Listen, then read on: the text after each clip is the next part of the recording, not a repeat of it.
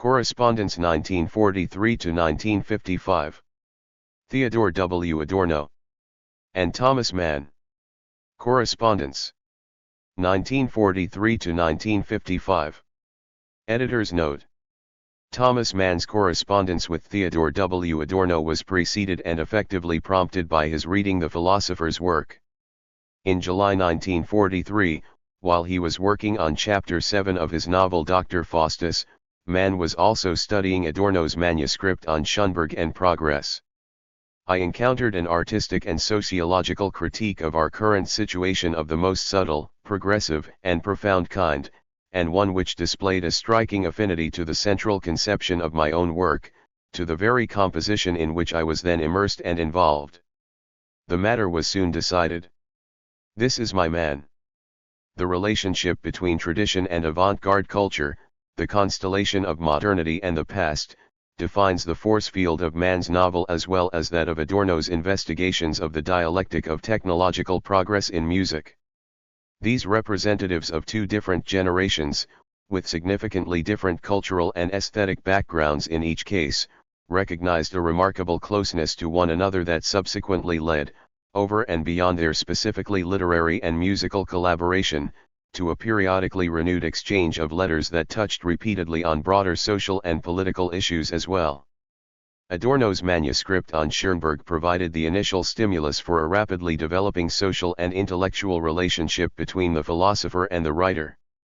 Personal invitations and mutual visits led to detailed discussions concerning both the composition of the whole novel and very specific musical details, such as those involved in Wendell Kretschmar's lectures on Beethoven in Chapter 8 of the book. On December 30, 1945, when his narrative was approaching the subject of Adrian Leverkühn's late works, Mann wrote his famous letter on the principle of montage in Dr. Faustus, explicitly inviting Adorno to consider, with me, how such a work, and I mean Leverkühn's work, could more or less be practically realized.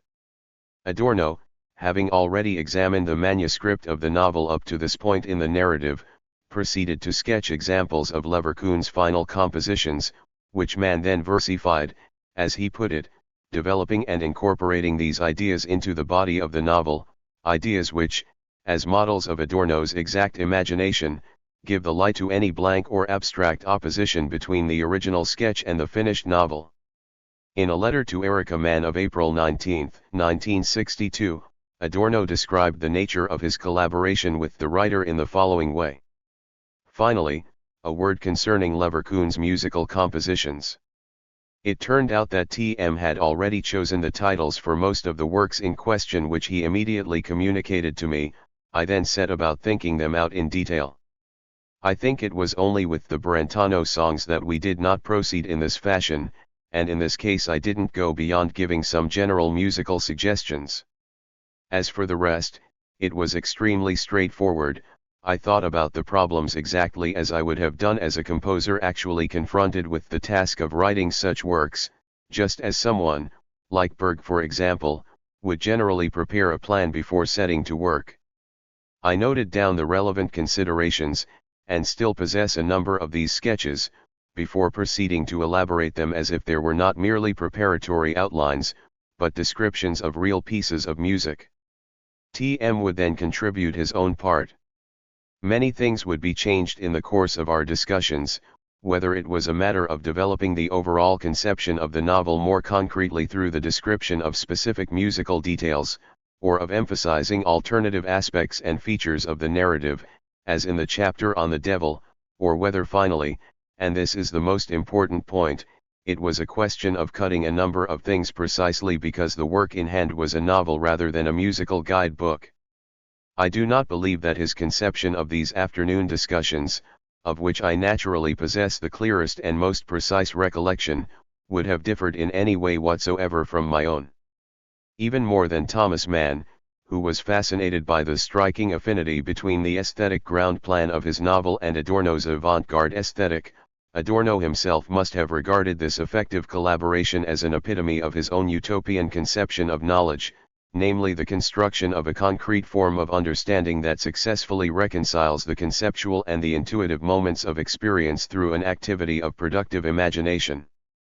Although relatively few of the letters exchanged between Mann and Adorno belong precisely to the period in which Dr. Faustus was actually completed, their active collaboration with regard to the putative compositions of the novel's protagonist Adrian Leverkuhn nonetheless formed the basis and point of departure for their subsequent correspondence as well. Mann would later report back to Adorno about his fascinated reading of Minima Moralia and respond in detail to the essay on Wagner, a work which he confessed he was as eager to read as the one in the Book of Revelation who consumes a book which tastes as sweet as honey.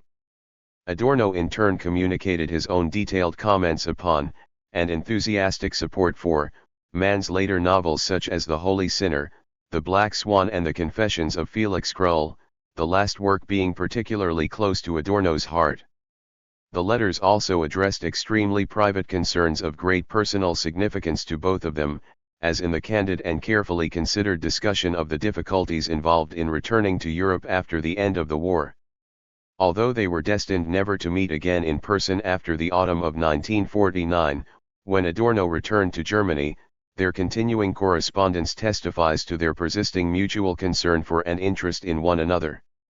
Adorno always remained faithful to his personal encounter with Mann, something which he himself described in his letter of June 3, 1945 on commemoration of the writer's 70th birthday as a moment of realized utopia. The editors of the present volume have benefited from the opportunity of consulting the transcription of, and a provisional and incomplete commentary upon, Thomas Mann's letters prepared by Professor Dr. Hans Wissling and Beatrice Trummer in the early 1990s. The current editors remain responsible for any errors in this edition of the correspondence. At present the original letters from Adorno to Mann are preserved in the Thomas Mann Archive in Zurich. The original letters from Mann to Adorno are preserved in the Adorno Archive in Frankfurt. In a number of cases, where Adorno's letters have not survived in the Mann Archive, the transcription has been based upon the carbon copies of the originals in the Adorno Archive. The same procedure has been employed for the transcription of the texts printed in the appendix. All of the surviving letters and cards have been printed here complete in chronological sequence. The appendix contains Adorno's notes and comments on the Arietta theme from Beethoven's Piano Sonata, Op. 111, preserved in the Thomas Mann Archive in Zurich, and his notes and sketches for the putative compositions of Adrian Leverkuhn mentioned or described in Thomas Mann's novel Dr. Faustus. For the German edition, the punctuation and orthography of the originals was generally maintained throughout. A few obvious and insignificant typing errors in the originals have been appropriately corrected without comment for the transcription. Editors' additions have been enclosed in square brackets. Emphases in the original letters, indicated by underlining or spaced print, have been rendered throughout by italics in the transcription.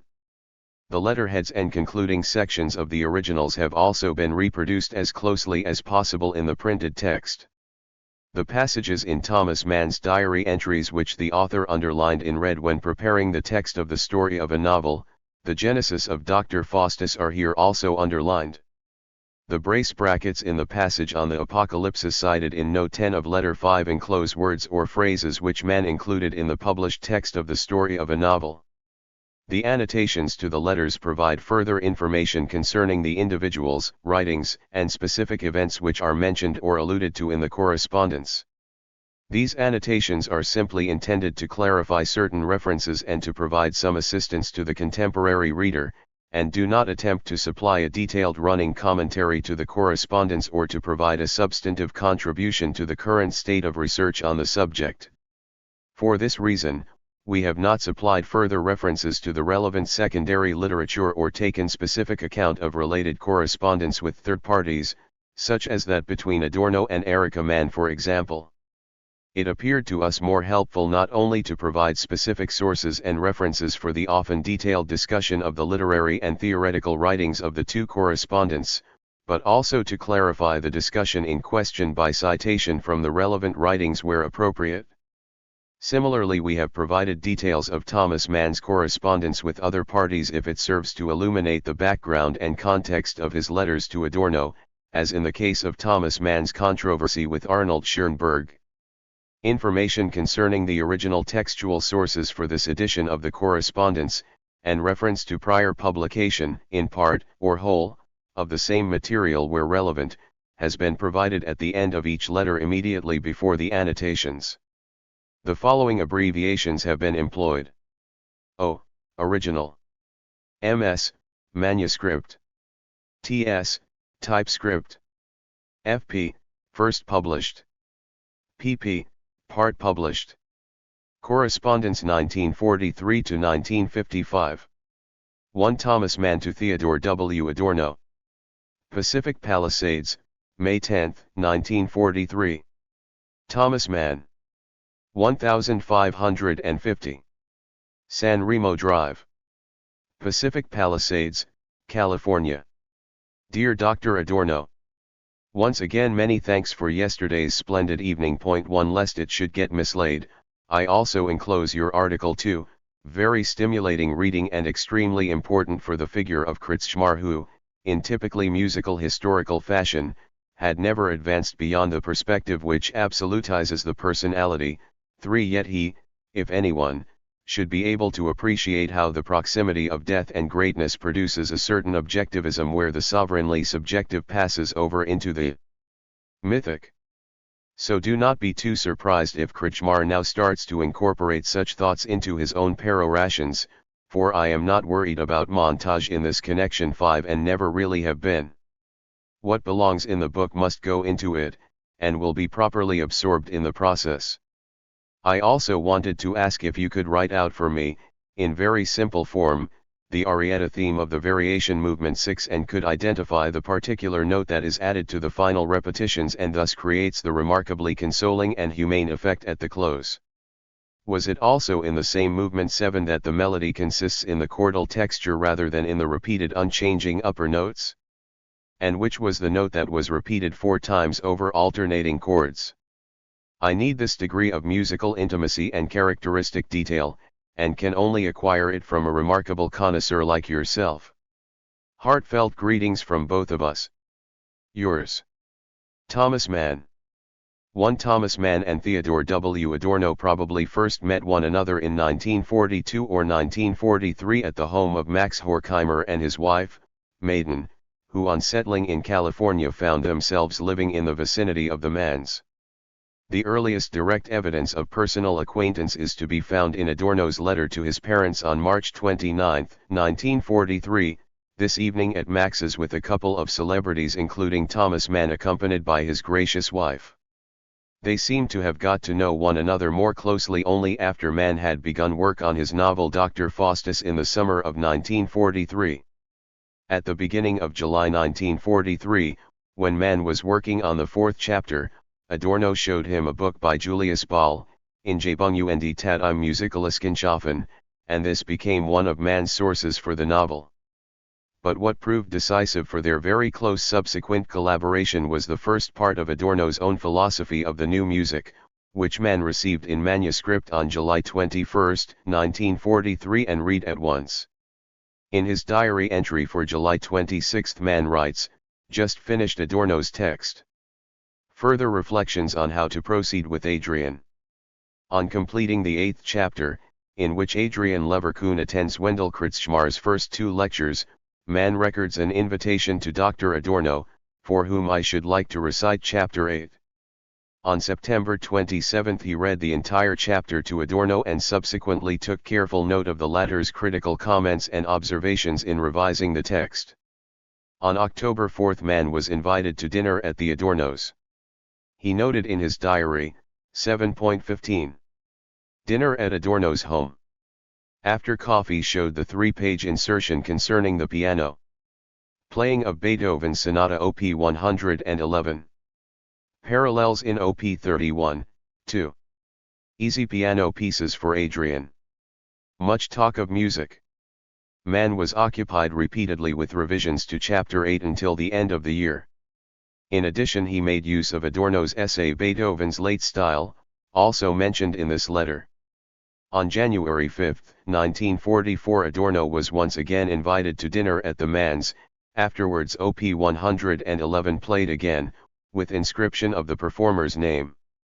Kretschmar now scans the motif from the arietta theme of the second movement of Op 111, as a first expression of thanks for Adorno's assistance, not merely with Himmelsblau or Liebeslade, as in the original version, but also with Wiesengrund.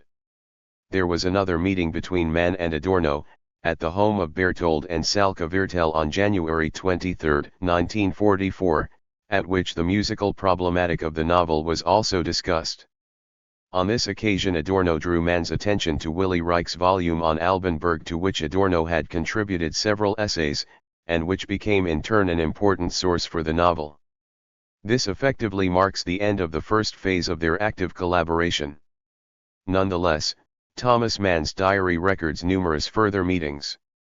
And Adorno's texts on Albanberg, Wagner, and Kierkegaard, the beginnings of Minima Moralia, and especially the section of the philosophy of the new music, which was devoted specifically to Schoenberg, continued to accompany Mann's own work on Dr. Faustus. They essentially form the basis for the collaboration, which was renewed in the winter of 1945-6 and lasted until the completion of Mann's novel, and which constitutes a major theme of the correspondence itself. To Thomas Mann to Theodor W. Adorno. Pacific Palisades, 27.9.1944. The Library of Congress. Washington. The Consultant in Germanic Literature. Passive. Palisades, 27.9.44. Dear Dr. Adorno, I have been sent the enclosed lecture by Dr. Albersheim, one which I have read with cautious interest. It made a strong impression at the Music Congress, and they are saying it will earn the author a chair in musicology. You will understand that I should be extraordinarily interested to hear your own opinion upon the matter. I am studying your work on Wagner too before embarking on the fragments. Point 3. The section on phantasmagoria, semblance, and diminution is what has most delighted me so far. Point 4. Lohengrin as a tiny fairy prince is wonderful. Point 5. Yours, Thomas Mann. Source: O.M.S. with printed letterhead, Theodor W. Adorno Archive, Frankfurt am Main. pp. Dud. p. 29. 1. Alfred Newman had sent Thomas Mann a lecture by the Viennese pianist and musicologist Gerhard Albersheim, entitled Contemporary Music in the Light of the History of Musical Art. Albersheim, who had emigrated in 1939, had been teaching at the University of Southern California since 1940. It was there that he delivered the lecture in question, on September 15 at the Institute of Contemporary Music. Nothing further is known of the music congresses mentioned in the letter. A copy of the lecture is included among the preparatory materials for Dr. Faustus in the Thomas Mann Archive in Munich. 4 chapters of Adorno's book on Wagner had already appeared in 1939 under the title Fragments on Wagner, in the Zeitschrift für Sozialforschung, 8, pages 1-49, the book edition of Adorno's Versuch über Wagner, written in London and New York in 1938-9, appeared only in 1952, English translation, In Search of Wagner, trans. R. Livingstone. 3. C. Max Horkheimer and Theodor W. Adorno, Philosophisch Fragment, New York, Institute of Social Research, 1944. This was the original mimeograph version of the author's Dialectic of Enlightenment. The first book edition appeared in 1947, published by Corito Verlag of Amsterdam, now in GS3, pages 7-296. 4. Mann is referring to the beginning of the 6th chapter of Adorno's Versuch über Wagner, see GS13, p82f, English translation, In Search of Wagner, p85f.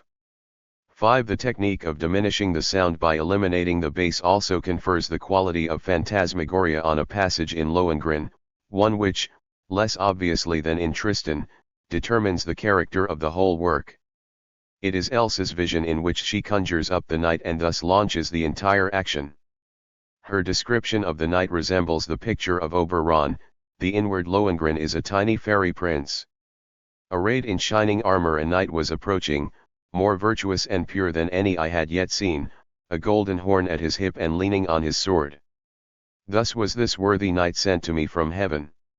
Such bass notes as occur are given once more to ethereal instruments such as the bass clarinets or the harp.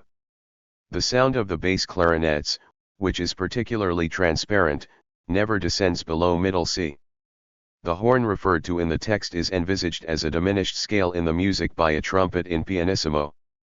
3 Thomas Mann to Theodor W. Adorno.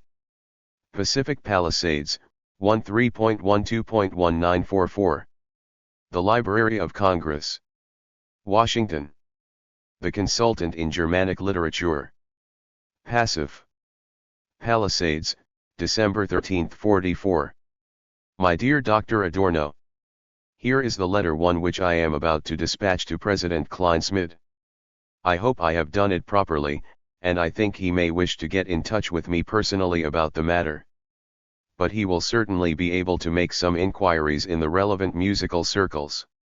I must also thank you for the essay on Spengler today, too, an extremely perceptive and well-informed piece of work, like everything else you write. The often silly parody of Nietzsche and the infantile romanticism that is always so ready to glorify beasts of prey could perhaps be brought out even more strongly. But your critique is very just. You have evoked everything really well, what is both captivating and repellent about him, what looks so attractive and traditional at first sight, the Goethe, the Schopenhauer, but also the aspect of the threatening schoolmaster.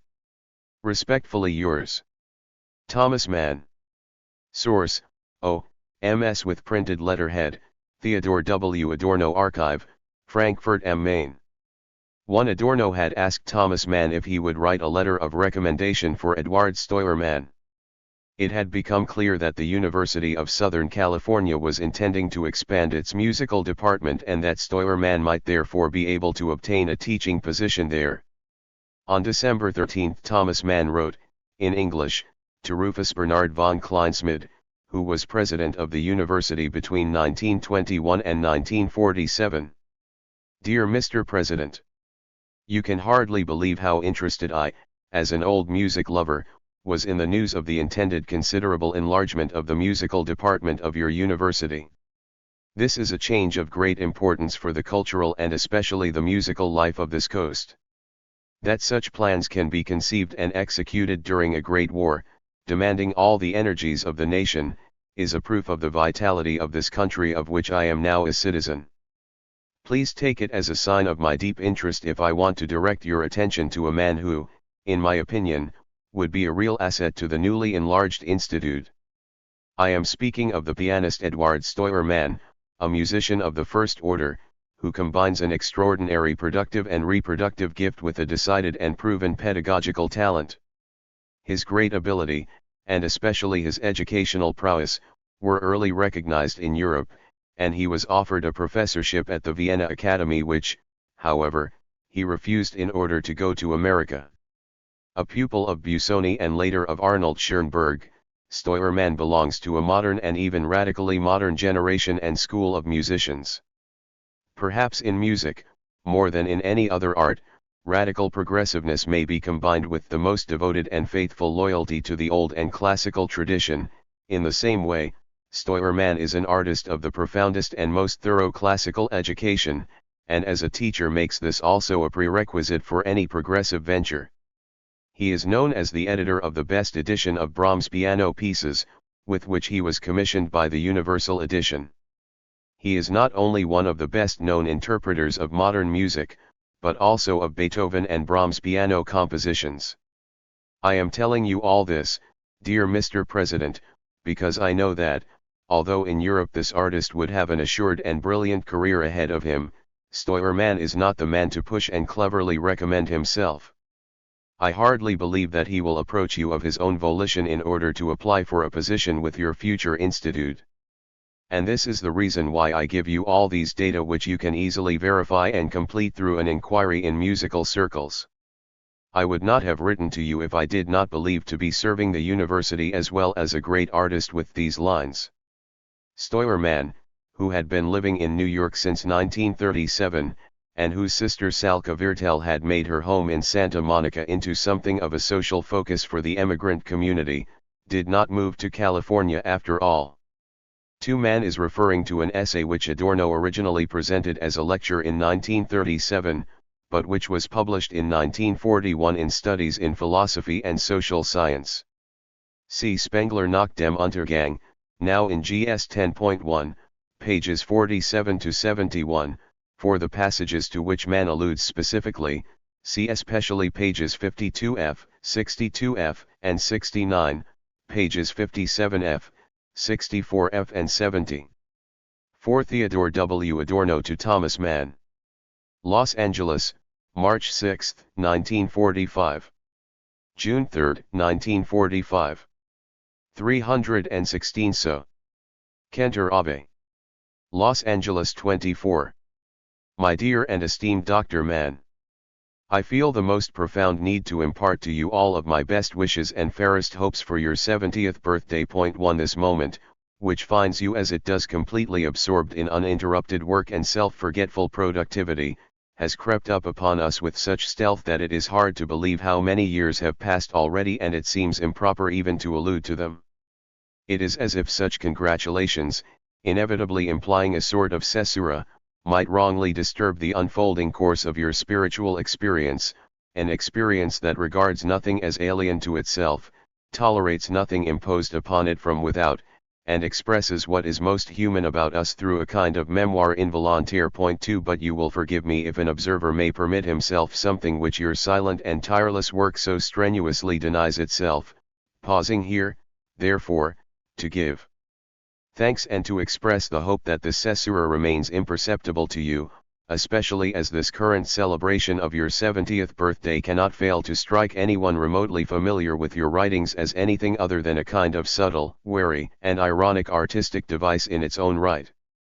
Who, after all, one might ask, has ever stayed more faithful to the utopia of youth, to the dream of a world unspoiled by ends and purposes, for all your unremitting emphasis upon maturity and responsibility?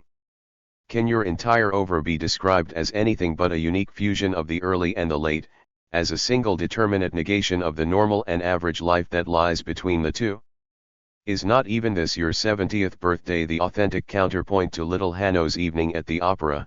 3. I know that I can only give full expression to my personal gratitude by confessing that the resonance of your words and the character of your imaginative creations impressed themselves so strongly upon me during the years in which I ceased to be a child that I could no longer begin to separate these impressions from the loves and friendships belonging to those years. You have addressed the life which precedes all art, and thereby vouchsafed the fundamental experience of art itself. This spiritual and biological proximity itself complements something else that has also touched me very deeply. When I was able to meet you here in person, upon this remote western coast, I had the feeling that I was only now, for the first time, actually encountering that German tradition from which I have received everything, including the strength to resist the tradition. This feeling, together with the happiness it grants, a theologian would speak here of a blessing, is something that I shall never forget. There was one occasion, it was in Kampen in the summer of 19,214, when I followed on behind you for a good way, unnoticed, as you walked, and imagined what it would be like if you were to turn and speak to me. That you have indeed truly spoken to me now, after 20 years, is a moment of realized utopia that is rarely vouchsafed to any human being. I had wished to honor the caesura with a couple of new little songs 5, but in the event my troubled brain has not allowed me to do so.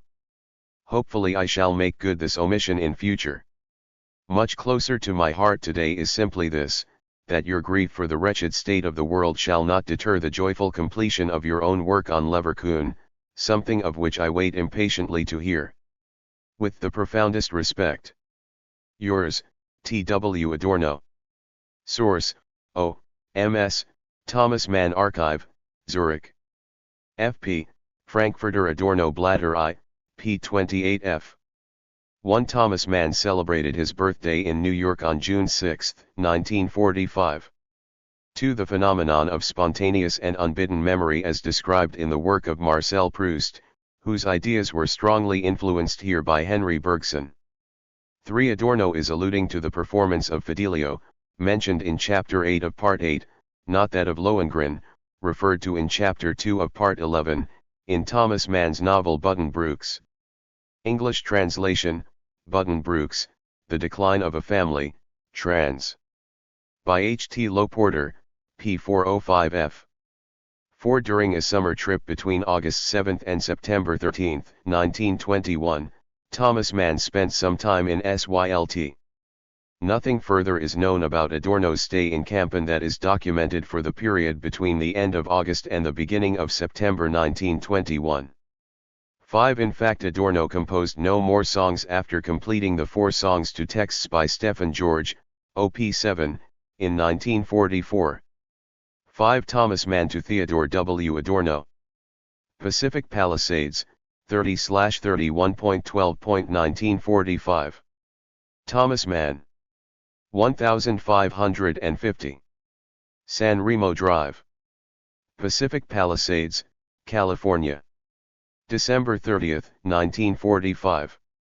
Dear Dr. Adorno, I should just like to say something about the manuscript I recently left with you and which I imagine you may be about to read. Point 1. In writing to you, I certainly do not feel I am interrupting my work in any way. I am quite excited that this strange and perhaps impossible work is in your hands. For in the states of weariness which increasingly assail me, I often wonder whether I should not abandon the whole thing, and your own view of the matter will not be without influence upon whether I persevere or not.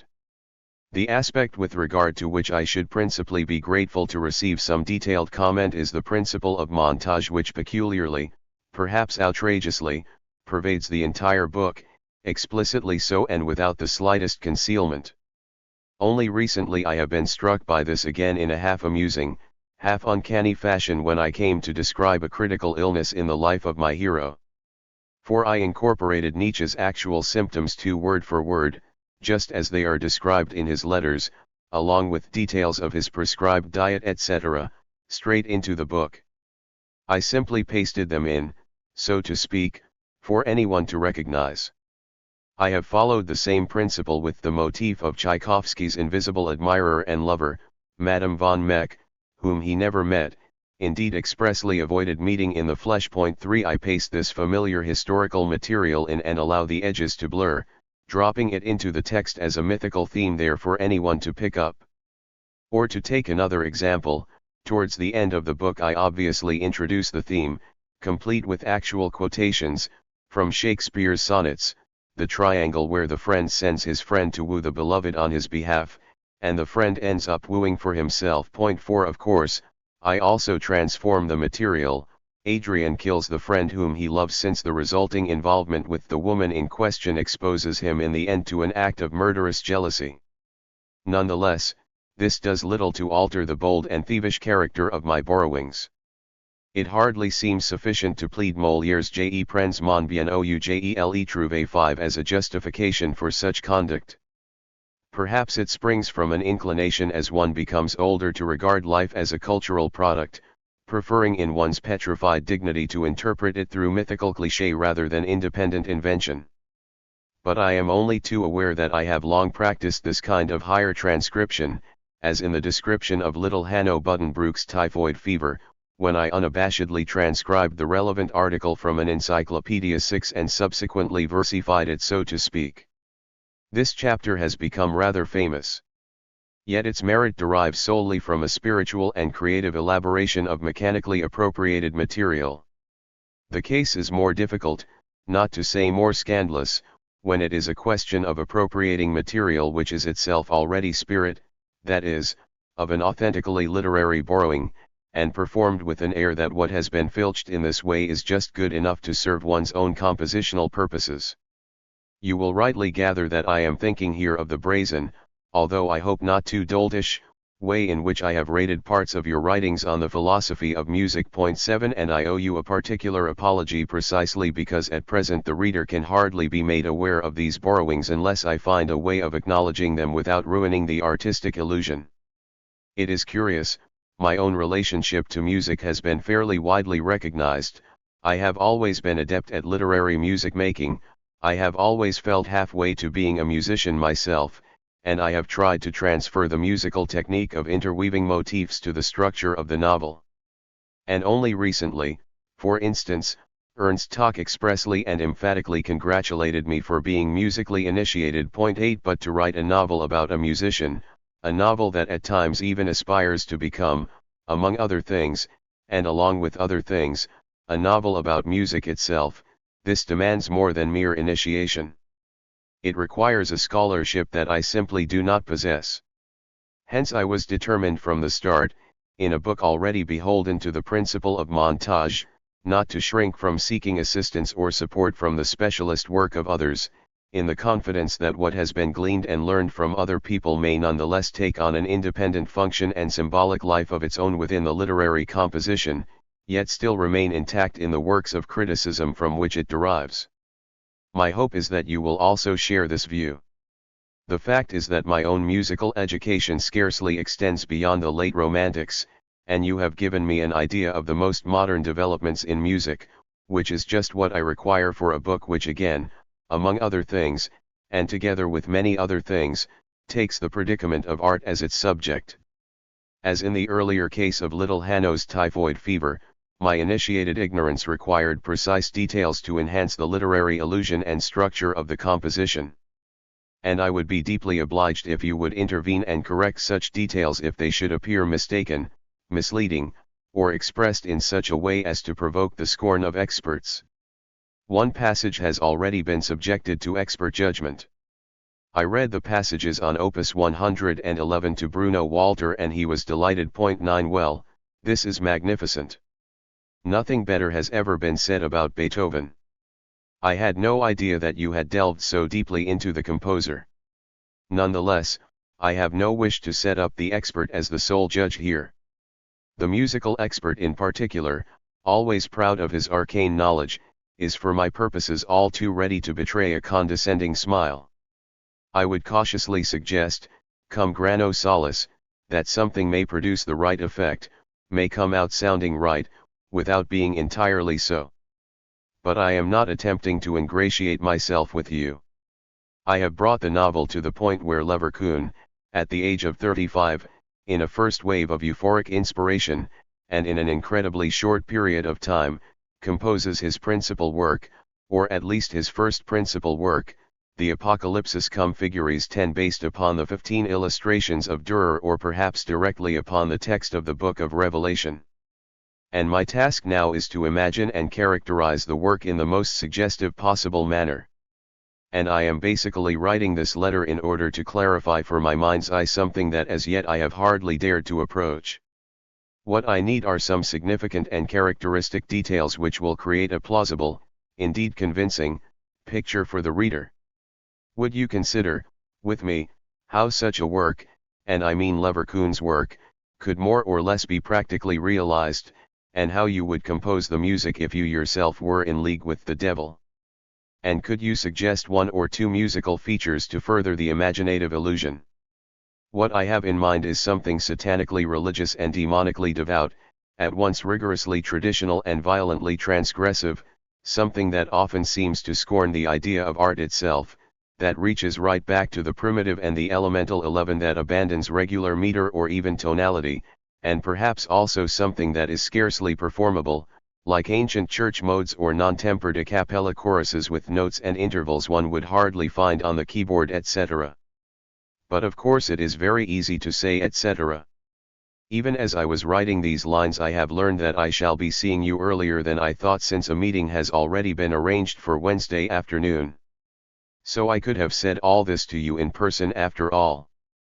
But it still seems fitting, and I am thereby relieved, that you now have it written down in black and white. Let it be the basis for our ensuing discussion, as well as a record for posterity, if there should be a posterity. Yours faithfully, Thomas Mann. Source: O.M.S. with printed letterhead, Theodor W. Adorno Archive, Frankfurt am Main. F.P. Brief 3, p. 469 ff. 1 Thomas Mann had presented Adorno with a copy of the manuscript of his Dr. Faustus novel on December 5, 1945. The entry in Mann's diary for this date reads, "After dinner to Adorno's, handed over the manuscript of my novel for subsequent musical and creative advice once he has had an opportunity to ponder its contents." On December 28, 1945, Mann notes in his diary, learned that Adorno has read the MS and made notes for further discussion. 2. See Friedrich Nietzsche's letters from June and July 1875. Mann used these as source material for chapter 33 of Dr. Faustus. 3. Nadezhda von Meck was a patron of Tchaikovsky. She played a significant role in the composer's life, although they never met in person. 4. See Dr. Faustus, chapters 41-2. For the theme of the friend as suitor in Shakespeare, see especially sonnets 40, 41, and 42. 5. The expression derives from Molière's reply to the charge of using material from Cyrano de Bergerac's play Le Pedant as the basis for a couple of scenes in his own piece Forberies d'escapen, il m'est permis de reprendre mon bien au ugel trouvé. The remark was commonly repeated, and prendre eventually came to replace the original reprendre. 6. Thomas Mann had specifically consulted the Brockhaus Conversations lexicon, published in 16 volumes.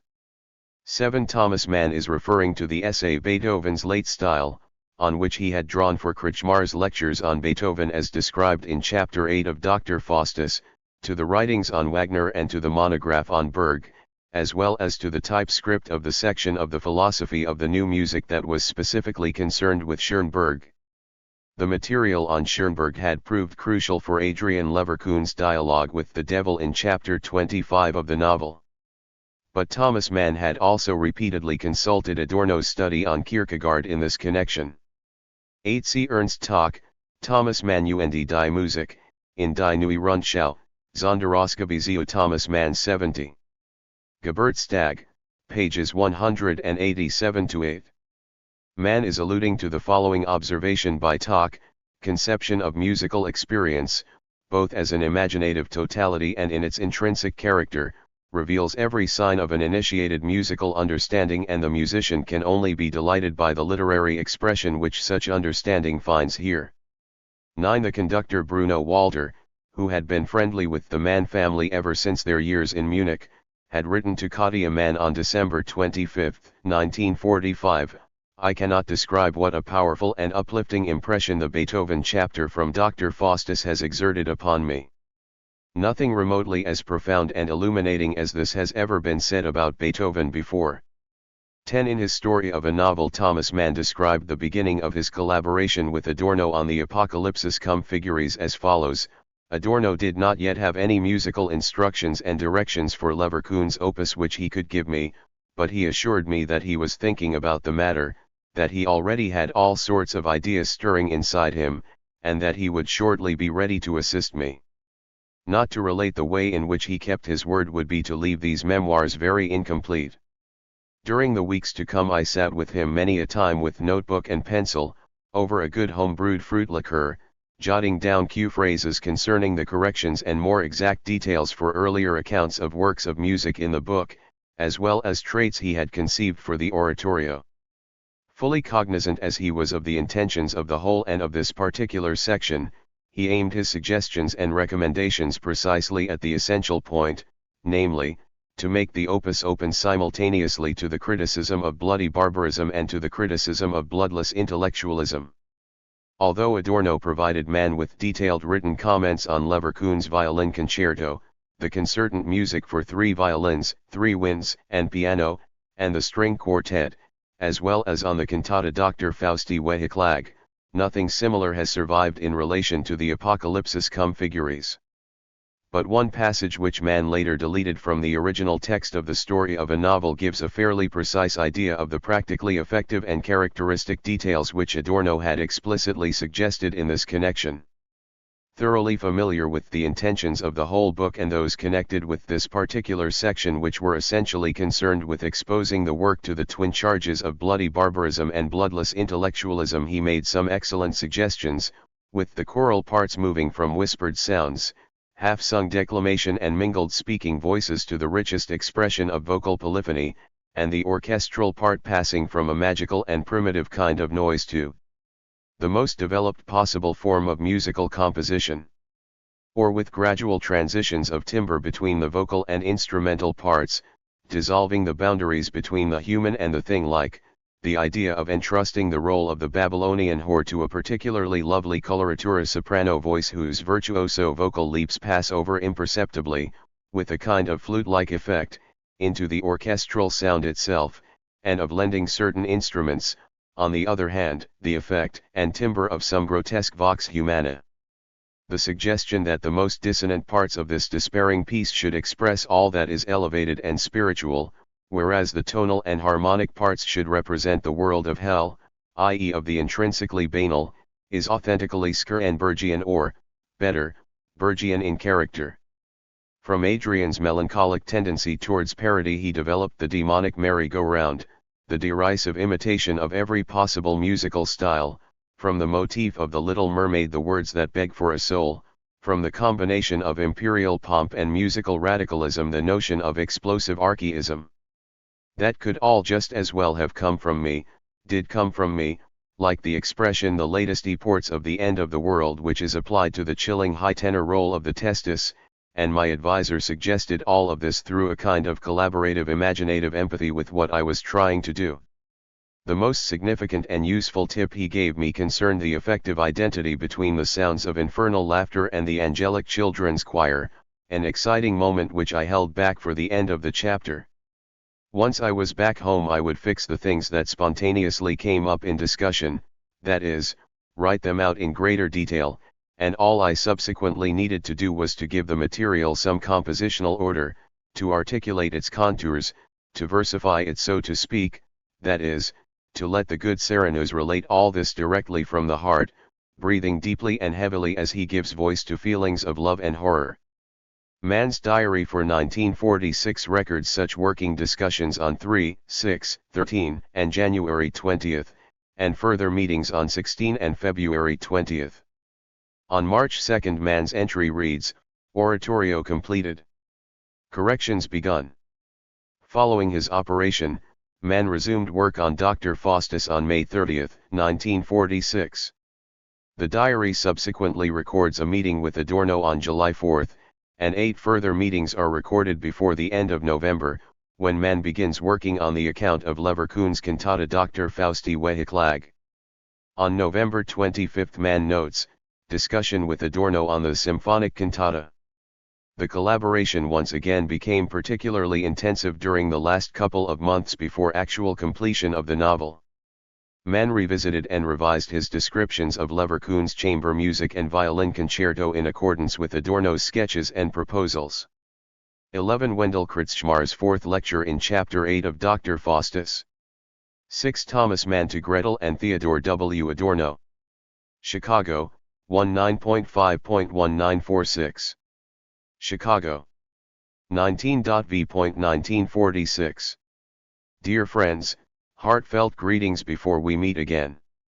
I must say that I am feeling unjustifiably well under the circumstances, and I shall simply have to cope with shortness of breath for a while, though God certainly created me with long breath in the first place.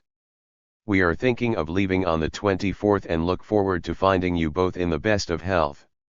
Yours, Thomas Mann. Source, Postcard, Clinic Group, The University of Chicago, Postmark, Chicago, Ill, May 21, 1946. O. M.S., Theodor W. Adorno Archive, Frankfurt am Main. F.P., Brief 2, p. 489. 1 In the middle of April 1946 Thomas Mann had been obliged to go into hospital for a lung operation. He remained in Billings Hospital, Chicago, until May 25, 1946. 7 Thomas Mann to Theodor W. Adorno. Pacific Palisades, August 11, 1947. Thomas Mann. 1550. San Remo Drive. Pacific Palisades, California. November 8, 1947.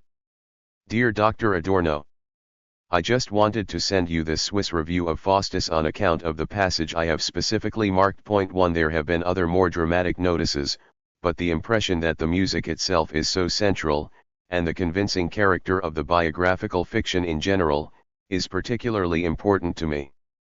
The Neue Zürcher has also printed an announcement too, albeit a rather breathless one, that they will be publishing a musician's discussion of the book 3, specifically naming the music critic Dr. Schuh for in this connection.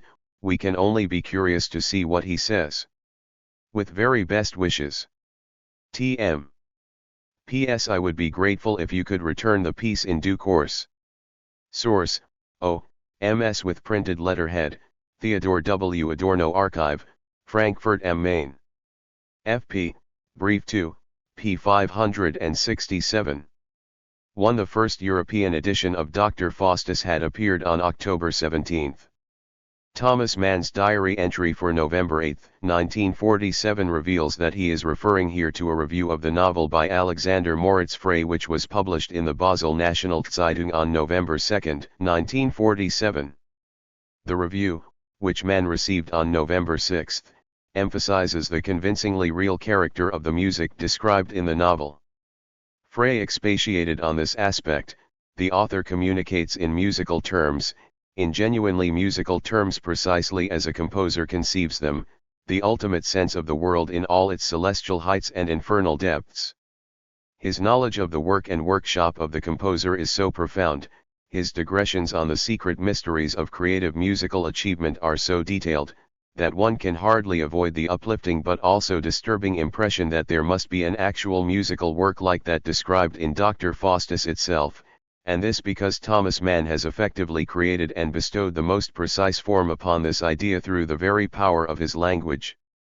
No professional musician can fail to acknowledge and to be inspired by this dimension of Mann's imposing novel.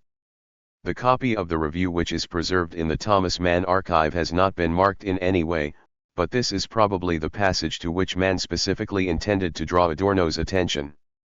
2 CEK, Thomas Mann's Dr. Faustus, Neue Zürcher Zeitung, October 22, 1947, p. 6.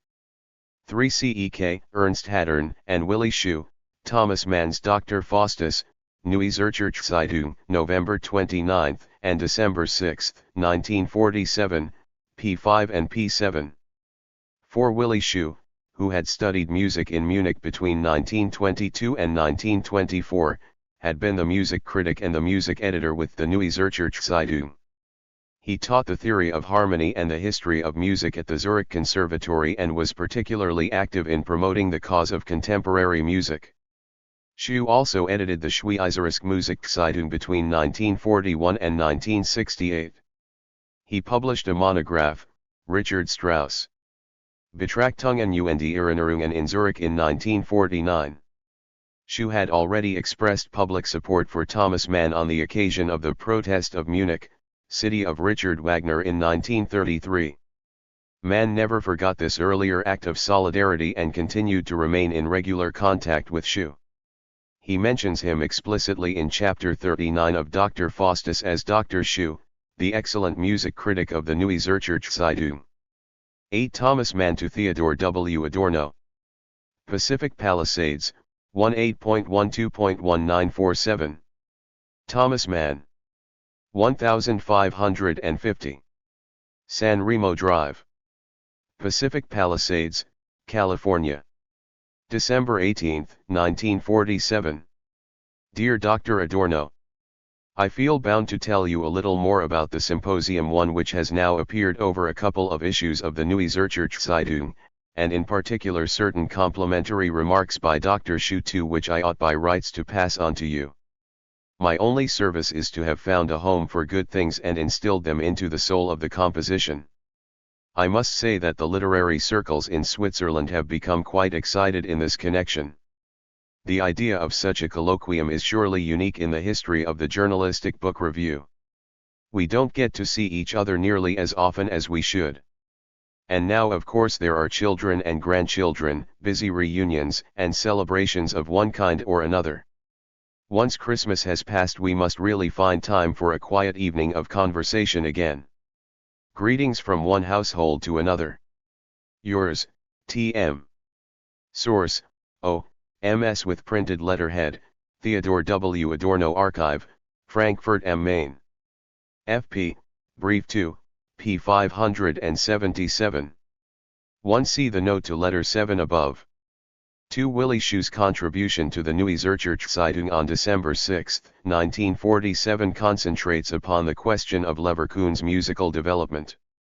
In one passage Schuh writes as follows: in the works of his final period, he succeeds in that ultimate ambition which led him to conclude his pact with the infernal powers in the first place, namely the reconstruction of expression, the highest and deepest appeal to feeling, but now accomplished on the highest possible level of spiritual insight and formal technical rigor.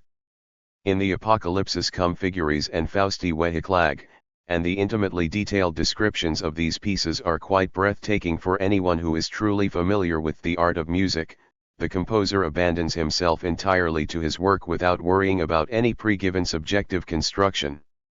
Thomas Mann illuminates the predicament of modern music and its fundamental problem, and does so right down to the most specific technical and material issues involved, in an extremely confident and sure-footed way that derives from a profound knowledge of music and a truly living sympathy with its fortunes.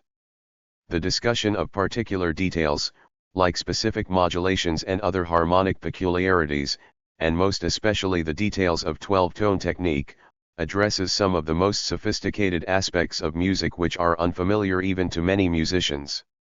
For example, the author not only describes in detail the constructive principles behind Schoenberg's dodecaphonic technique, and Fausti Weheklag is explicitly based upon a quite specific tone row, one which embraces all the intervals, but also makes a contribution to some of the most burning contemporary problems in this field, like that of reconstructing previously used material through the process of constellation, i.e. that of incorporating tonal elements within an atonal system. 9. Thomas Mann to Theodor W. Adorno. Pacific Palisades, February 7, 1948. Thomas Mann. 1550.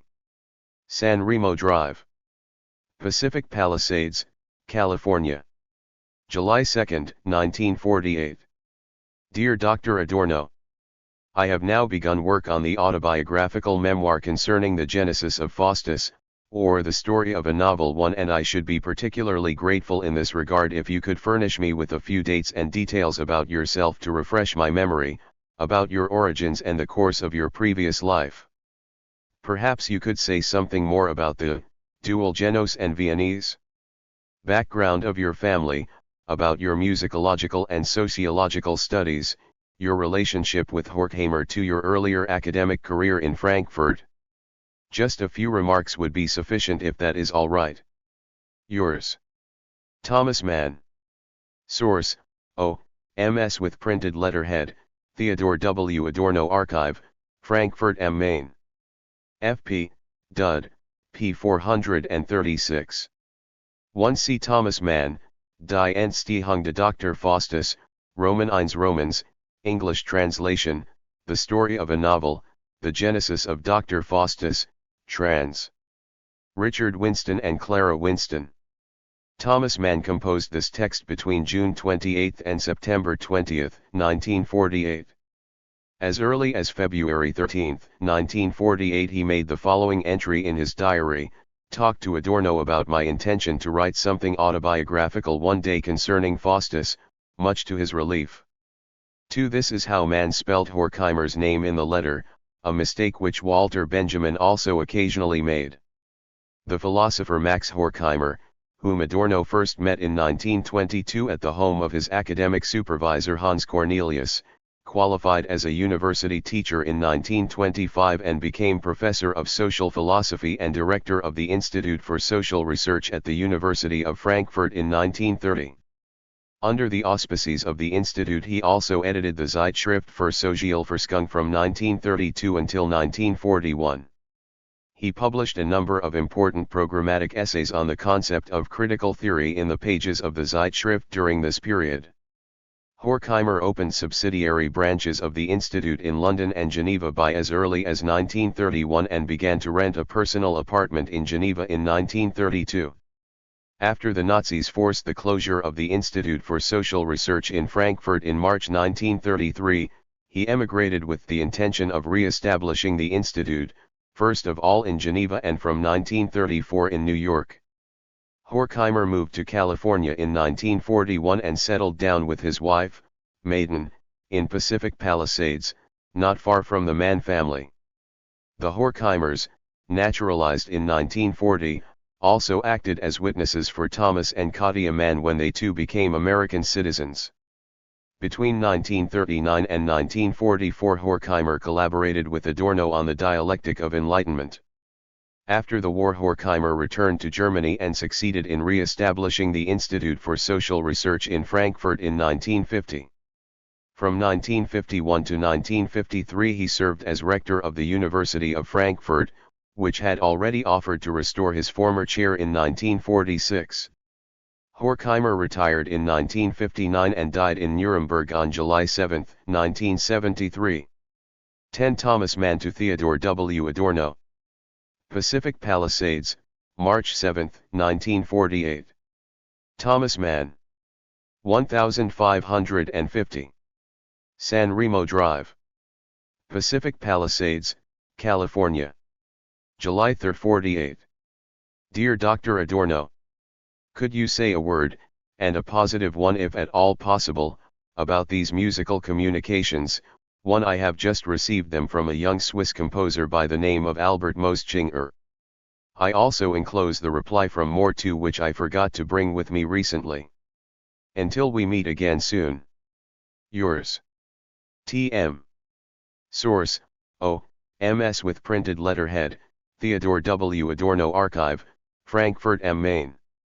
1 On July 11, 1948, Thomas Mann received a letter from the Swiss composer Albert Moschinger, with whom he had already corresponded on the subject of his novel.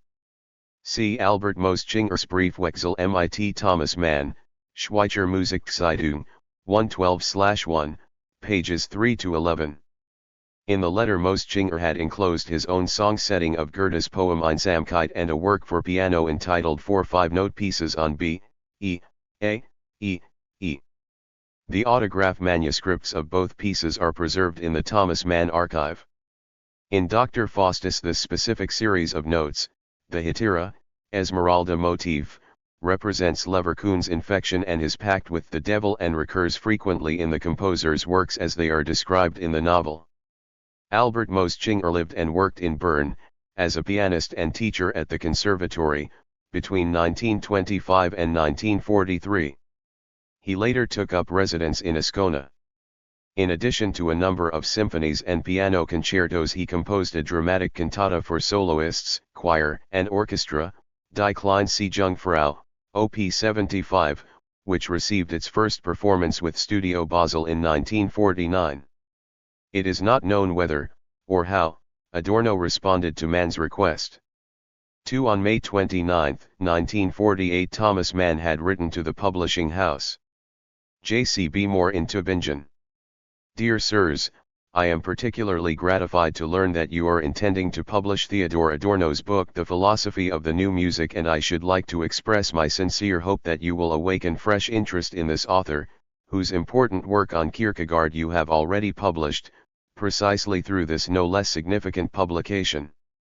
Dr. Adorno is one of the finest, sharpest, and critically perceptive thinkers at work today. As a creative musician in his own right, he is also gifted with an analytical intelligence and an expressive facility of language which it is difficult to equal for conceptual precision and illuminating power. I cannot imagine anyone who is better placed than he to provide the public with such a perceptive and deeply grounded analysis of the situation in which music finds itself today. I am well acquainted with his work. He has been an ample source of encouragement and instruction for certain parts of Dr. Faustus, my novel based upon the life and work of a composer, and I should be particularly gratified if he could receive the recognition he properly deserves from the country in whose language his work is written. Above all, I would wish that the French military authorities will do everything possible to facilitate your undertaking in this regard, and will not hesitate to issue the required authorization and procure the necessary supplies of paper, etc. Yours faithfully, Thomas Mann. Excerpts from this letter were included in Moore's publicity for Adorno's book and appeared on the jacket of The Philosophy of the New Music in the following year. The publisher's reply to Thomas Mann has apparently not survived. 11 Thomas Mann to Theodor W. Adorno. Los Angeles, May 7, 1948. T.W. Adorno. 316 So. Cantor Ave. Los Angeles 24, California. July 5, 1948. My dear and highly esteemed Dr. Mann. I am delighted to pass on a few dates as requested. I was born in Frankfurt in 1903. My father was a German Jew while my mother, herself a singer, was born to a French officer of Corsican, originally Genoese, origin, and a German singer. I grew up in a family atmosphere shaped by highly theoretical and artistic, above all musical, interests. I studied philosophy and music. Instead of deciding exclusively for one subject or the other, I have always had the feeling that my real vocation was to pursue one and the same thing in both of these different domains. In 1924 I received my doctorate with a dissertation on epistemology too, and in 1931 I qualified as a university teacher in Frankfurt with my work on Kierkegaard. 3 I stayed in Frankfurt, where I taught philosophy until I was driven out by the Nazis in 1933. I left Germany in 1934, initially continued my studies at the University of Oxford, and then followed the Institute of Social Research to New York. 4 I have lived in Los Angeles since 1941. My relationship with the Institute, and my friendship with Horkheimer, goes back to my early years as a student. This friendship cannot properly be separated from my dialectical perspective in general and my particular philosophical approach to society and history.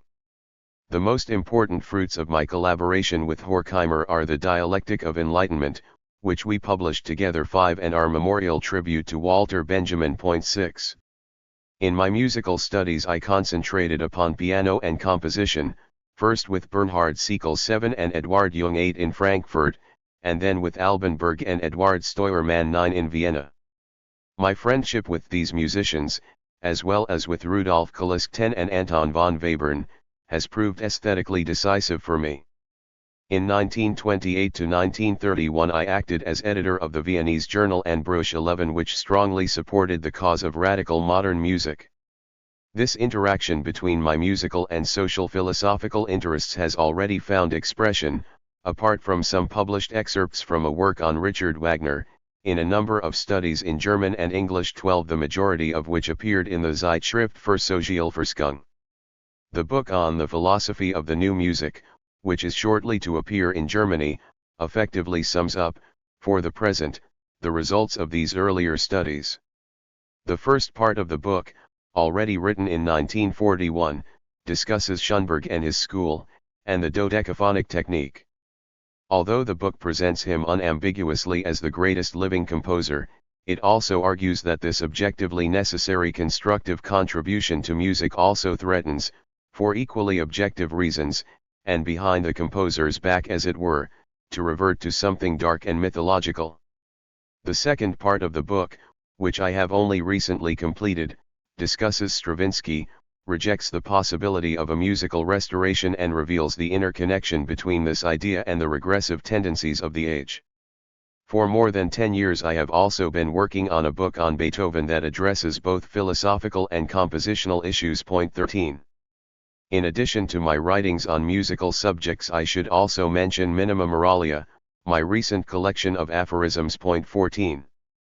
Perhaps it will not seem too immodest if I could ask you to lay greater emphasis upon my intellectual and imaginative contribution to Leverkusen's oeuvre and his aesthetic outlook than upon the provision of purely material information in this connection.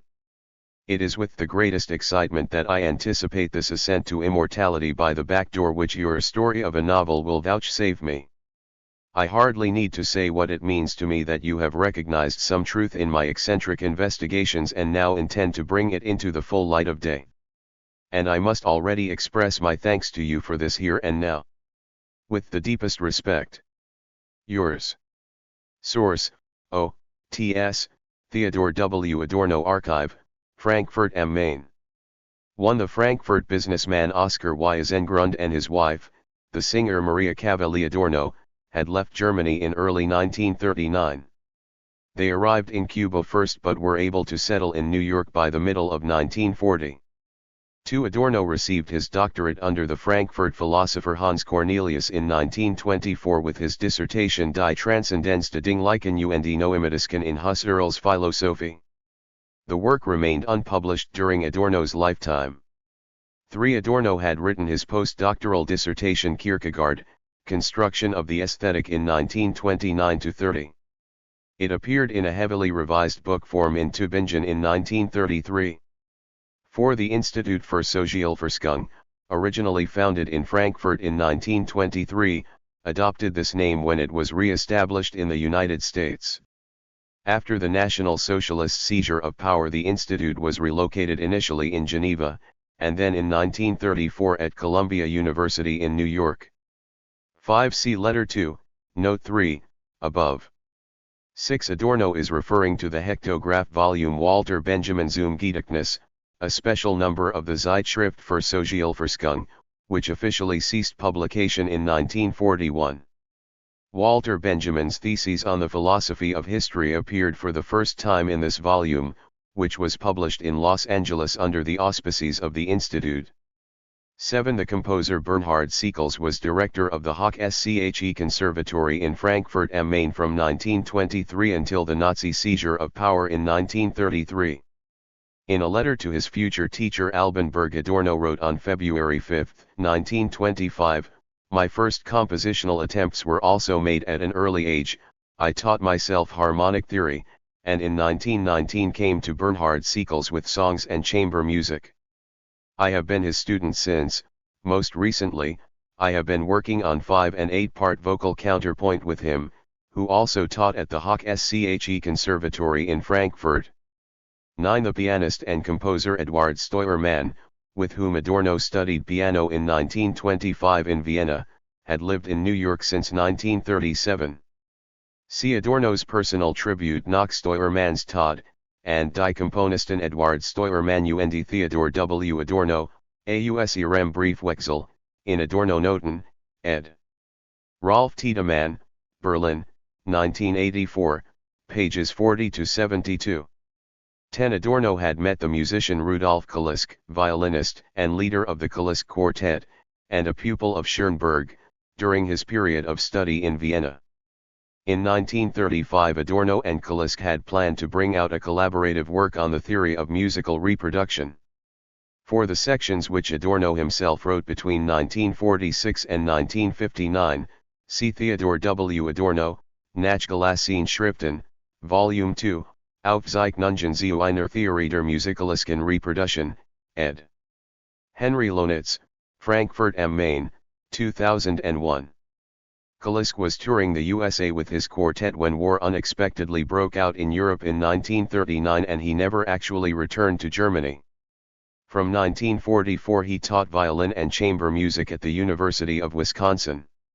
11. The Musikblätter des Bruch, published in Vienna under the auspices of Universal Edition, was known after 1929 simply as N. Bruch.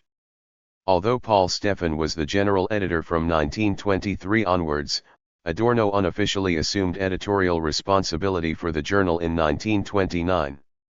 See Adorno's Exposé zur Gestaltung der Zeitschrift zum N. Bruch and the text which he published anonymously in the journal in 1929, Zum Jahrgang 1929 de N. Bruch.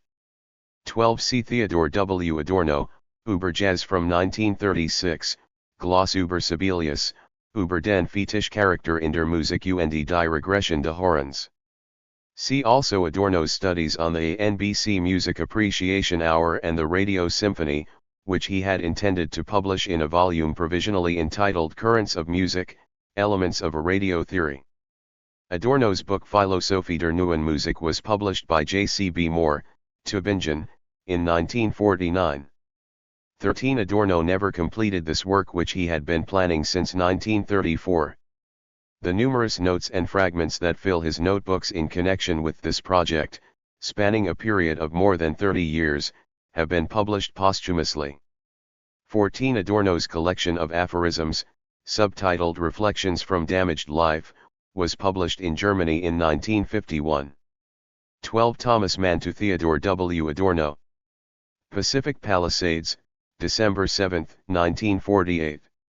Thomas Mann. 1550. San Remo Drive, Pacific Palisades, California. July 12, 48. Dear Dr. Adorno, heartfelt thanks for your expression of sympathy. Point 1. Klaus is physically restored, and for the moment is staying at Bruno Walters along with Erica too, who is attending to his psychological well-being. I am rather angry with him for inflicting all this on his mother. Point 3. She is so understanding about everything, and I am too. This has spoiled him. The situation remains dangerous. My 2 sisters committed suicide. 4. And Klaus has much of the eldest sister about him. He has the same impulse within him, and this is only encouraged by current circumstances, except that he has a parental home he can always rely on, though he naturally does not wish to be dependent in this respect. It is a good sign at least that he curses the publicity surrounding the incident, precisely because this makes it so hard to start over again. Your critique of Egg 5 betrays a sharp and serious wit. I found it tremendously amusing.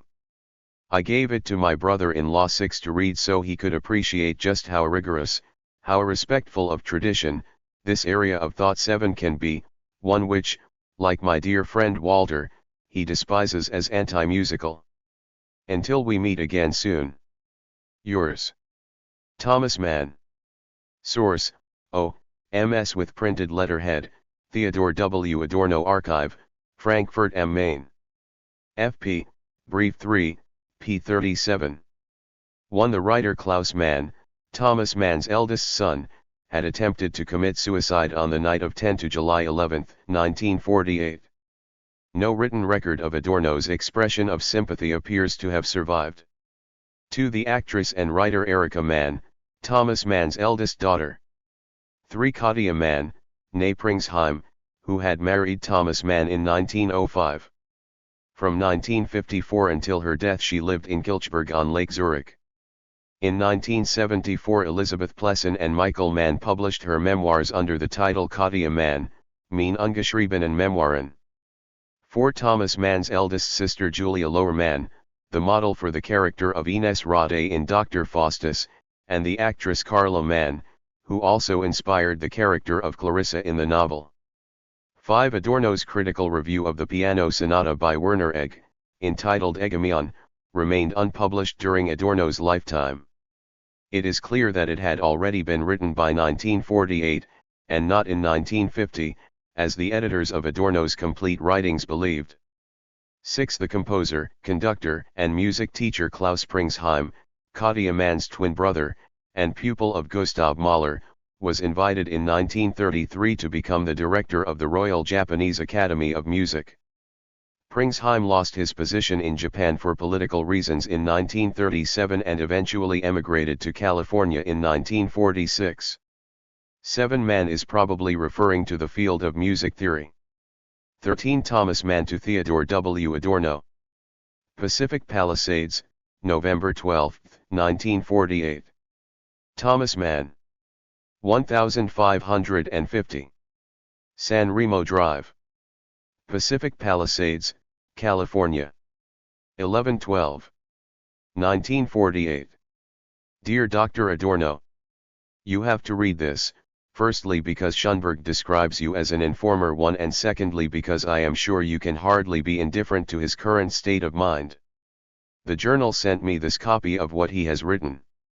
I am not sure whether they have yet received the English translation of my own reply.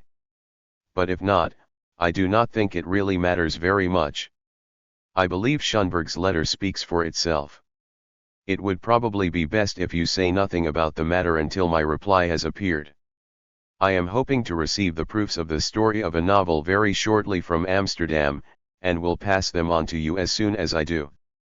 I would also be grateful if you could return the letter and the reply.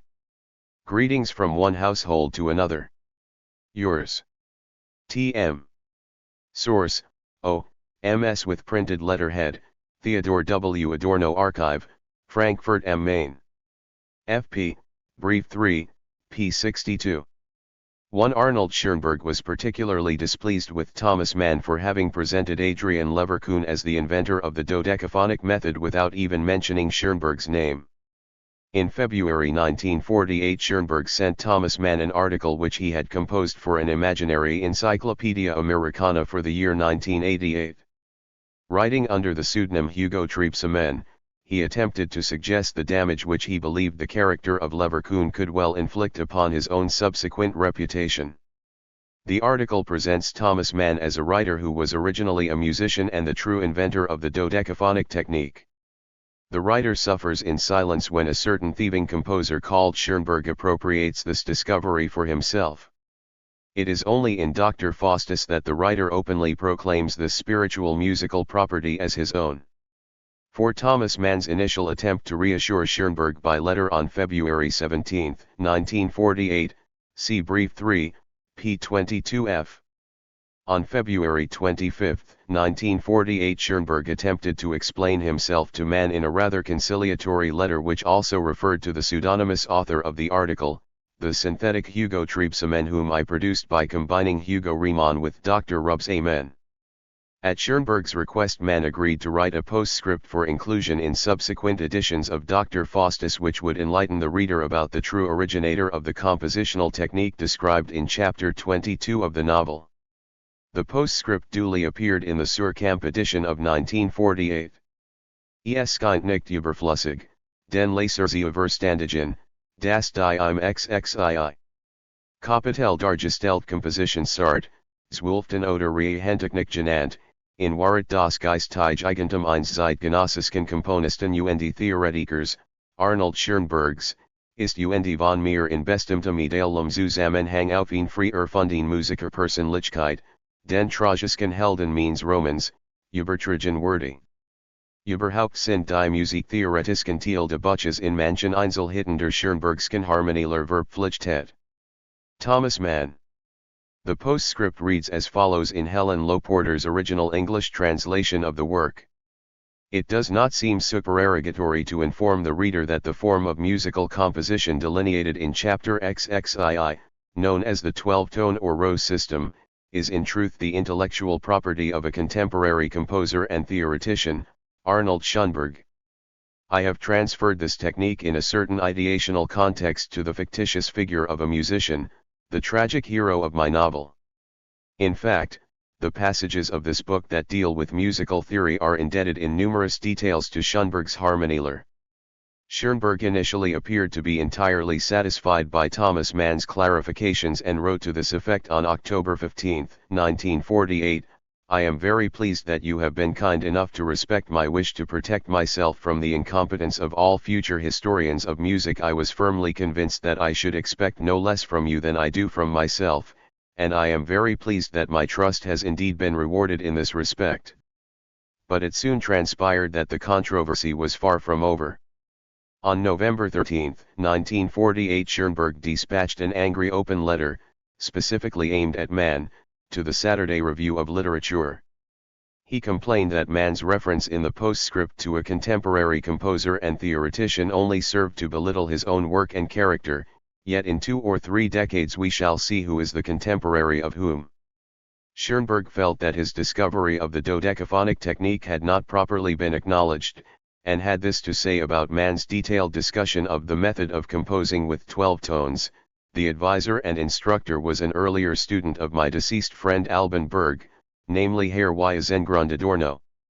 He is thoroughly familiar with the actual details of this technique and was therefore quite capable of providing Herr Mann with a reasonably precise description of everything which one layman, the writer, requires in order to convince another layman, the reader, that he really understands what is at issue here. The Saturday Review of Literature had sent Mann a copy of Schoenberg's letter in order to give him an opportunity to write a direct letter of reply, with the intention of publishing both letters together in English translation, pages 22-3. The original German version of the letters appeared under the title Der Eigentliche in the March issue of the journal Monat, 1/6, pages 76-8. Mann's letter of reply to Schoenberg of December 10, 1948, in which he makes no mention of Adorno, concludes with the following words, instead of smiling indulgently upon my book simply as an example of contemporary literature, and one which bears witness to his own powerful influence upon the musical culture of our epoch, Schoenberg interprets it as an expression of theft and insult. It is a painful drama to behold how an important man, in all too understandable over-irritation because of a life which has wavered between adoration and neglect, almost willfully burrows into ideas of theft and persecution and loses himself in poisonous quarrels. May he rise above bitterness and distrust and find peace in the secure consciousness of his greatness and fame. Although the correspondence between Mann and Schoenberg effectively lapsed at this point, the composer resumed the polemic a year later, in the autumn of 1949. 14 Theodor W. Adorno to Thomas Mann, Santa Monica, 19.7.1949. 803 Yale Street, Santa Monica, California. July 19, 1949. My dear and highly esteemed Dr. Mann, many thanks for the dedication copy of the Genesis 1 which I received with the greatest of pleasure a couple of days ago. You can easily imagine how delighted I felt upon reading it. The even and unruffled serenity of the chapter on the Operation 2 is a true masterpiece. I spent a most stimulating afternoon with Dr. Pringsheim, who keeps me informed about you all the time. I am relieved to learn that somehow you have both been able to withstand the terrible blow that has befallen you. 3. Your imminent trip to Germany will certainly prove a great psychological trial, but on the other hand, given the extraordinary effective implications of everything connected with this return, it will probably also produce a certain liberating sense of release, not to mention the eminently moral significance which your visit to Germany will possess in any event. I wish you the very best imaginable in this regard. The philosophy of the new music is currently in press and should be out by the autumn. As far as Minima Moralia is concerned, things are still hanging in the air on account of the terrible problems with the layout. 5 I have spent the whole of the summer in detailed revision of the very substantial volume on the authoritarian personality. 6 The great collective project of the Institute, which will be published by Harper's in the autumn. Heartfelt greetings from Gretel 7 and myself to you both, and to Erica. With the deepest respect. Yours. Source, O.T.S., Theodor W. Adorno Archive, Frankfurt am Main. 1 The copy in question has not survived in Adorno's personal library. 2 In Chapter 12 Mann describes his stay in Billings Hospital in Chicago, where his lung operation was performed in 1946. 3 On May 21, 1949 Klaus Mann had died after taking an overdose of sleeping tablets. 4 Thomas Mann visited Germany between July 23 and August 5. On July 25 he was awarded the Goethe Prize of the city of Frankfurt and delivered a speech in the Paulskirche entitled On Sprach im Goethe-Jahr. He repeated the speech on August 1 in Weimar, where he received another Goethe Prize, with a slightly modified introduction, under the title On Sprach in Weimar. During the same trip Mann also visited Stuttgart, Munich, Nuremberg, and Eisenach. 5 Adorno is presumably referring to the publisher's final decision to go ahead with the book and agree a specific date for publication. The relevant contract was finalized only on September 25, 1950. 6 See the Authoritarian Personality, by T.W. Adorno, Els Frankel Brunswick, Daniel J. Levinson and Arnevit Sanford, in collaboration with Betty Aaron, Maria Hertz Levinson and William Morrow, New York, 1950. The volume, produced in California between 1944 and 1949, was a result of a collaboration between the Institute for Social Research and the Berkeley Public Opinion Study Group. It was centrally concerned with developing the fascism scale, the so-called F scale, which continued to play an important role in the studies which the Institute later carried out in Germany. Adorno described this broadly successful collaboration with the Berkeley Group in his essay Scientific Experiences in America. For the chapters which Adorno prepared, either on his own or in collaboration with others, see GS 9.1, pages 143 to 509. 7 Gretel Adorno, née Karplus, had married Adorno in 1937. 15 Theodor W. Adorno to Thomas Mann. Frankfurt am Main, 28.12.1949. December 28, 1949. Frankfurt am. Liebigstrasse 19-3, Bayermer. My dear and esteemed Dr. Mann. I know it is hardly sufficient to excuse my unduly long silence simply by mentioning the great flurry of work and experience that has overtaken me since my very first day in Paris. Point 1. But perhaps what I can best express here is the extraordinary difficulty of doing real justice to this experience, and indeed the great responsibility I feel in undertaking to describe for you the situation in Germany. As far as the aforementioned difficulty is concerned, it appears to be so rooted in the object itself that I am sure that even you will have encountered it too. For there is something peculiarly amorphous, intangible, and shapeless about the experience. Extremely close observation of the Nuremberg trials too has revealed how this unspeakable guilt almost dissolves away into nothing, and the process appears to be repeated in even the most trivial aspects of everyday life. The most drastic expression of this is the fact that, apart from a couple of total and touchingly puppet-like villains, I still have not encountered any Nazis here, not simply in the ironic sense that people will not admit to having been Nazis, but in the far more disturbing sense that they believe they never were Nazis, that they have utterly and entirely repressed this. And, indeed, one could even speculate that they really were not Nazis insofar as the fascist dictatorship, in view of its empty and humanly alienated character, was never appropriated like a bourgeois system of social life, but always remained at once alien and tolerated, a malign opportunity and a hope, something beyond identification, and this makes it demonically easy today to entertain a good conscience precisely where the bad one lives. We Germans, as an otherwise entirely decent student of mine 3 remarked in all innocence, have never taken anti-Semitism seriously. He meant this quite sincerely, but I was forced to remind him of Auschwitz. It is highly instructive to consider people's relationship to these matters. I have observed that those who do identify in some respect with Hitlerism or the newly defined nationalism all steadfastly claim that they really knew nothing about the worst excesses throughout the whole period of the war, although those explicitly involved in the internal opposition can confirm what is clear to the simplest human intelligence, that everything was certainly known from 1943 onwards. It is so difficult to feel at ease in an environment where you must constantly rely on your own intuitions, while the lie detector which is itself a part of the horror is what is really required. That these events elude all adequate experience also has the paradoxical result that one hardly realizes this fact. If I am honest, I must confess I always need a moment of reflection just to remind myself that my neighbor in the tram could actually have been an executioner. My own situation is also partly responsible for this difficulty of feeling properly at ease here. For I have been plunged into the most intensive work with numbers of younger people and these same people, full-time students of philosophy for the most part, constitute what one is accustomed in current language to call an elite.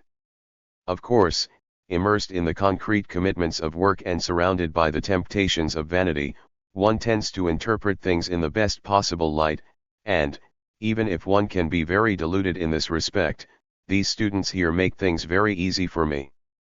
All the same, after recently delivering a lecture on Society and Urban Development 5 at the Technical College in Darmstadt, I certainly do not think one can really talk of any loss of standards among the young in the academic context. And here I am thinking not so much of the student participation in the collegium, but in the seminar which has been focusing on Kant's transcendental dialectic as a somewhat unconventional preparation for the study of Hegel.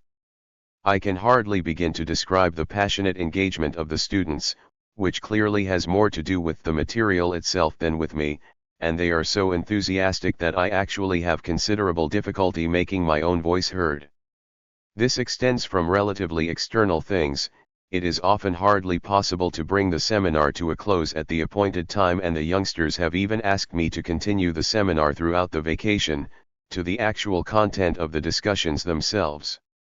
We are discussing extremely obscure questions at the very limits of logic and metaphysics, but precisely as if they were political issues, perhaps because there is in truth no longer any politics. I am tempted to compare it with the Talmudic school.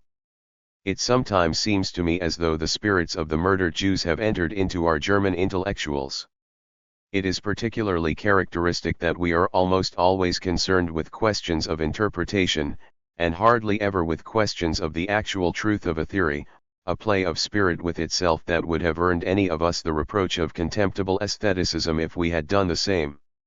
It is as if spirit, denied the possibility of realizing itself externally and thereby cut off from its proper theoretical object, now circles within itself and simply rests content with sharpening its own weapons. A kind of war game after all, you may ask, thus indicating the problem which cannot ultimately be avoided: are the Germans still Nazis, or have they once again become Nazis? I do not think so, and hope that I am not deceiving myself on this decisive point. It is not exactly as though they have changed their attitudes, or have really undergone the famous transformation that was never credible even in its Sternbergerian form. 6 One cannot grasp this process in psychological terms, but only from the political perspective. And the decisive consideration, I believe, is this: Germany has ceased to be a political subject at all, and politics is now simply role play, and everyone knows as much since people are not stupid.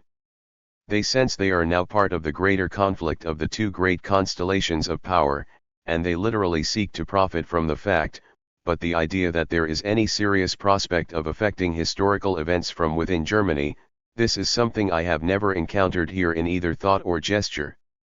As far as the outside world is concerned, they would rather cling to the prevailing powers in order to survive, as poor in deeds and rich in thought, 7 as if we were still in the year 1800. Not that there is any lack of reactionary sentiments in the air. The celebrated quest for genuine foundations, for some external source of authority rather than one derived from rigorous reflection, already harbors a reactionary dimension, and the intellectuals like to call this ontology, whether it be Heideggerian or Catholic in inspiration. But these reactionary tendencies are without question more positive Christian than traditionally fascist in character. If there is one place for us today where critical reflection should concentrate its efforts, it is precisely this one. And it is in this context that we should mention the very peculiar role played by Herr Junger, a wretchedly meretricious writer who has mutated from his appalling quondam steeliness into an, if possible, even more appalling second-hand George, complete with gleaming fronds, iridescent scales, and a mass of false concretion, and upon whom those representatives of youth who are pleased to describe themselves as such would now appear to dote. Fortunately, he has so little talent that his current success already implies its own negation. It is the kind of short-lived immortality enjoyed by Tieck after 1832.9. Nonetheless, these things must prove irksome in the context of your own indescribable engagement with the Germans, and you will be distressed by the idiotic attacks which the vulgar Catholics in particular tend to direct against you, perhaps more distressed than if you were actually over here, where you might easily recognize in such polemics some kind of obscure impulse to incite an argument. Perhaps you will permit me to express a few thoughts of my own concerning the Germans and their relationship to you. From the psychoanalytic point of view, this relationship is emotionally saturated to an incredible degree, with all the ambivalence which the concept of saturation implies, with much that is twisted, wrecked, and unrepentant, but also with the love that lies behind the mechanisms of repression. It is as if they cannot be rid of you, and, since they do not dare to love, they are driven to insult you. And why is it that they do not dare to love? Once again, this is difficult to explain other than in psychological terms, although in the final analysis it is reactive social forms themselves which are responsible. You are the one, and the only one, it seems to me, given the vainly impotent character of the confessions that have already been expressed by Jaspers and Niemöller 1-1, who has really brought something of the Germans' repressed guilt to the surface of consciousness, who has actually addressed them in the theological sense which this word once possessed. And repudiation is precisely their response to this, an attempt to repress once again what was inadequately repressed before. In other words, we are dealing here with an authentic case of projection.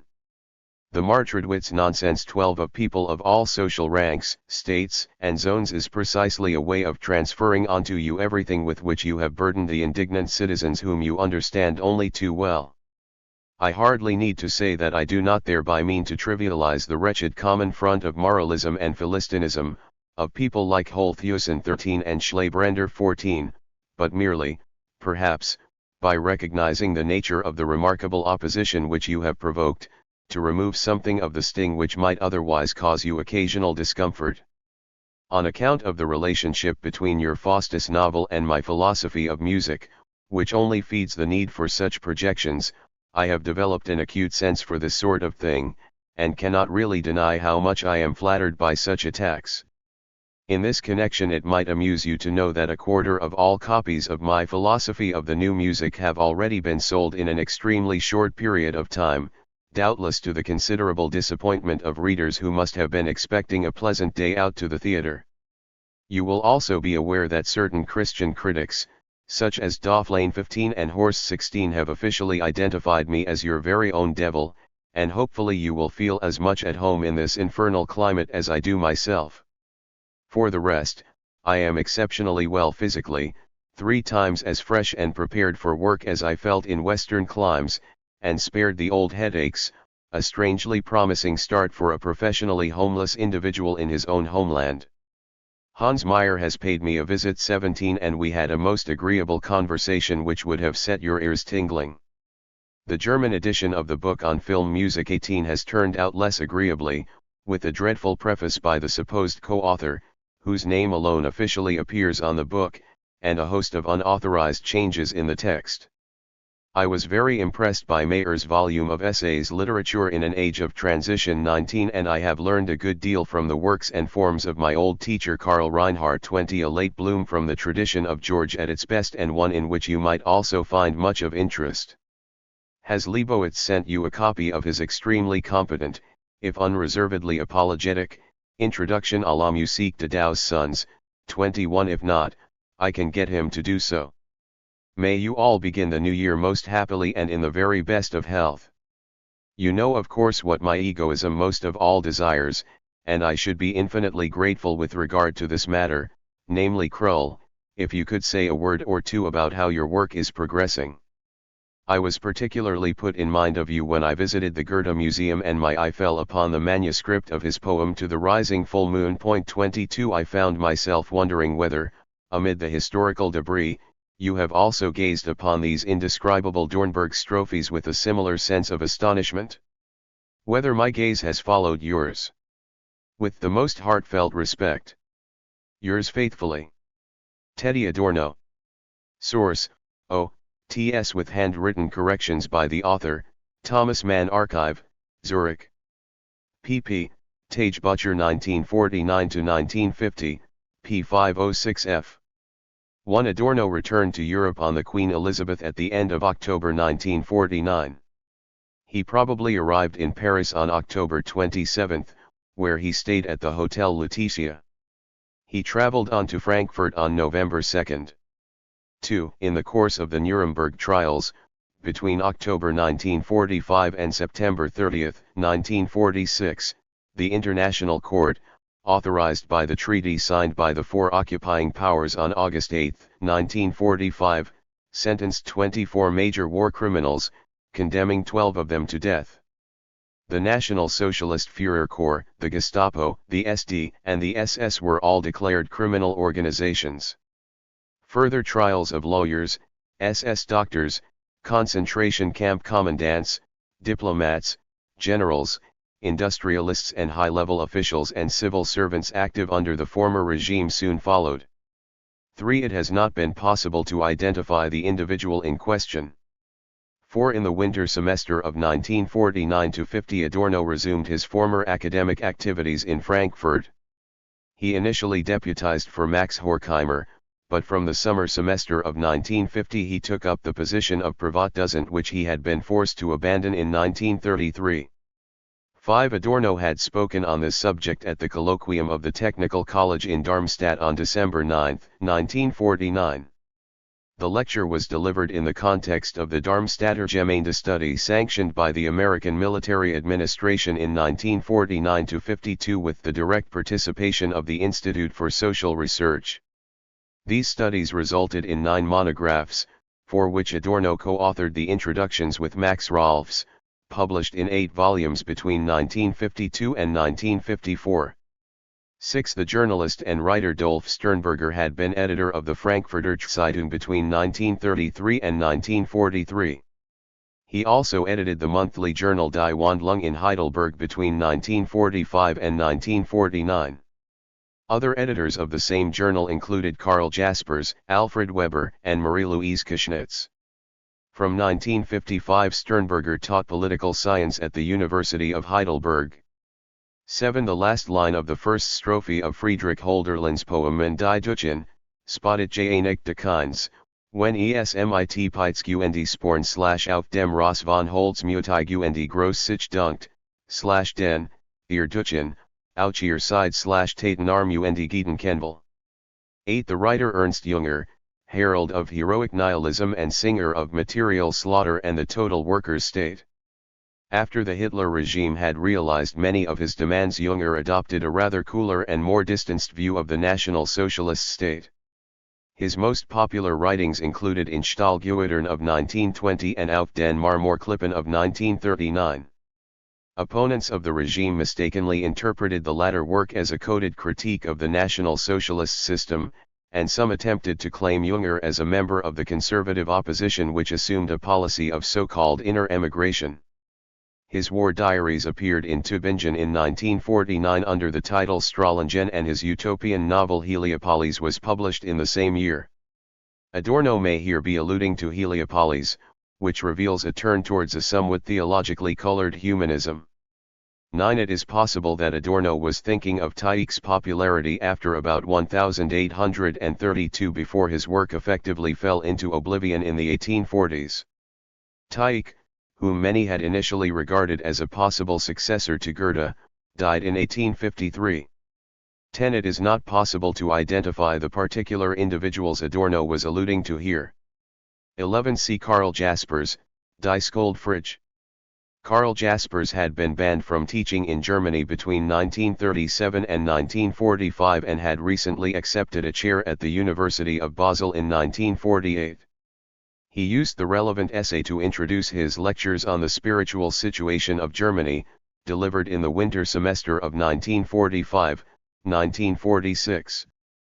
The Lutheran theologian Martin Niemöller was arrested in 1937 and interned as a political prisoner in the concentration camps of Sachsenhausen and Dachau.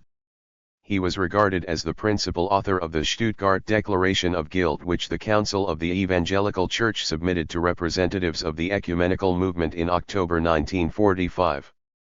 12. After the writer's visit to Weimar in the German Democratic Republic, the street named after Thomas Mann in Marktredwitz was officially renamed after Goethe instead.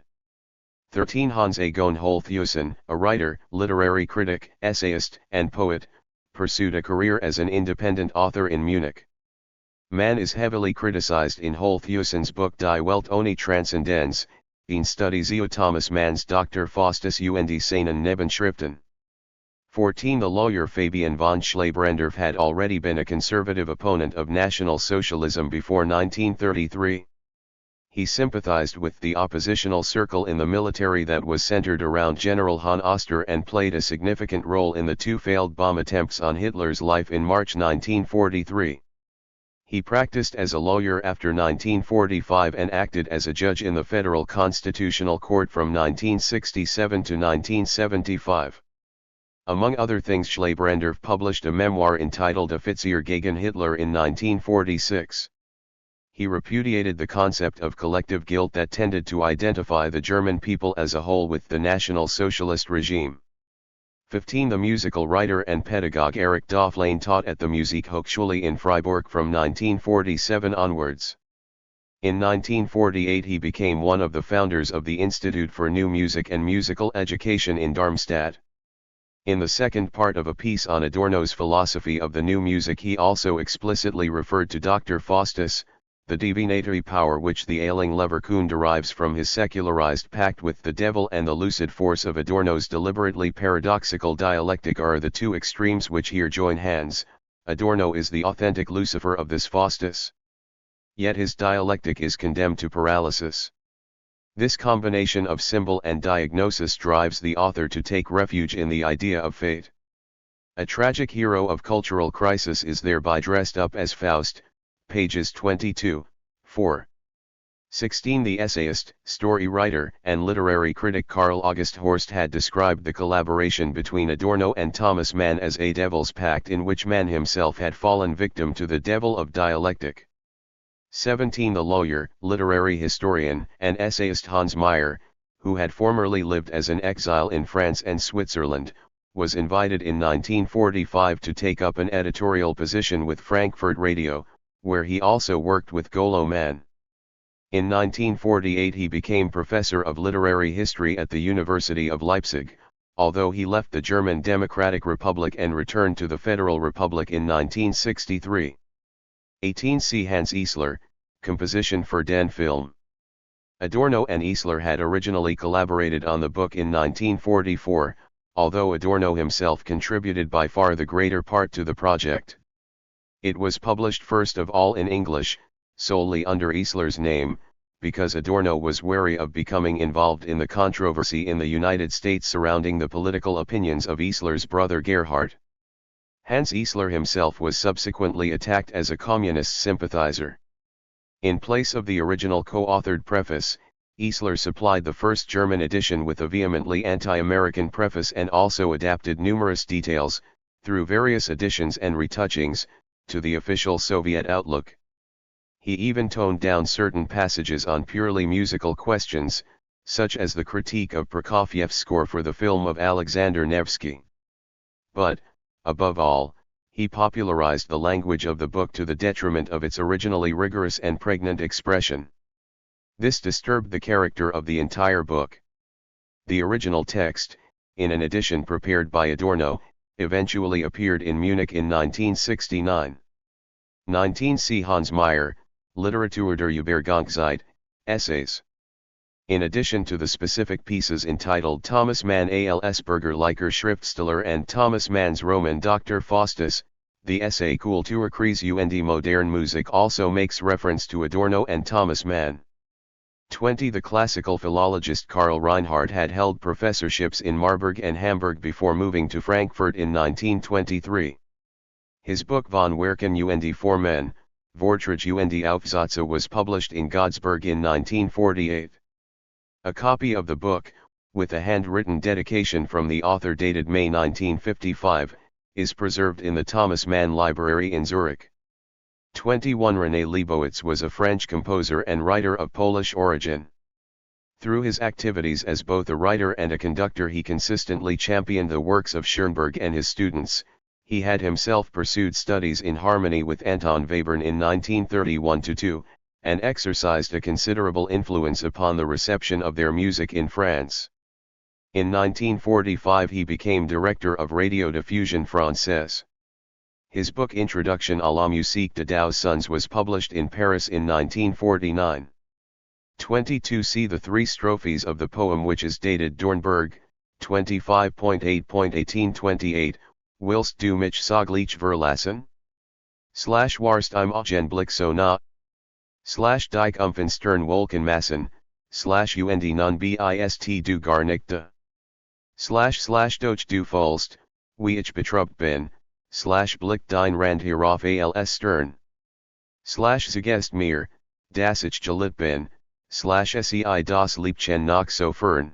/ so heinen den Hell und heller, / reiner Bahn, in Waller Pracht. / schlagt mein Herz auch schmerzlich schneller, / überselig ist die Nacht. 16. Thomas Mann to Theodor W. Adorno. Pacific Palisades, September 1, 1950. Thomas Mann. 1550. San Remo Drive.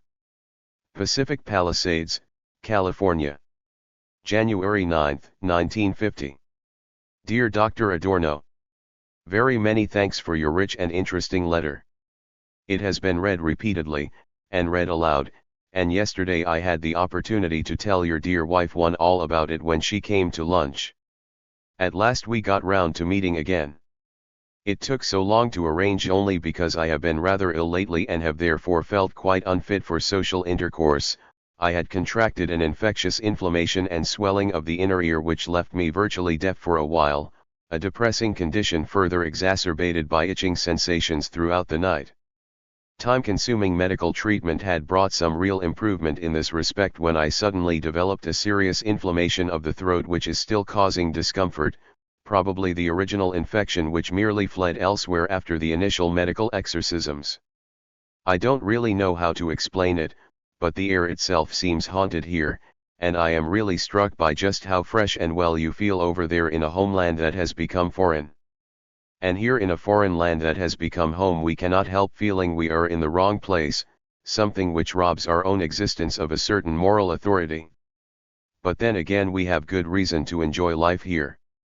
I do love this house, which is quite perfect for me, and also love the country and the people, who have been very friendly and well disposed to us, even if the political atmosphere is becoming more and more unbreathable. Point 2. Only recently the Beverly Wilshire Hotel refused the use of its hall for a dinner of the Arts, Sciences, and Professions Council 3 because a communist like Dr. Mann 4 had been invited to speak. Of course this caused such an uproar in the community, and provoked such a flurry of telegrams to the hotel, that they eventually capitulated and offered us the hall after all. When my throat condition is better I shall turn up there and deliver the kind of serene speech that befits someone of my years. I actually have a good citizen's right to protest at such treatment, since this year alone I have had to feed the jaws of the Cold War to the tune of $16,000 in taxes. Was it for this that I labored on Dr. Faustus? I think not. Would you believe that Schoenberg has fired off another broadside against you, me, and the book? It appeared in a London journal called Musical Survey, though the article was so silly that the editor has described it rather apologetically as a character document. Point 5. Among other things, the author claims that no good has ever come to those who have offended him. Of 2 women who did so, he says, one broke her leg and the other fell victim to some other unspecified affliction. Point 6. The whole thing is really beyond belief. I have written to him again 7 to say that, even if he still wants to run around as my enemy, he will never make me his. At present I am still smiling benevolently upon the confidence man from some distance, since the holy sinner is not yet finished, although I have made good progress with it. I can say that nothing now impedes my work schedule during the mornings. The penitent is now on his savage stone 8, and to describe his source of nourishment I have, or rather the monk has, borrowed the idea from Epicurus 9 of the uteri of the earth and the milk which she produced to feed the very first human beings. It is just such a tube, reaching right down into the earth, that has been left for Gregorius. One has to resort to such shifts. Hartmann seems to suggest something of the kind himself. Point 10. Greetings to you all, and we wish the best for your continued happy musings with the children there. Yours, Thomas Mann. Source: O.M.S. with printed letterhead, Theodor W. Adorno Archive, Frankfurt am Main. Fp. Brief 3, p. 127 ff. 1. Gretel Adorno did not return to Germany until April 1950. 2. The words more and more unbreathable are given in English in the text of Mann's letter. 3. Thomas Mann delivered a speech of thanks before the Southern California chapter of the Council of the Arts, Sciences, and Professions on January 14, 1950, on receiving an award from the Council. The official text of the latter reads as follows: Southern California Chapter, National Council of the Arts, Sciences, and Professions Award to Dr. Thomas Mann for his distinguished contributions as author and citizen to the advancement of peace, intellectual freedom and a democratic culture.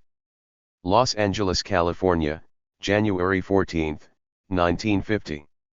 For the Executive Board, signed Howard Cook, Chairman.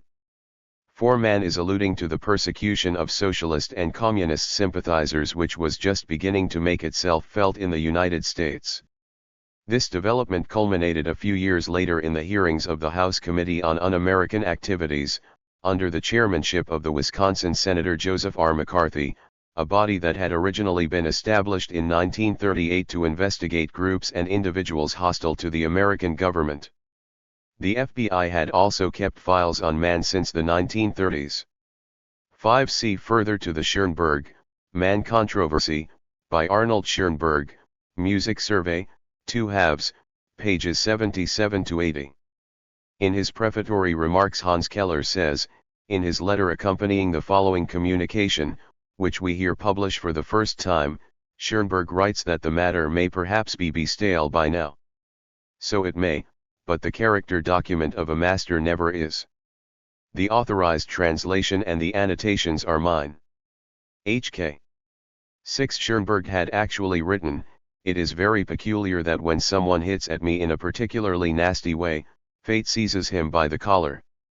There is no specific reference in the article to a woman breaking her leg. 7. See Thomas Mann's letter to Schoenberg of December 19, 1949, in which he says, "Perhaps I can take this opportunity to ask a question.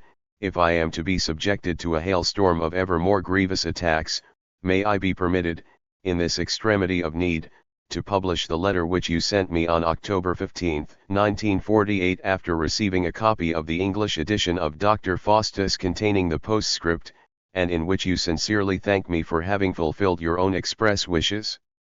You are really attacking a bugbear of your imagination that is certainly not me. So I harbor no desire for revenge here.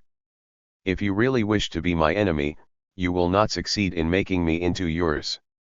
Schoenberg finally replied to Mann in a conciliatory letter of 2–4 January 1950, which closes with the following words: "If the hand that I believe is held out to me here is the hand of peace, if it truly signifies an offer of peace, I shall be the last not to grasp it at once and shake it in token of confirmation. In fact, I have often thought of writing to you and saying, let us bury the hatchet and show that on a certain level there is indeed always a chance of peace. One or the other of us will one day celebrate our 80th, we shall not have to wait so very long, and this shall be a good occasion to put everything petty behind us, and do so for good." There would be no such public reconciliation, however, since Schoenberg died on July 13, 1951. 8. See the chapter entitled The Penance in Thomas Mann's novel Der Erwalt.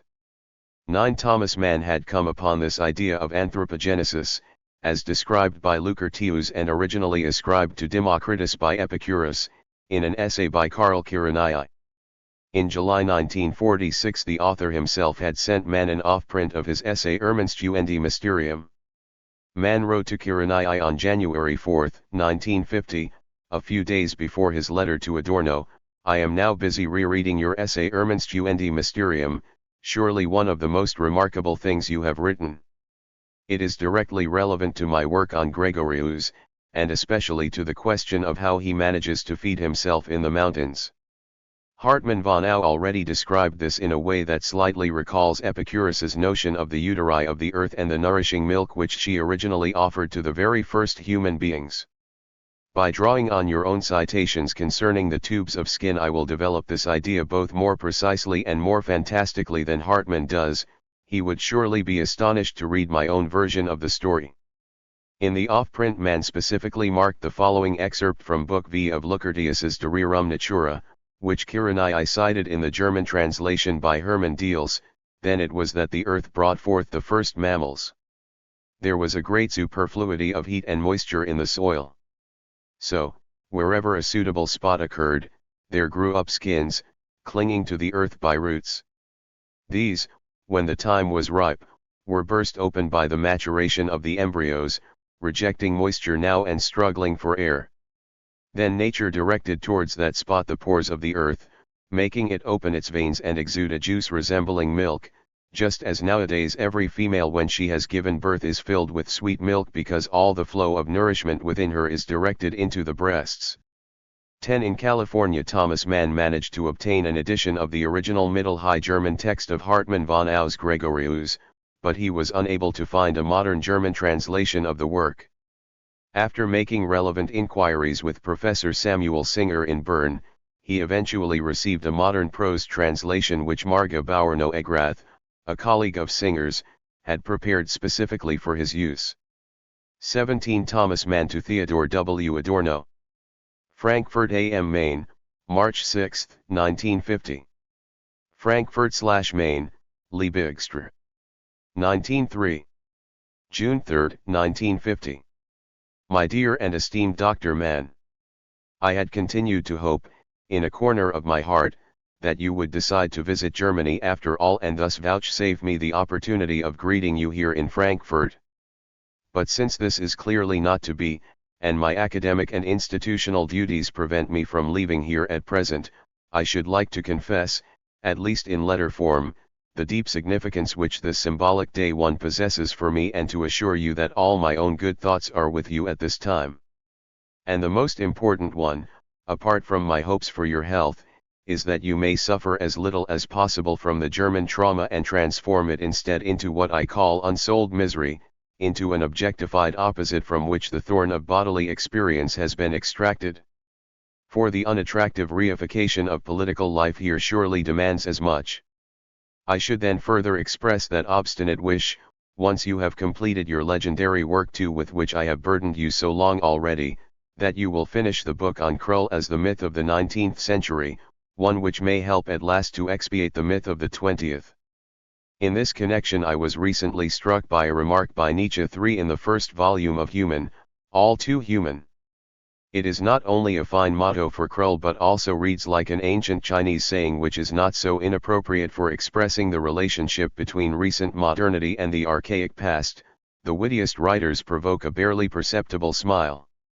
That is precisely what your Krull fragment does. And while this effect arises from an infinite sublimating of artistic means, from a kind of purification of everything that is usually called humor, this very un-European sublimation creates a distance which allows the world of our parents to petrify silently in such images as if it were already something paleontological. Recently I came across a church in Wilhelminian Wiesbaden which resembled a kind of protective guardian. Will the chief of police who was promised in your Krull fragment for not also appear in the end as a sort of fossil?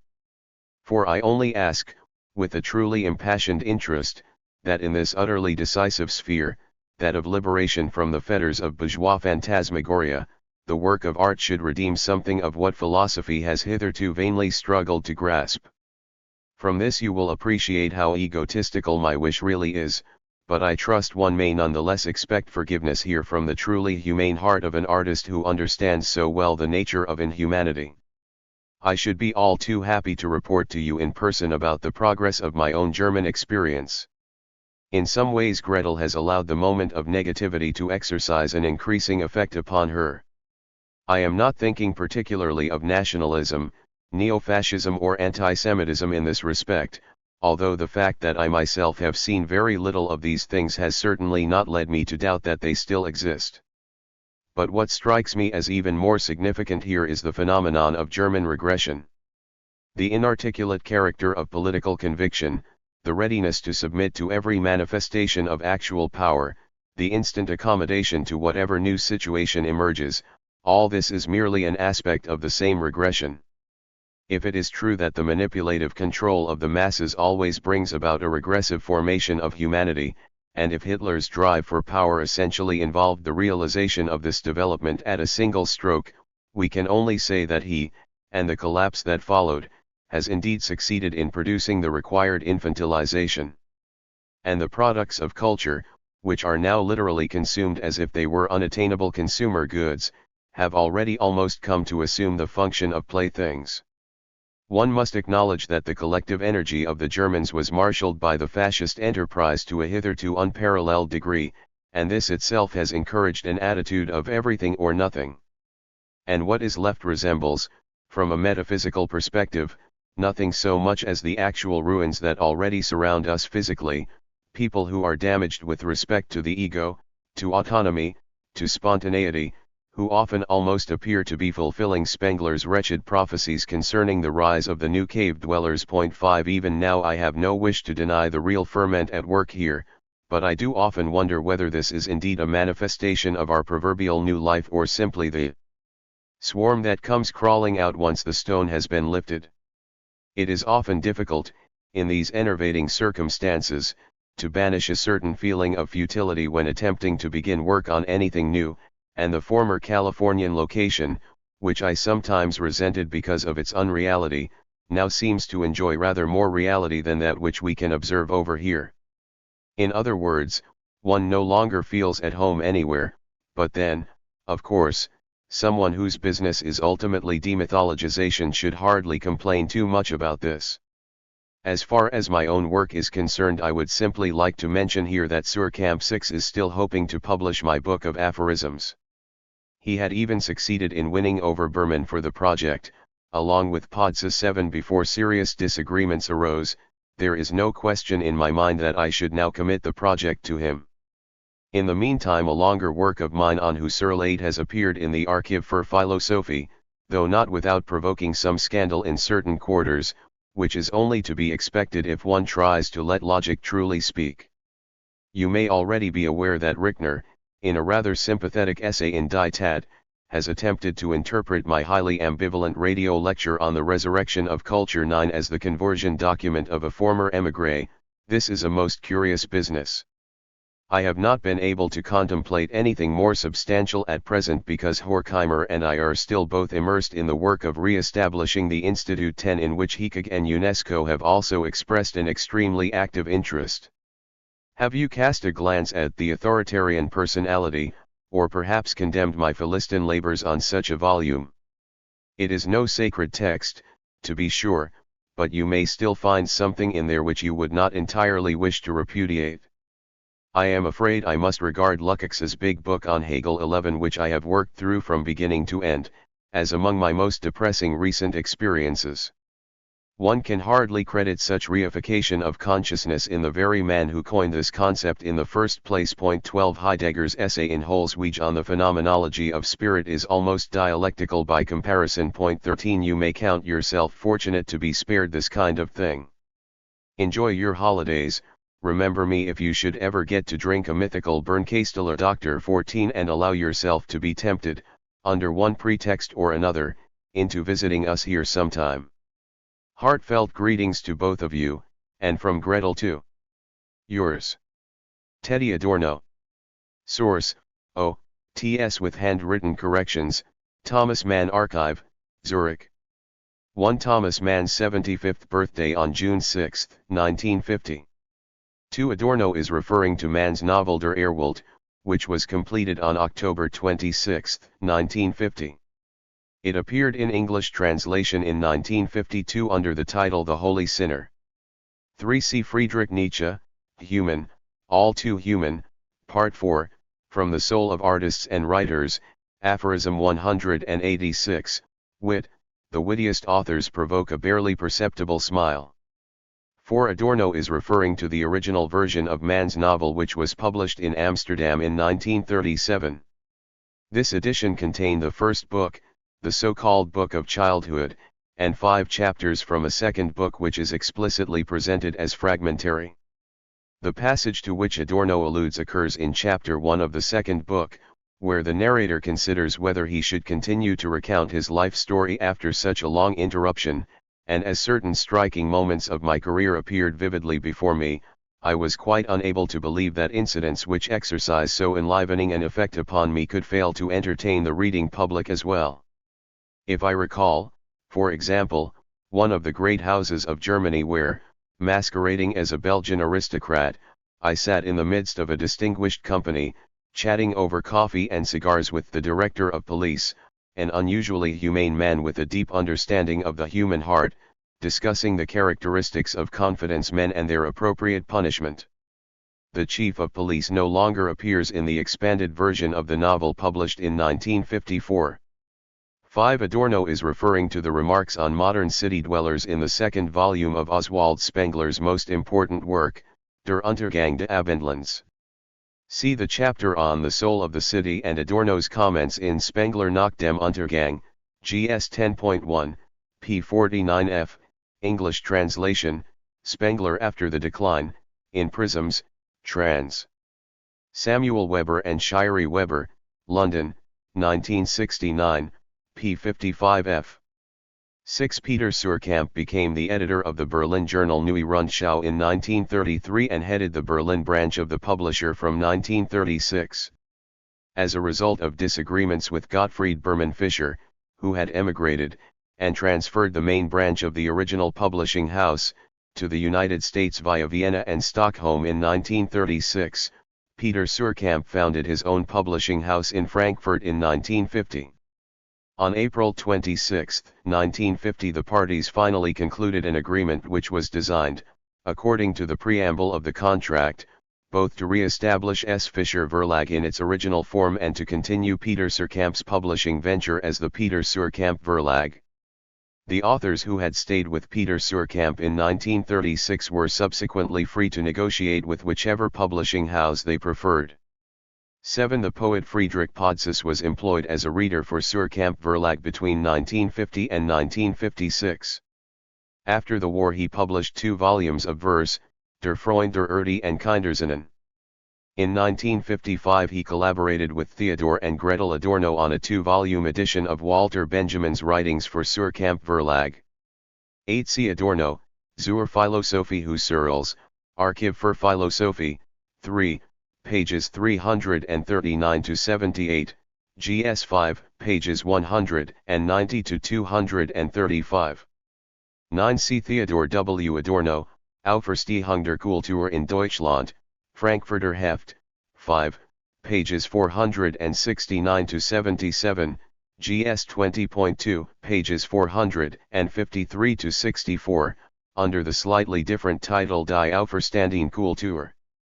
Max Richner edited the literary features section of the Swiss newspaper Die Tat from 1939 onwards.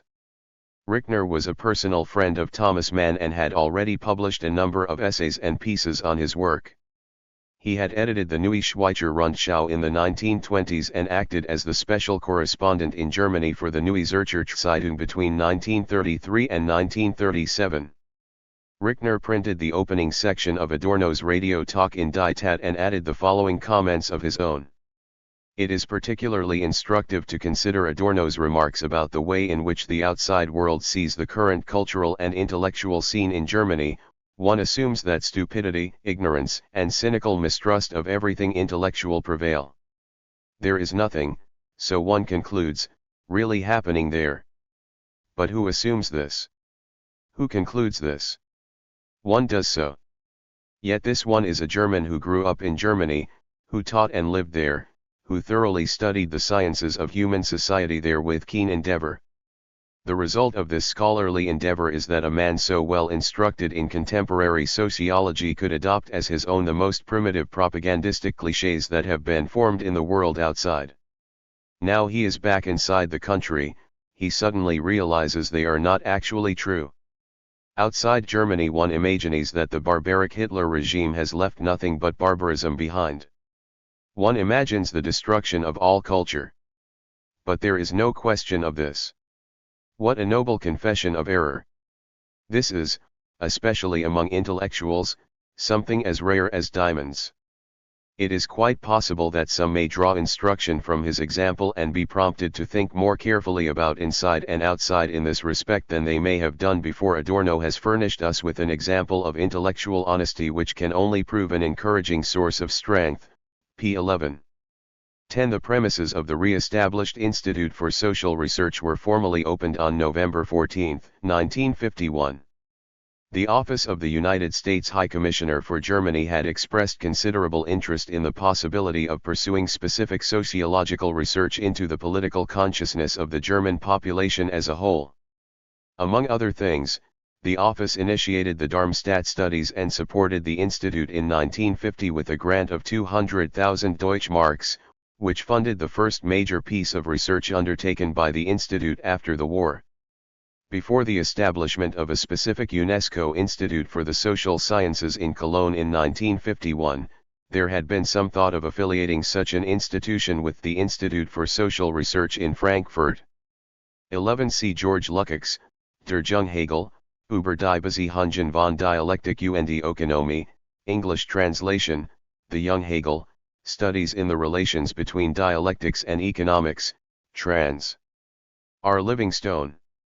12. C. Lukács's essay Reification and the Consciousness of the Proletariat in his book Geschichte und Klassenbewusstsein, published in Berlin in 1923, English translation, History and Class Consciousness, Studies in Marxist Dialectics, trans.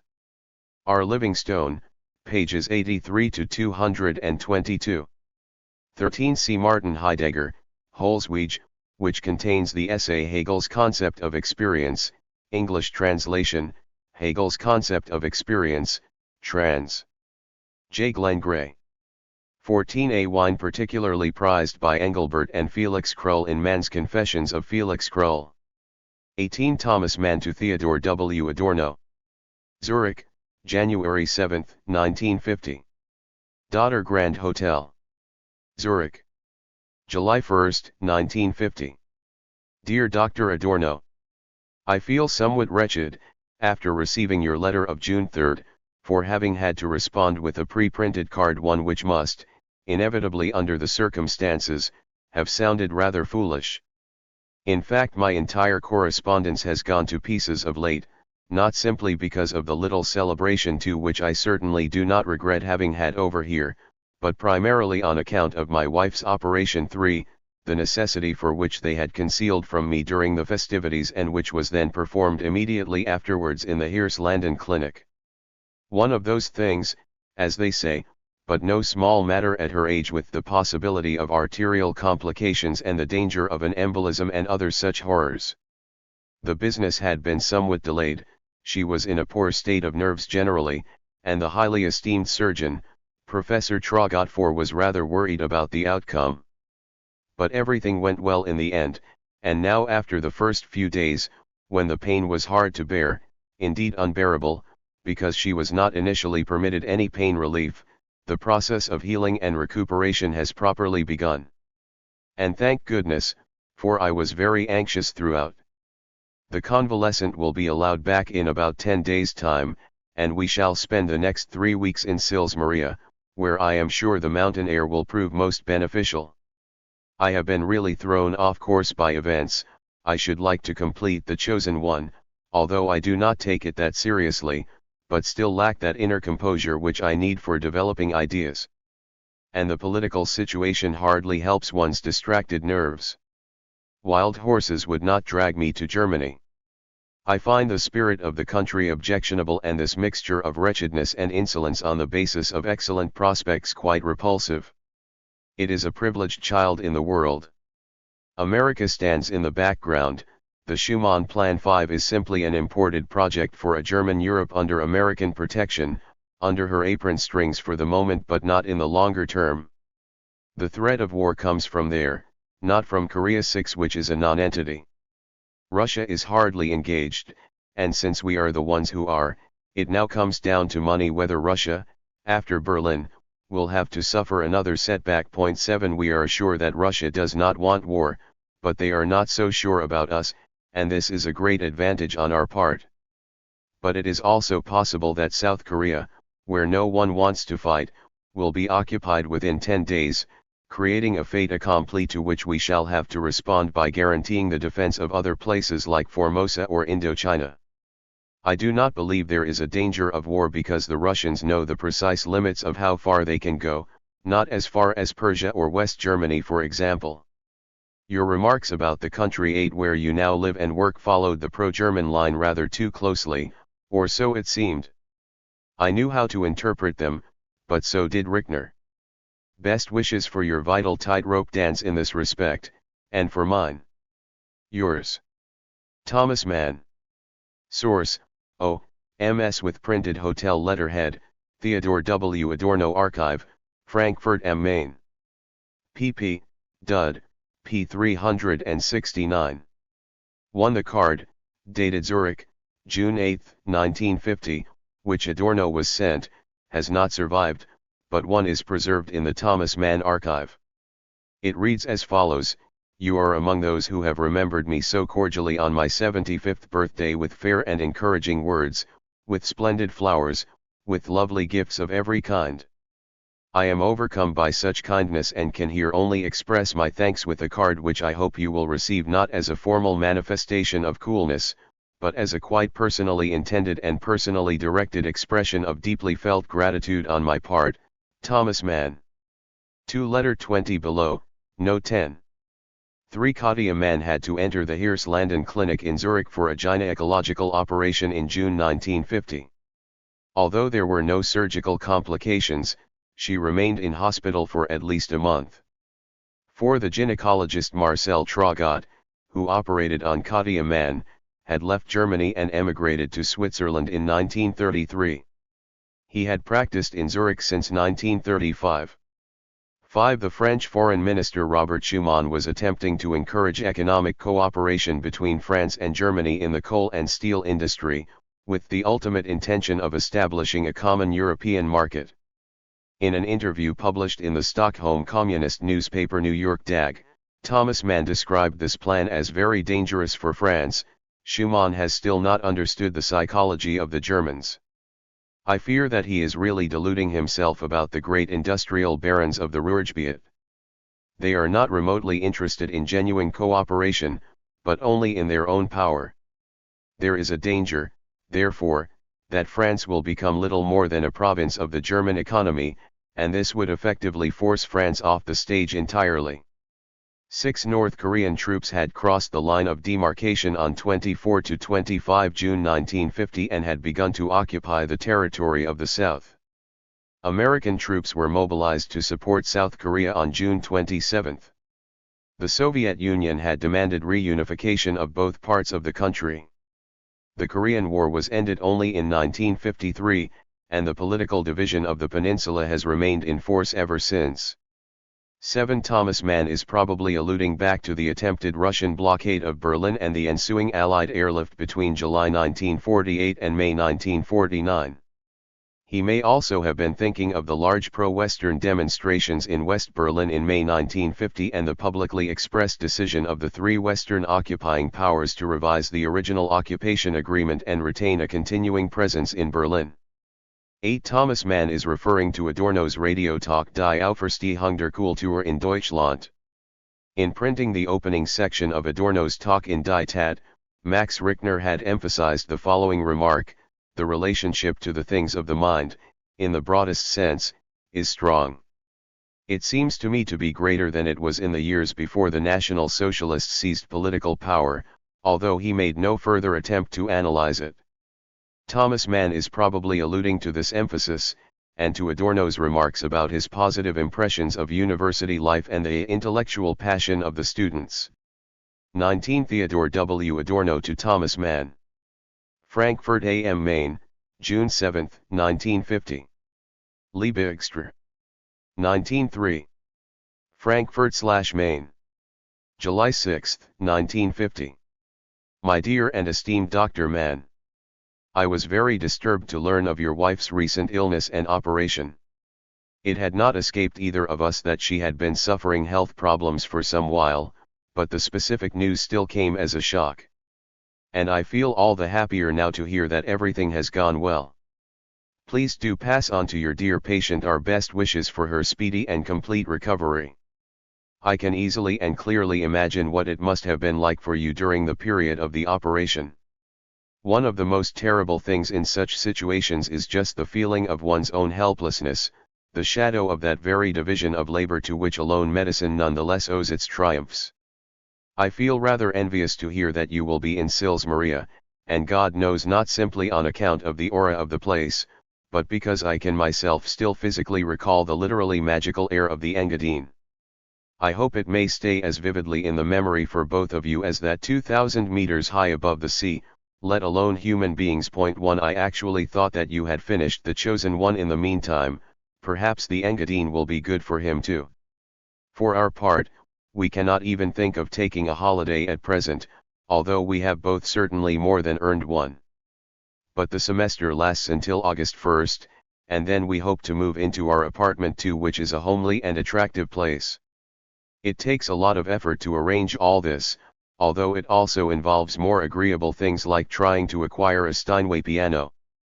There is a sociological congress in Zurich planned for the beginning of September. 3. Either Horkheimer or I, and perhaps both of us, will certainly put in an appearance and proffer a few words of wisdom.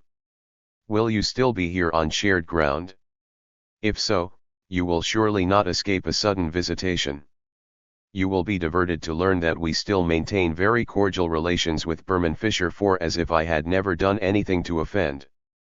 We were invited round to his place the evening before yesterday, and your ears must have been ringing. He has succeeded in acquiring the German publishing rights for Kafka's work, and he has asked me to deliver the opening lecture at a public reading. 5. Obviously an impossible task in its way, but one that attracts me nonetheless, and I already have a good excuse for daring to undertake such a thing. It is required if only to ward off something worse, like the kind of interpretation offered by Broad Orskos. Point 6. This evenement is not expected to take place until the end of the autumn. I am slightly troubled by your own impression that my remarks rather supported the pro-German line, and even more so by the suggestion that Rickner also knew how to interpret them, which implies an ambiguity to my radio lecture which was entirely unintended. In the lecture, which actually appeared in the Frankfurter Heft with countless minor unauthorized changes of language which taken together nonetheless conspired to vulgarize the totality of the piece, I was merely attempting to clarify the experience which has accompanied the course of my recent work. I should not have underestimated that positive phenomenon that is often described, with an admittedly very suspect expression, as spiritual passion. But as a confirmed dialectician I simply included it as a thesis which imminently implies the suspect idea of self-certain spirit as its own antithesis. I believed that the negative side was so overwhelmingly expressed, that the positive beginning could simply perform the role of a captatio benevolentiae. My literary abilities have obviously proved insufficient in this respect. Nonetheless I am pained by Herr Rickner's sympathetic interpretation of my words. For now I should simply insist that no one may deny us the right to think dialectically about contemporary Germany too, and I am quite sure that you will agree with me in this. I share your view that there is no immediate danger of war. Certainly not from the Russian side, and nor from the American side, if only because a preventive war would require the kind of total mobilization which the Truman administration, for all the current outcry, is not prepared to undertake. I do not think I have a sufficiently clear picture concerning the full background of the Schumann Plan. I regard the danger of encouraging German hegemony as rather less serious than you do because I have been increasingly struck by the prevailing feeling of rupture and inner brokenness here, and because it really seems to me that German nationalism has overreached itself by the cruel pitch of its own extremity. The wretched aspect which you emphasize implies that the Germans wish to attach themselves to the great current constellations of power in order to secure some tangible advantages for themselves in the present. The hope of successfully asserting themselves once again as an imperialistic subject has entirely vanished. But perhaps I am regarding all of this rather too much from the perspective of individuals, insofar as the role of Germany is anyway objectively determined by global political factors beyond the conscious control of the inhabitants.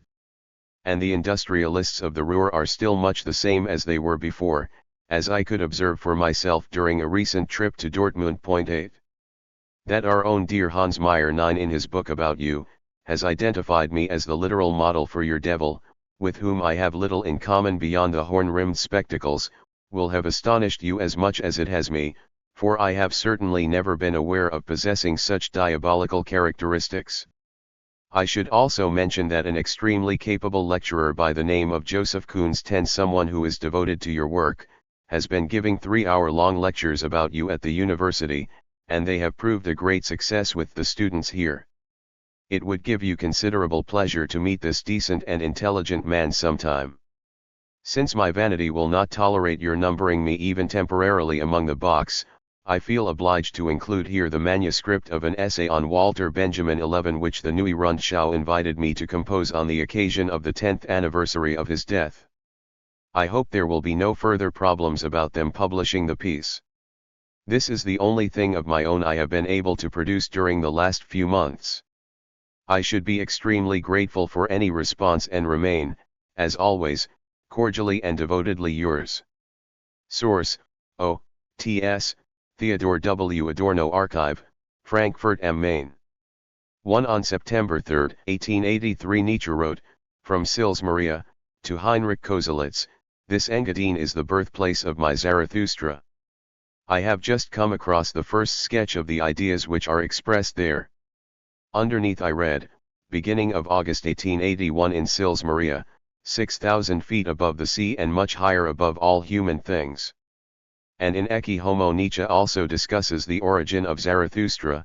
The basic conception of the work goes back to the August of 1881, thrown down on a single page with the subscription, 6,000 feet beyond mankind and time. That day I walked through the woods along the lake of Silvaplana. A formulation that is the same as Adorno's citation has not been identified.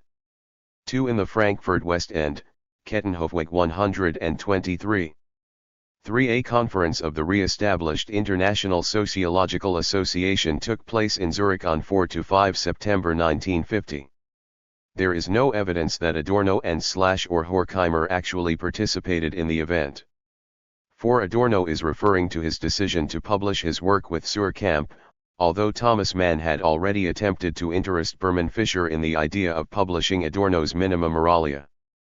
5. Adorno's lecture was probably prompted by the publication of The Trial, in Volume 1 of the second edition of Kafka's works published by Max Brod between 1950 and 1958. No further details about the lecture in question have been discovered.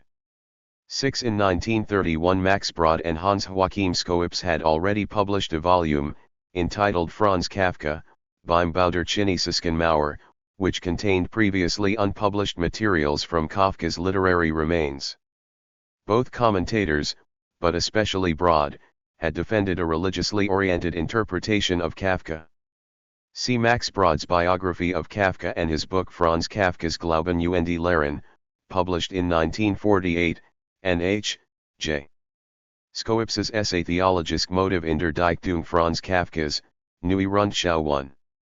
7. Harry S. Truman, Vice President in 1945, became the 33rd President of the United States after the death of Franklin D. Roosevelt later in the same year. On December 2, 1948 he was re-elected by the Democratic Party as their presidential candidate. 8. At the end of May and the beginning of June 1950 Adorno visited the Research Institute based at the University of Munster in order to organize and prepare for the first research program to be undertaken by the re-established Institute for Social Research. There was another meeting to analyze and discuss the research material in Frankfurt at the end of June and the beginning of July. At this time there were clearly plans for close collaboration between the Institute of Social Research and the Research Institute in Munster. See Letter 21, Note 1. 9. In his book Thomas Mann, Werk und Entwicklung, Hans Meyer describes the different faces which the devil reveals to Adrian Leverkühn in the course of Dr. Faustus.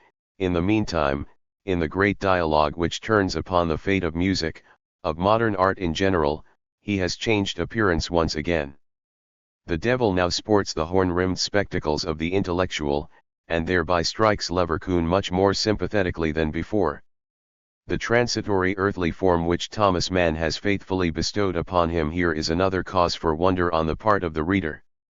Unless we are much mistaken, Leverkühn's partner in dialogue now assumes the features of the remarkable theoretician of music whom Thomas Mann so tirelessly consulted as the real privy councillor for the musical parts of the book. It is a portrait of Theodor W. Adorno. 10. The literary historian Joseph Koons had delivered lectures on problems of genre in relation to the novel in the winter semester of 1948–9, and on the structure of the German novella in the summer of 1949.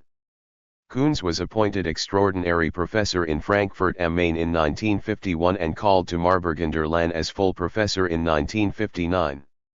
11. See Adorno, Charakteristik Walter Benjamins, Neue Rundschau, 61, pages 571–84, GS 10.1, pages 238–53, English translation, A Portrait of Walter Benjamin, in Prisms, trans. Samuel Weber and Shirey Weber, pages 227–41. 20. Thomas Mann to Theodor W. Adorno. Zurich, November 7, 1950. Daughter Grand Hotel. Zurich. July 11, 1950. Dear Dr. Adorno. No offense intended. I told you that I knew how to read your essay. If Rickner was also capable of reading and interpreting the piece in his own way, this derives from his positive prejudice in favor of remigration itself, of the very decision to live and work in Germany. These Swiss conservatives are friendly to the Germans and hostile to the idea of emigration, and they will praise everything that promotes reconciliation and military withdrawal. If it is not exactly what the text says, they will read this into it anyway, and the Frankfurter Heft, one a publication that regularly denigrates and insults me in the best new German fashion, seems to have played into Richner's hands here with its little stylistic modifications and simplifications of expression. For the rest, R is not only an essayist of some quality, but a genuine creative writer.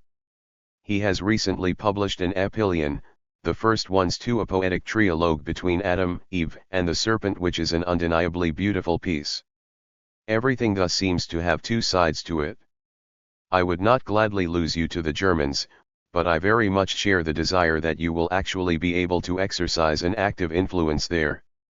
Accept my best wishes for when you move into your comfortable new apartment, not to mention the Steinway. But I should also like to know more about the academic prospects where you are. You will surely never become an ordinarius. 3. But then how are things in America in this respect? How often we turned our thoughts to leaving that country. Who would have entertained the idea, only 3 years ago, of now undertaking a second emigration? Your essay on Benjamin has proved to be fascinating reading for me, and it was an intelligent move on Berman's part to engage you for the lecture on Kafka. For who is better fitted than you to speak about Kafka in this context? I think the word evenement, which you intend ironically, is in fact entirely appropriate.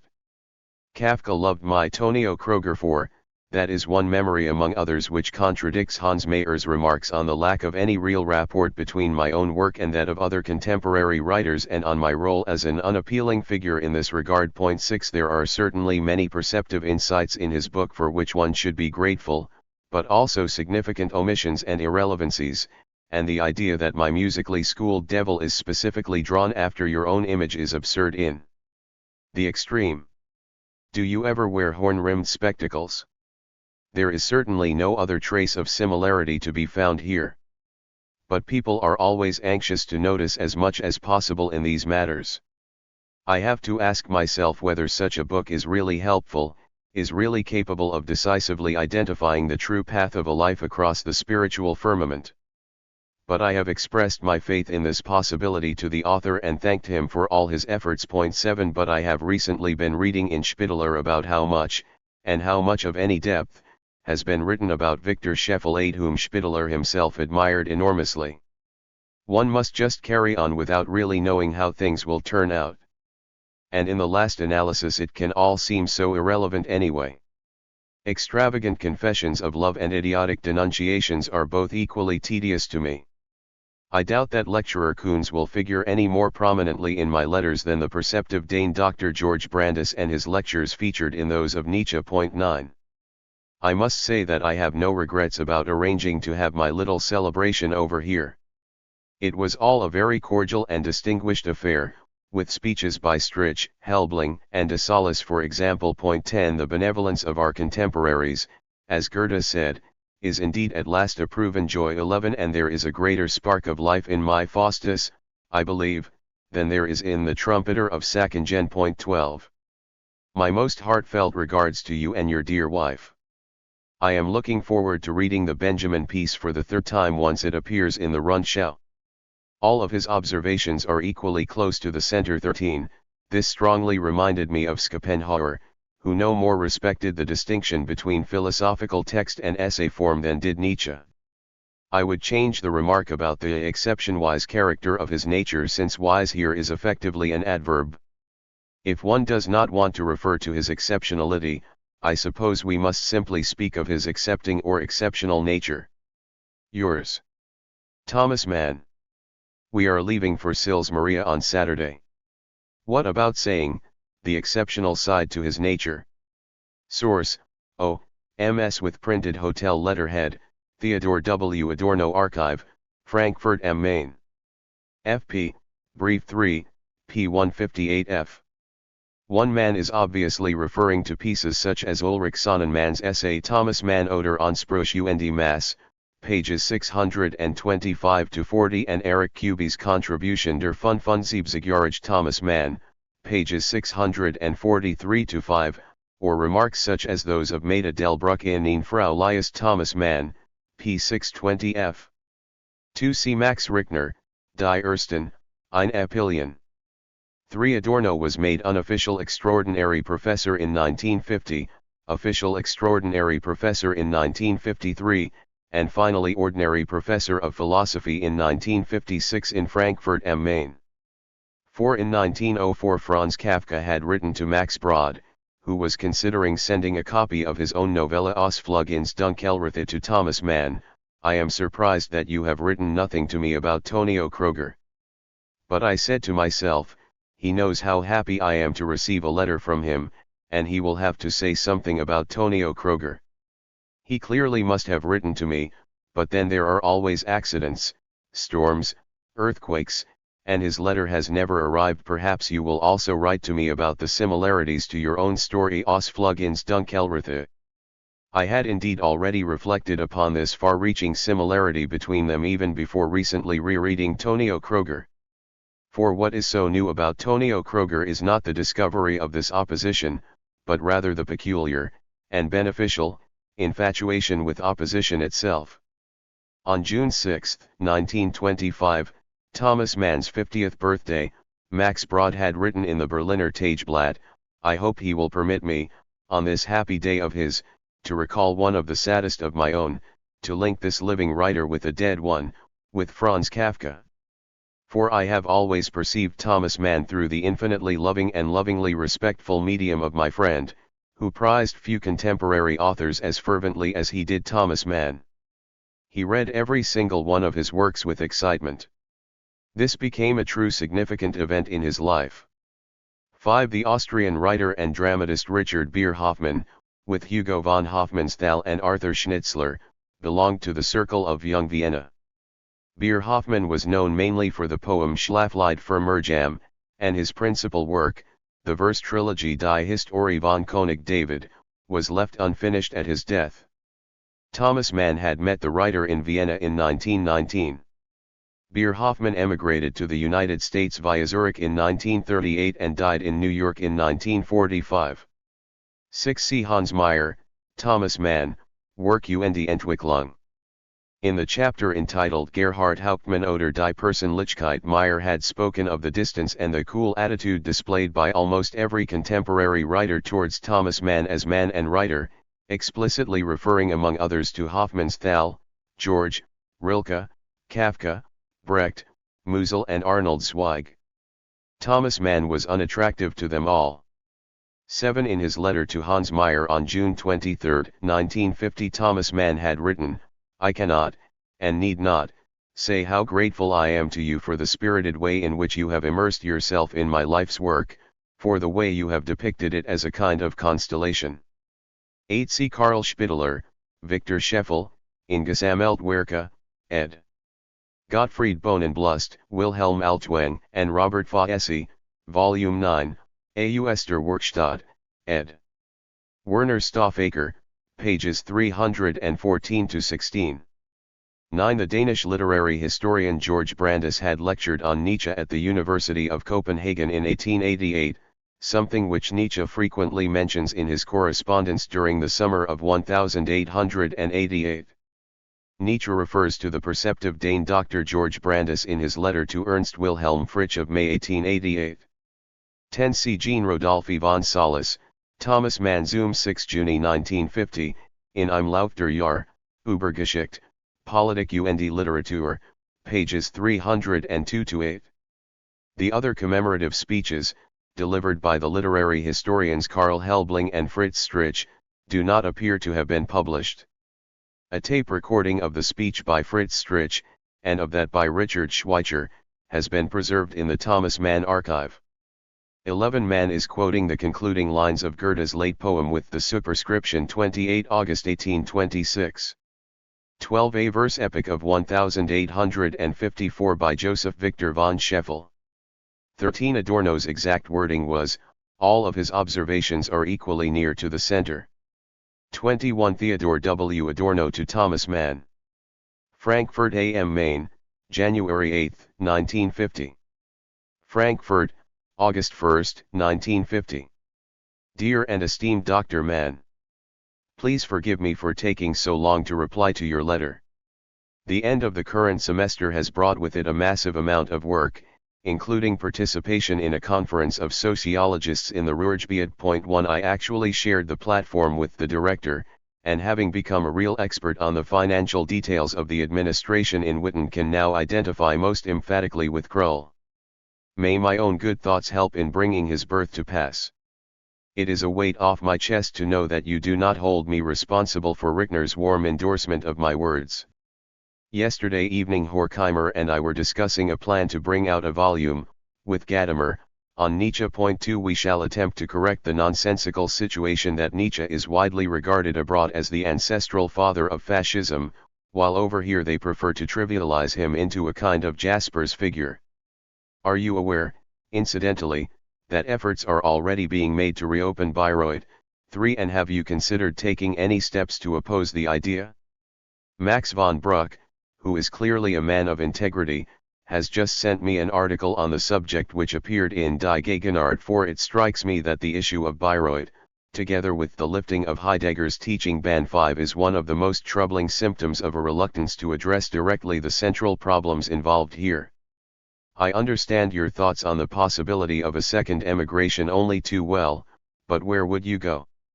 You would probably be able to lead a less disturbed life over there within a framework that is already familiar, and that is something that can hardly be overestimated as far as the continuous progress of one's work is concerned. We feel a tremendous longing for the Pacific, which may not be Korea, yet nonetheless deserves its peaceful name in comparison with how things stand over here. But the state of the world suggests that it is almost irrelevant where one actually lives. It seems wisest to allow oneself to be governed by the given possibilities of the moment. I also feel a profound inner resistance against the idea of taking measures to try and ensure one's own safety in the case of atomic war. If the end actually threatens, then one should at least be there. But then you know that I do not believe this really will transpire. You were kind enough to inquire about my current academic situation. They have just made me an ordinary professor and have now also offered me an honorary professorship. I haven't accepted the latter because, if we actually stay here in the long term, I should prefer to be offered a chair. As things stand at present, I am on the list, with a couple of others, as a possible successor to Gadamer in Skeeler's old chair. 6 Whether it will work out is obviously quite uncertain, but there is no opposition to the idea here at the university. If it all comes to nothing, then that's the way it is, as they say in Berlin. In the meantime, Horkheimer has been elected Dean. 7 I am very proud to learn that you liked my piece on Benjamin. I am sure I hardly need to say that I had thought of you as the ideal reader of this essay. In the meantime, Surkamp has decided to bring out Benjamin's previously unpublished A Berlin Childhood in book form, with Gretel as editor. 8 There is also no longer any doubt that Minima Moralia will appear, although I fear the publication will now be delayed until early next year. Unfortunately, Surkamp is playing around with the idea of inserting a subtitle like A Philosophy of Everyday Life or something similar, 9 to which I am profoundly opposed, but my head will surely prove hard enough to shatter all hopes and plans of this kind. Anyone who assumes, in seriousness, the responsibility of writing about you cannot content himself with crudely extracting what you, with the deepest delicacy, have hidden in your work, but must rather expose what the work itself has hidden. And this would have to be interpretation in the philosophical sense, not some commentary on the philosophical content. And such a formidable task can really instruct one in the meaning of fear, but our good friend Meyer has unfortunately never experienced this fear, not even before himself, let alone before the devil. It is wretched that in matters of the spirit, where truth is actually at stake, a merely good and well-meaning approach like this accomplishes absolutely nothing. I have already corrected the expression to which you objected in the essay on Benjamin and replaced exception-wise with incommensurable. I am not wholly satisfied with this either. Your criticism here has brought home to me all the more clearly the writer's dilemma.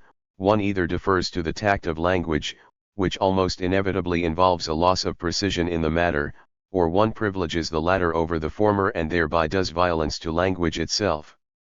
Every sentence is effectively an aporia, and every successful utterance a happy deliverance, a realization of the impossible, a reconciliation of subjective intention with objective spirit, whereas the essence consists precisely in the diremption of both. But your words of endorsement have encouraged me to send you a piece on Husserl 10 which I composed 10 years ago, and which has just appeared in the Archive für Philosophie.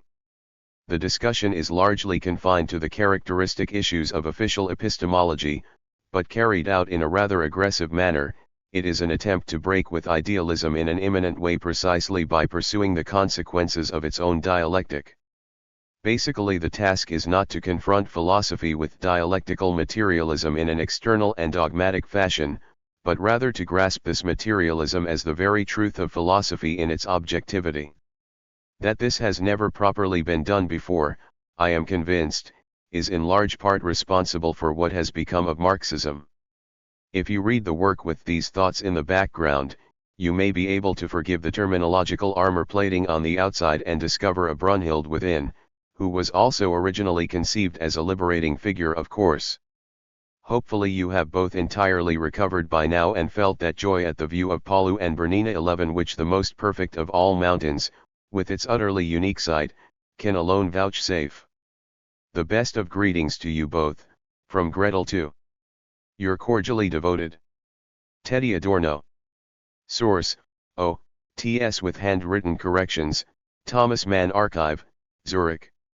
1. The conference took place in Witten, near Dortmund, on 21 and July 22, 1950 at the invitation of the Social Research Center of the University of Munster. 2. See Theodor W. Adorno, Max Horkheimer, and Hans-Georg Gadamer, Über Nietzsche und UNS, Zoom 50.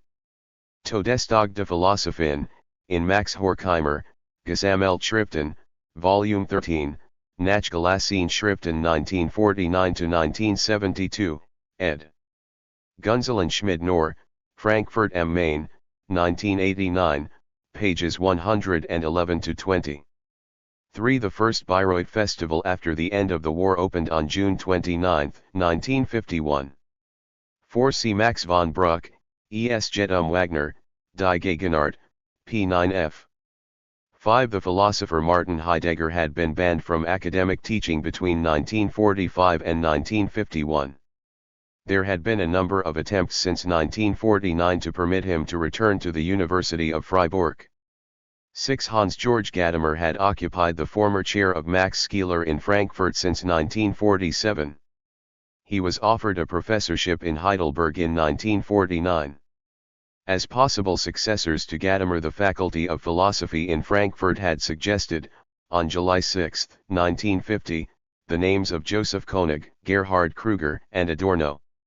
Gerhard Krüger was offered the professorship in Frankfurt in 1952. 7. Max Horkheimer was elected Dean of the Faculty of Philosophy on July 4, 1950. 8. The first edition of Walter Benjamin's text A Berlin Childhood around 1900, edited by Gretel Adorno, appeared in Frankfurt in 1950. C. W. Benjamin, Gesammeltschriften, ed. Rolf Tiedemann and Hermann Schweppenhauser, with the collaboration of Theodor W. Adorno and Gershom Scholem, Vol. 4.1, ed. Tillman Rexroth, Frankfurt am Main, 1991, pages 235-304. 9. The subtitle which Adorno eventually chose was Reflections from Damaged Life. 10. See Letter 17, Note 8, below. 11. Thomas Mann stayed in Sils Maria and St. Moritz between July 15 and August 8, 1950. 22. Theodor W. Adorno to Thomas Mann. Hirschegg, 25.8.1951. Eifen Hotel. Hirschegg. Bay Oberstdorf ALLG. KL. Wal-Sertel. Bess. Hanskirchhof. Tel. Rieslern 23. Hirschegg, August 25, 1951. My dear and esteemed Dr. Mann, I am not sure whether you received my card. Point 1. We are only here until Tuesday because it now turns out that I really have to leave for Los Angeles as soon as possible. Point 2. I shall be spending a couple of weeks there from the middle of September. At all events I shall certainly get in touch with you then. But for now, Proculnigotes, I should not like to miss the opportunity of saying at least a few words about the chosen 1.3. I have read it like cake. 4 And perhaps it is no accident that this expression of Keller's occurs to me in this connection, since it is surely the tradition of the 7 legends 5 which you are effectively continuing here in a uniquely oblique manner.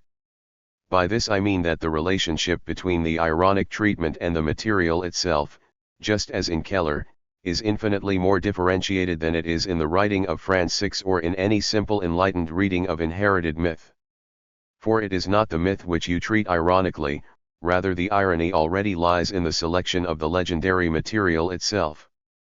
And everything surely depends, in deciphering the highly cryptic content of the work, which incidentally I hardly dare to attempt, upon what is really being subjected to irony here. It strikes me that one of the manifold tracks on your map, the one which leads to disorder and early grief 7 has here crossed the path of another, the one that leads to Joseph. I am surely not the only person who feels this work to be something like a requiem for Klaus and the entire state of mind he represents. 8 The legendary element performs a redemptive role here through its own uniquely enchanting remoteness. It is also this theme of redemption which discloses what lies behind the irony. If I am not mistaken, this concerns the taboo that weighs upon the thought of incest. The artistic way in which you have handled Christian grace and clemency, itself ironic in dispensing with any unjustifiable trust in the theological promise of salvation, actually says, without quite saying it, that the forbidden deed is perhaps not so terrible at all. The sadly reconciled tone with which the resolution is finally pronounced itself dissolves the deceptive horror of the predicament. One can almost imagine that the fateful power of incest, as Freud described it, 9 fades away at the very moment when it is exposed. The passage where Pope Gregorius vividly evokes for his mother the consequences that would have arisen from his relationship with the children of this marriage 10 has become justly famous, and that the writing here even trusts itself to laugh over the abysmal depths of such kin relationships clearly allows the theme of redemption to emerge.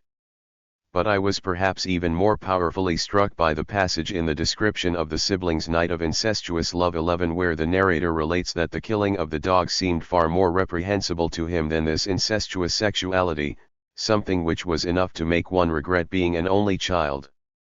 If your novel can be described as playful, then only in the most emphatic sense of play, as the play of freedom. Naturally it does an injustice to a work of art of such quality to try and construe its implicit idea like a proper, and therefore improper, philosopher. The specific detail, which springs creatively from the idea, always outweighs the latter. Here I could simply mention the duel 12 or the priceless creature Sturmei, which I can now no longer banish from the world of my own thoughts and words, or the scene of penance upon the mountain 13, and this last especially. You have overcome the impossibility of unfolding such a scene through your truly brilliant mastery of indefinite suggestion, as if everything had been murmured forth in sleep, like the murmuring little creature itself. 14 Again, this all belongs perfectly to the whole domain of dreams. This murmuring aspect, if I am not deceived, relates at the same time to a certain stratum of language, a borderline where the distinguishing feature of language itself begins to vanish. It is as if you had realized here, in your very own material, something resembling the kind of music, gliding back and forth between specific tonal regions, that you had already ascribed to Leverkusen. The boldness and modernity of these things is, if we accept Joyce, quite unparalleled, but no less striking is the careful way in which you have managed to suspend the whole German element. It often sounds as though, at a certain decayed level of language, at the level of emigrant German, you had somehow disclosed the latent possibility of a truly European language, one which was formerly obstructed by national divisions but now, at the end, shines forth as a primordial stratum precisely by virtue of its latest character. And this linguistic promiscuity surely stands in the closest relationship to the redemption of incest. It confounds, in the gentlest way, the very order of things. Precisely in the light of your enormously disciplined way with language, such release and abandonment assumes a dignity entirely its own. This is really not so far from certain intentions of the later Schönberg, whose works also display a remarkable sense of liberation, something which in my own terminology I should like to call a critique of authenticity. I was deeply affected by the news of Schönberg's death 15, not merely because of the impossibility now of repairing something in a fundamentally difficult relationship, but even more because he was never able, for reasons which are certainly not simply empirical, to bring his two great biblical works 16 to a satisfactory conclusion. Only a few weeks ago I witnessed the first performance of the scene of the Golden Calf 17 under Skirchen in Darmstadt, which was just like something described in your Faustus novel.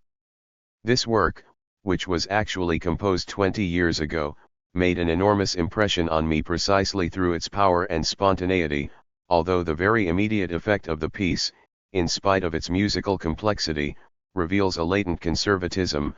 I am not entirely sure whether he has not effectively attempted, albeit brilliantly, to produce some old effects by rather new means. But he has done so, of course, only in an uncommonly sublimated manner, and it is quite possible that I am mistaken here.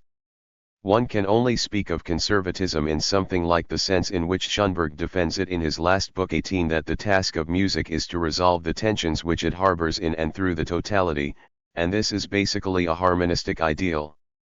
I can easily imagine that Schönberg's work will one day be described as classical music, much as the young quantum physicists of today describe Einstein's work as classical physics. But this classical character, although it may seem to limit the explosive potential of a work, also embodies the highest peak of achievement. I really felt it was a great pity that we were unable to go and listen to this work together. The text, of course, is something that is best shrouded in silence. May I inquire about your further progress with Krull?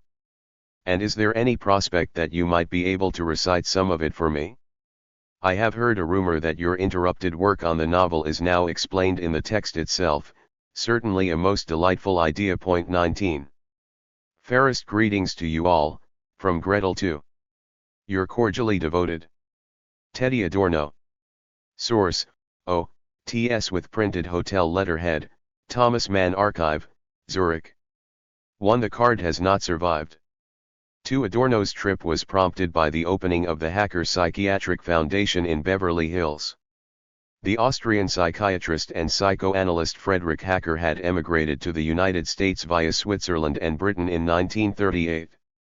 In the spring of 1950, Hacker was already planning to turn the psychiatric clinic which he had run since 1945 into a research institute, and was also hoping to establish close academic collaboration with the Institute for Social Research in Frankfurt.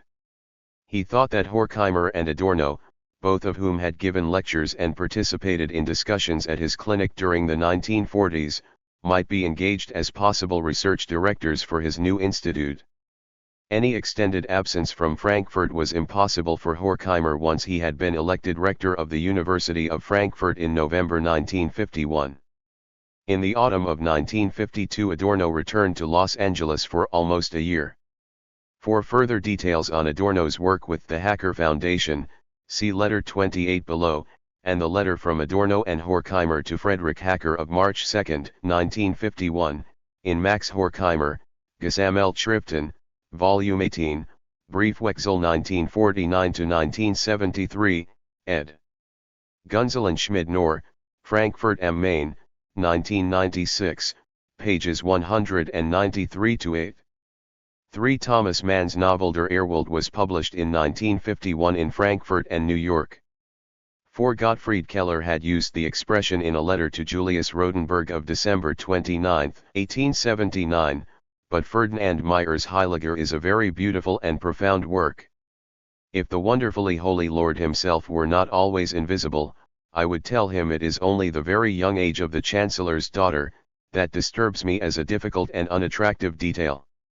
But otherwise the story reads like cake. Volume 3, Gottfried Keller's Brief und Tagebücher 1861-1890, p. 302f. 5. Gottfried Keller's Cycle of Legends was published in Stuttgart in 1872. 6. The French writer Anatole France. 7. Adorno is referring to Mann's story Unordnung und Freiheitsleid of 1925. Mann's tetralogy of novels Joseph und seine Brüder had appeared in 1933, 1934, 1936, and 1942, English translation, Joseph and His Brothers, trans. H. T. Low Porter. 8. On receiving Adorno's letter, Mann wrote in his diary for September 1, 1951, Adorno, rather strangely perceives some reference to Klaus's fate here. 9. See above all Freud's essay The Inhibition of Incest, which was published with 3 other essays in the volume Totem and Taboo in Vienna in 1913. 10. In the final chapter of the novel, entitled The Audience, after the mother's confession, the children Stultitia and Humilitas come forward, and Gregorius says to Sibylla, "So you see, revered and beloved, and God be praised for it, that Satan is not all-powerful and that he was unable to wreak his uttermost will till I had to do with these as well and even had children by them, whereby the relationship would have become a perfect sink of iniquity. Everything has its limits. The world is finite."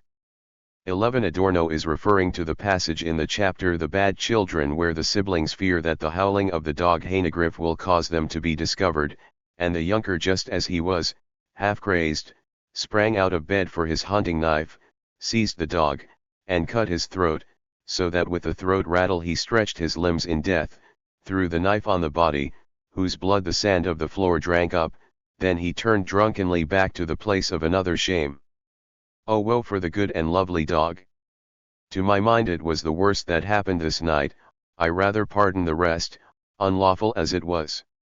But I suppose it was all of one piece and was not more blameworthy here than there, a spewing of love, murder, and passion of the flesh, that may God pity. At least it makes me pitiful. 12. In the chapter The Duel, the war horse, the priceless creature Sturmei, is described as a dappled stallion, of Brabant stock, ablaze on its forehead, with eyes beautiful as the unicorn. 13. The chapter entitled The Penance. 14. The penitent spent the winters in timeless winter sleep as small creatures do, and during it not even crept out for food, since his physical life was reduced almost to a standstill before it stirred again as the sun's arc increased. 15. Arnold Schoenberg had died in Los Angeles on July 13, 1951. 16. The oratorio Jacob's Ladder and the opera Moses and Aaron both remained unfinished at Schoenberg's death. 17. Hermann Skirchen premiered the scene of the Golden Calf and the altar, from Moses and Aaron, in concert performance on July 2, 1951 in Darmstadt. 18. The conservatism of Schoenberg in Adorno's eyes is expressed in the following passage: every tone which is added to the beginning tone makes the meaning of the tone doubtful. If, for instance, G follows after C, the ear may not be sure whether this expresses C major or G major, or even F major or E minor, and the addition of other tones may or may not clarify this problem. In this manner there is produced a state of unrest, of imbalance, which grows throughout most of the piece, and is enforced further by similar functions of the rhythm. The method by which balance is restored seems to me the real idea of the composition. 19. Thomas Mann did not actually try to thematize the 40-year break in the composition of the work within the text itself. He attempted instead to link the later parts of the work as imperceptibly as possible with the earlier sections. 23. Thomas Mann to Theodor W. Adorno.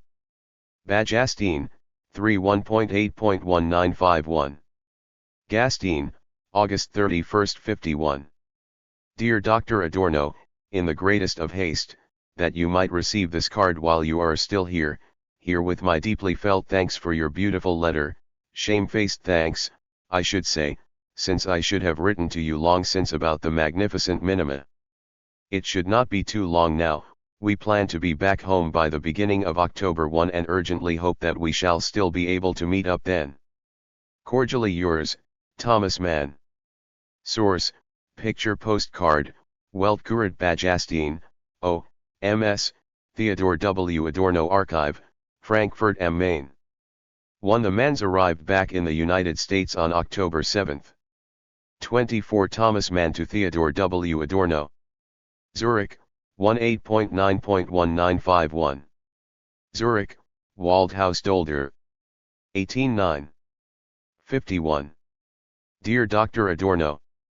A quick piece of news, I am giving another lecture in the theater here on the 24th. On the evening of the 29th we are flying with Swiss Air from Clinton straight to New York, where we shall stay in the Hotel St. Regis on 30th and 1st. Since we are expecting to spend a couple of days in Chicago too, we shall only arrive in Los Angeles after you have departed, unfortunately enough. Hopefully something will work out in New York. 3 If not, we shall be back over again. Europe does not make me feel particularly dejected. With all best wishes. Yours. Thomas Mann. Source, O.M.S., Theodor W. Adorno Archive, Frankfurt am Main. One man gave a public reading from Krull in the Zurich Schauspielhaus on September 24, 1951. His introductory remarks were published in the program for the Zurich production of Christopher Fry's play The Ladies Not for Burning. See Tagebücher 1951-1952, p. 817, and the review of Mann's public reading by Eduard Corrodi in the Neue Zürcher Zeitung, September 26, 1951. 2. Thomas Mann's daughter Elizabeth Mann Borges and her family were living in Chicago at the time. 3. It proved impossible for Mann and Adorno to meet in New York. Adorno arrived in the city only the day after Mann's departure. 25. Theodor W. Adorno to Thomas Mann. Frankfurt am Main, February 1, 1952. Frankfurt, January 2, 1952. My dear and esteemed Dr. Mann, I should like to combine my very best wishes for the beginning of 1952 with an expression of utter delight over the two fragments from the new Krull text contained in the last issue of the Rundschau. 1. They reveal a beauty and a mastery which far exceed even the most extravagant expectations which I already harbored in this regard, and I am incapable of expressing my thanks in the kind of serene prose that is properly demanded by the recipient of these lines. The manifold layers of meaning, the inner brokenness, the illuminating power of the continuation strike me as quite unique even in your literary output, and the general tone is entirely original and compelling. I am thinking, above all, of the description of the border crossing to the shameful theft, the conversations with which the little man establishes a rapport with those in authority. Perhaps I may confess to you here that for some years I have constructed a fantasy figure, an imaginary uncle, who talks to his mother, but also to the chief hangman, in a remarkably similar kind of speech that combines trusting friendliness, simple-mindedness and extreme artfulness. In short, I was not only delighted but also slightly conceited to read the work, not least because the shamelessly catatonic insistence with which I kept urging the completion of Krull now finds itself so enchantingly rewarded rather than chastised. Accept my deepest gratitude for this, together with the question of what has become of the original jewel and what you are going to do with it now. This brings me to my principal concern, namely a rumor 3 that you have abandoned Krull in favor of another project. But no, I cannot and will not believe this and would fervently beg you to continue with a creation compared to which Verdi's Falstaff itself will sink to the level of The Merry Wives of Windsor. Please be so kind as to vouchsafe me a few reassuring words in this regard. We certainly conspired to miss one another very effectively in America. On arriving at St. Moritz in New York on our return home I called up St. Regis right away only to discover that you had left the previous day. The dates for, unless I am mistaken, were the 1st and 2nd of October. It thus seems highly likely that we were actually in Chicago at the same time as you, although we didn't realize it, otherwise I should certainly have exploited the couple of hours we had there to pay you a sudden visit. On the return trip through Chicago I met Kalisk, who is not particularly happy at his university in Wisconsin. But I did learn from him that Schunberg's family is provided for, at least for the coming year. 5. The hectic days we spent in Los Angeles have now at least made it possible to plan a return trip. 6. We definitely expect to return there in the autumn, and I cannot say how much I am looking forward to seeing you once again. I have hardly been able to produce much work of my own lately, apart from a fairly extensive plan for a study on Strauss 7. It is still unclear when I shall have the time to realize the full text. I do not know whether you ever got to see the piece Bach defended against his devotees. 8. If not, I could perhaps send it on to you. I wish you the best of health and further inexhaustible strength for your work. Heartfelt greetings to you and yours, from Gretel as well. In true devotion. Your ancient devil. Source, O.T.S., Theodor W. Adorno Archive, Frankfurt am Main. 1 Thomas Mann, Bekenntnisse des Hochstaplers Felix Krull, Zwei Neue Roman Fragment, published in Die Neue Rundschau, 62 thirds, pages 1 to 23, and Bekenntnisse des Hochstaplers Felix Krull, Goei, pages 385 to 403 and pages 451 to 65, English translation, Confessions of Felix Krull, Confidence Man, Memoirs Part I, trans. D. Lindley, pages 128 to 46 and pages 197 to 211. 2 C. Goei, pages 387 to 9 and pages 394 to 7, Confessions of Felix Krull, pages 138 to 41. 3 See the following letter. 4 Thomas Mann had arrived in New York on September 30, 1950 and left for Chicago on the following day. In Chicago he stayed with his daughter Elizabeth Mann Borges and her family between 2 and October 6. Adorno arrived in New York only on October 2. 5 Arnold Schoenberg, who had a daughter, Gertrude, and a son, George, from his first marriage, married Gertrude Kalisk in 1924. They had a daughter, Nuria, who later married the composer Luigi Nono, and 2 sons, Ronald and Lawrence Adam. On reaching retirement in 1944, Schoenberg was forced to offer private teaching to support himself. The University of Southern California in Los Angeles, where he had been a member of the academic staff for 8 years, paid him a monthly pension of $38. 6 Adorno did return to Los Angeles later in October 1952 and stayed there until August 1953. See Letter 28, Note 3, below. 7 A typescript entitled Ad Strauss has been preserved among Adorno's literary remains, although it is unclear whether it is related to the plan Adorno mentions here. Since the autumn of 1949 he had been hoping to publish an essay on Richard Strauss for the German newspaper Merkur and had corresponded in this regard with the editor, Hans Peschke. Adorno eventually published an essay on Strauss for the centenary of the composer's birth on July 11, 1964 in Die Neue Rundschau. This essay probably goes back to the plan referred to in the present letter. 8 C. Adorno, Bach gegen seine Liebhaber verteidigt, published first in Merkur and later in the collection Prismen. 26 Thomas Mann to Theodor W. Adorno. Pacific Palisades, September 1, 1952. Thomas Mann. 1550. San Remo Drive. Pacific Palisades, California. January 9, 1952. Dear Dr. Adorno, I am astonished that the enormously busy ordinary professor could find the time for such a long and dearly appreciated New Year letter. Many thanks indeed for this, and especially, of course, for your generous words on the chapters from Krull. Why is one prepared to expose such attempts in public if not to receive some encouragement and to counter the awful suspicion, at least momentarily, that perhaps one is simply indulging in a childish play unworthy of a man of my mature years? Otherwise indeed I should never even have thought of publishing these fragments. But these were the same texts I recited in the playhouse in Zurich during the summer, and then Berman was asking for something. You can certainly be reassured, insofar as I work on anything at all, I shall be working on this. The rumor about my turning to another project is false, and has only arisen, in all likelihood, from scattered remarks in various letters. Children, I cannot promise that I shall complete this after all. Perhaps I shall interrupt my work once again, or shall find myself interrupted.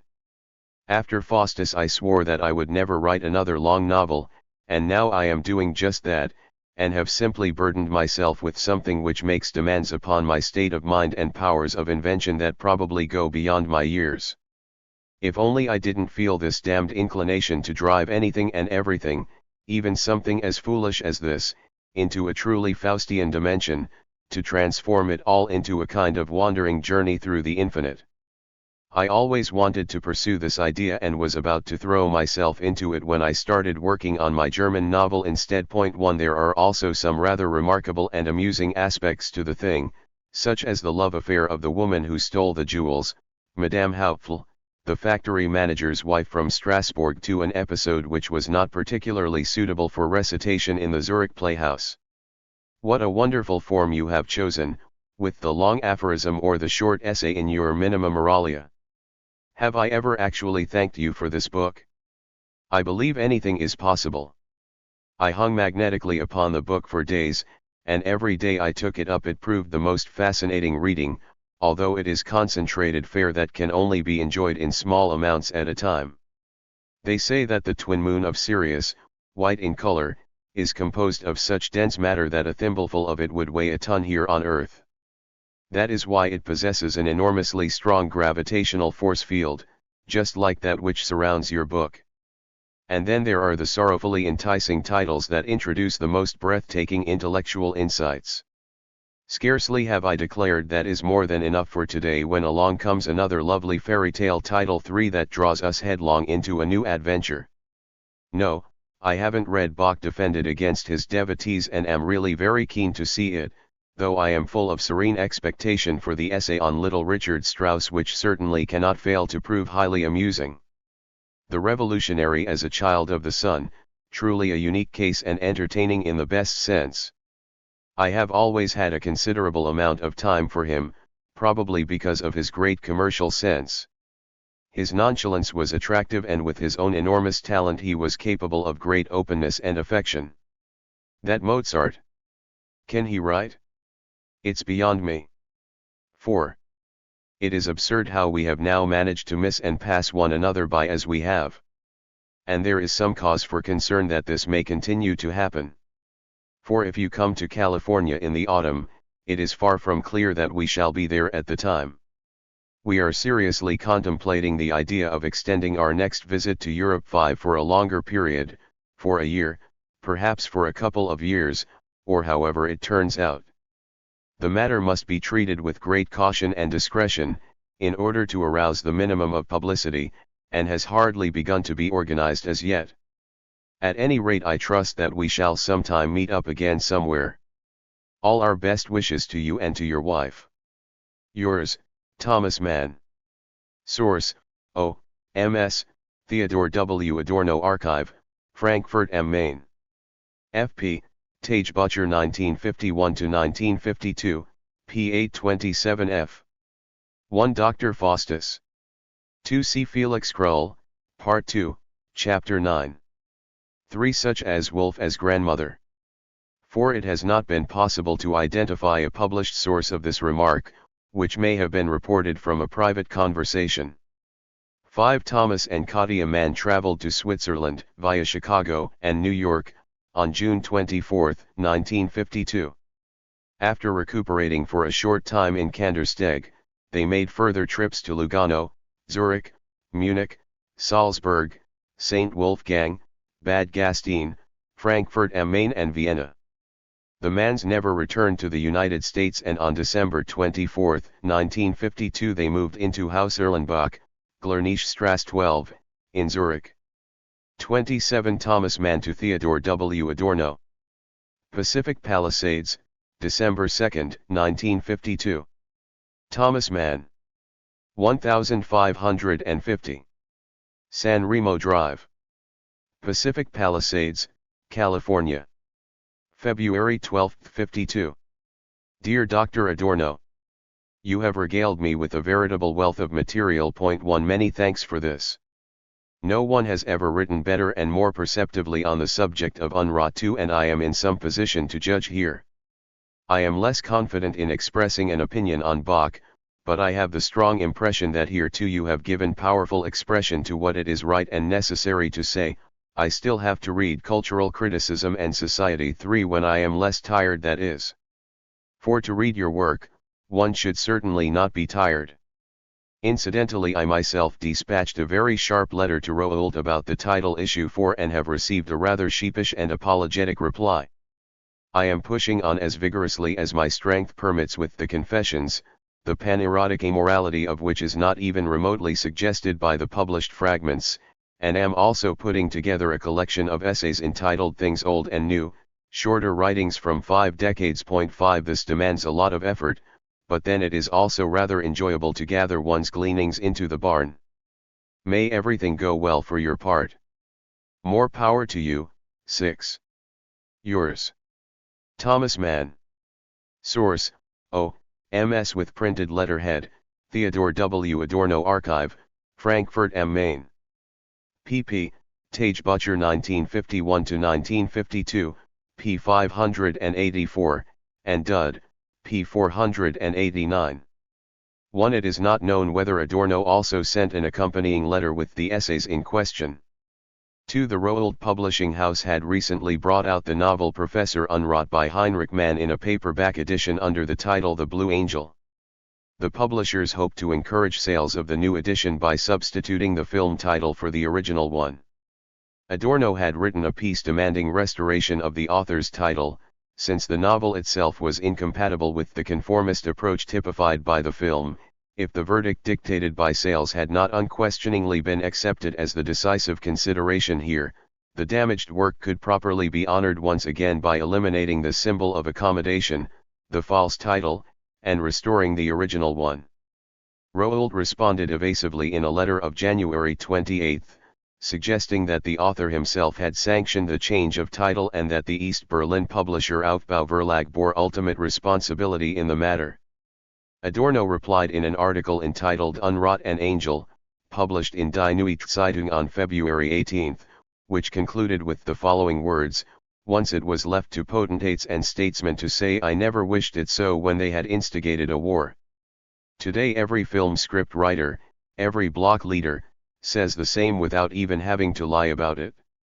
Everyone makes himself into an idiot. Irresponsibility is no longer a privilege. The ruin is total." 3. See Theodor W. Adorno, Kulturkritik und Gesellschaft, in Soziologische Forschung in unserer Zeit, ein Sammelwerk Leopold von Wies zum 75 Geburtstag, ed. Carl Gustav Specht, pages 228-40, GS 10.1, pages 11-30, English translation, Prisms, London, 1969, pages 17-34. 4. A transcript of Thomas Mann's letter to Rowohlt from Bad Gastein has survived. Dear Herr Rowohlt, I observe that you have announced a reissue, in your economy series, of Heinrich Mann's novel Professor Unrat under the title The Blue Angel. Perhaps you would be so kind as to inform me by what right you intend to do so and, in particular, who has authorized you to substitute the title in question. I believe I can assume that my departed brother himself would never have permitted his book to be published under the name of the film. The situation with regard to the literary remains of my brother is an extremely complex one. Heinrich Mann died without leaving a will and, in accordance with American practice, the whole of his estate, including current publishing rights and royalties, has been appropriated, for the foreseeable future, by the public administrator in California. The administrator is preparing to sell my brother's American estate and will do everything possible to collect any payments still due to the estate. My brother's daughter, Frau Asknazy, would hardly therefore have the right to offer you a licensed edition of the work. Whatever the exact situation in this regard, I should be grateful to receive any further information from you concerning your plans in relation to Professor Unrat. Above all, however, I would repeat my belief that I am acting in the name of my departed brother in regarding the publication of his book under the title The Blue Angel as unacceptable in any case, irrespective of the manner in which you may have acquired the rights to do so. With sincere and devoted regards.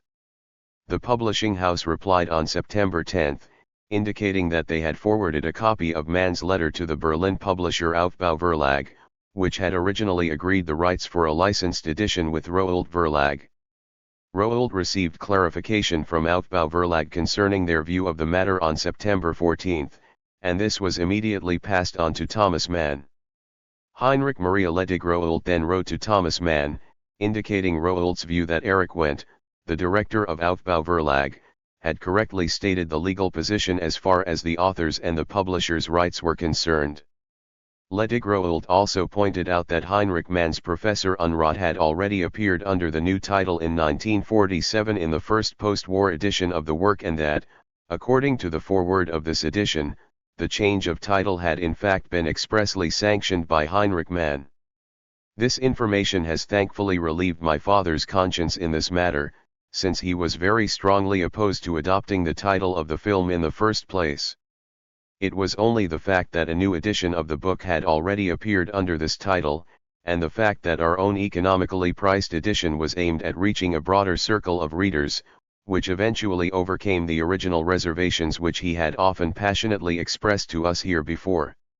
We should also point out that our edition explicitly indicates that the work was first published in 1905 under the title Professor Unrat, as well as the fact that the introduction to our little volume also clarifies these matters in greater detail in the context of Heinrich Mann's work as a whole. 5. This material appeared in the Stockholmer Gesamtausgabe of Thomas Mann's works. The relevant volume includes 83 pieces of one kind or another, arranged under the following rubrics: essays, speeches, introductions and literary reviews, politics, autobiography, miscellanies and letters. 6. The words "more power to you" are in English in the original text. 28. Theodor W. Adorno to Thomas Mann. Frankfurt am Main, 13.4.1952. Frankfurt/Main, April 13, 1952. 123 Kettenhofweg. My dear and esteemed Dr. Mann, if it is only now that I feel able to respond to your extremely informative lines from February last, this is because your letter provoked in me a certain anxiety that is difficult to formulate in words and which for that very reason has hindered me from writing to you earlier. Delighted though I was to hear about the progress of your work on Krull and the shift of emphasis which has clearly affected your original conception, I could hardly help but sense an undertone of sadness in your words.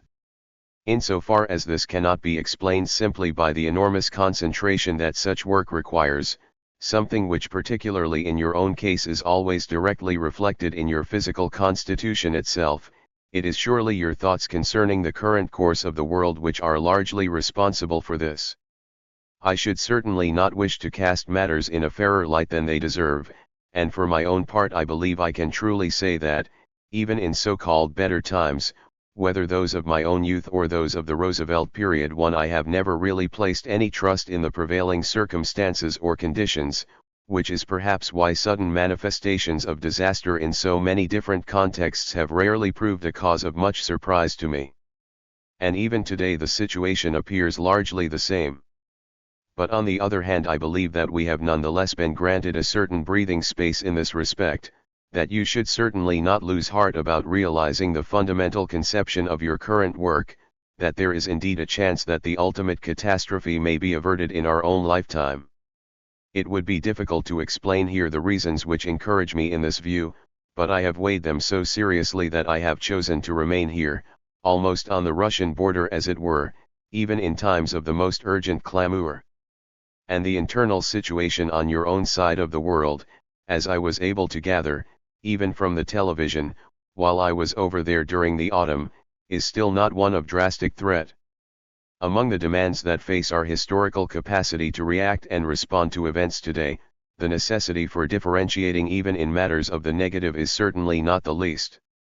The fact that people were not sufficiently capable of doing so in Germany before, that they could not differentiate between Brüning II and Hitler, was itself partly responsible for the disaster which eventually ensued.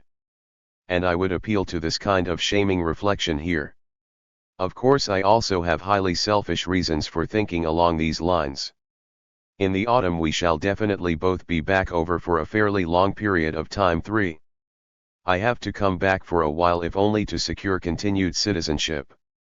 I should be literally inconsolable if I were to miss you on this occasion too and to discover you had returned to Switzerland in the meantime. But I also know how to rationalize my selfishness in these matters. It is not simply that my political prognoses have been abundantly confirmed in the past. For I have also learned that in a fundamental sense there is no returning, that Europe has become as foreign as a foreign country itself, and, more importantly, that it is now urgently limping after other lines of development, albeit in an often rather clumsy and inefficient fashion. To put it bluntly, you would certainly encounter just as many, and probably more, difficulties over here, and I feel the most important thing is that you manage to preserve those conditions under which you are best able, as you put it, to gather your gleanings into the barn. But one of the most crucial things in this respect, it seems to me, is surely to spare yourself the chthonic upheaval of yet another change of residence. Perhaps this is all rather foolish advice, and really just an expression of selfishness on my part, but I cannot resist the impulse to utter it nonetheless. I have little new to report about my own circumstances. I have a lot of work to do, and since I am already explicitly thinking of packing up my bags, this only makes it all the more difficult to discharge my duties rather than less. But I still hope, in the not too distant future, to be able to send you something properly trimmed and finished. A couple of weeks ago my mother died in New York at the age of 87.4, and just because our last meeting was actually so sad, I hardly recognized her any more than she recognized herself. The final parting has affected me very deeply. With a loved one we are tempted to regard even the decline that accompanies extreme old age as a merely temporary state, and we can only hope that we are ultimately right to do so. A public reading from the writings of Bruno Frank, under the aegis of his wife 5, took place here a couple of days ago, and I recalled what you once told me about the misunderstanding that arose when the poor fellow was bold enough to try and learn from you. I learned from Stuckenschmidt 6, who gave a lecture here recently, that you were eventually reconciled with Schönberg after all 7. It is not a matter of mere curiosity if I could ask you to let me know sometime whether this is indeed the case. Only, of course, if you have nothing better to do one day and you really feel inclined to do so. For I can hardly bear the thought of holding you back from your own work even for a second. We are now off to Baden-Baden for 10 days, and even if the Hotel Stephanie is inaccessible because of the occupation, I can still imagine that your Krull would certainly have felt at home there. Best wishes to you and yours, from Gretel too. Yours devotedly. As always. Teddy Adorno. Source, O.T.S. with handwritten corrections, Thomas Mann Archive, Zurich. 1 Franklin Delano Roosevelt, the 32nd President of the United States, who occupied the office between 1933 and 1945. Mann had given a speech in support of Roosevelt's election campaign on October 29, 1944, and delivered a memorial address for Roosevelt on April 15, 1945.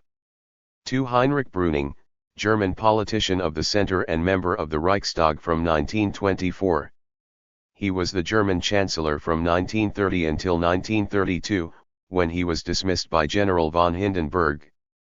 In order to avoid arrest by the National Socialists, Brüning emigrated in 1934 to the United States, where he subsequently taught at Harvard University. 3 Adorno returned to the United States between October 1952 and August 1953 in his capacity as research director of the Hacker Foundation in Beverly Hills.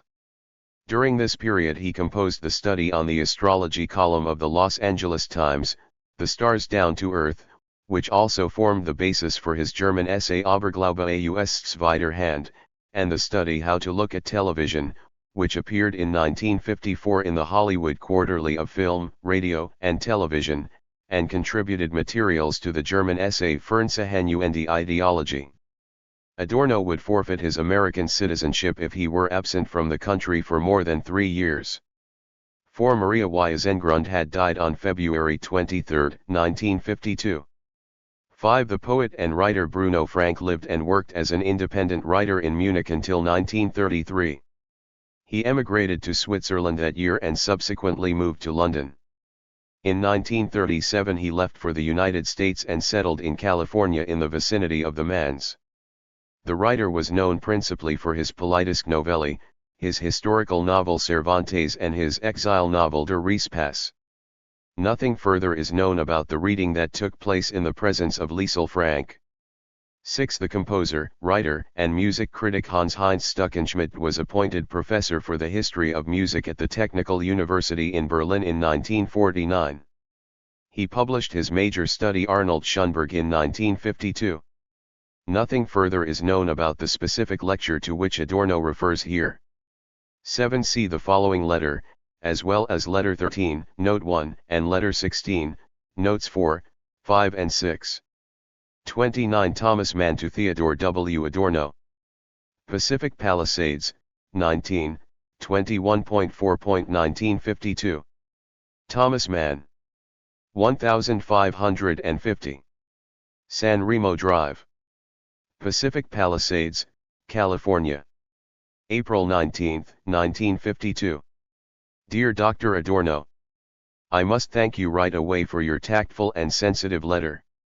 You have indeed detected something that I was myself quite unconscious of expressing in my lines to you. My life has really entered upon a kind of crisis, and preeminently a crisis in my work.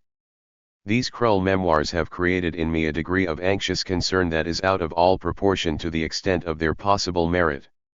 A stylized novel of this kind is a mere abhor, and I should never have burdened myself with such an undertaking in the first place. There is simply no way, with respect either to its subject matter or to its artistic ambitions, that the task is properly de mon age.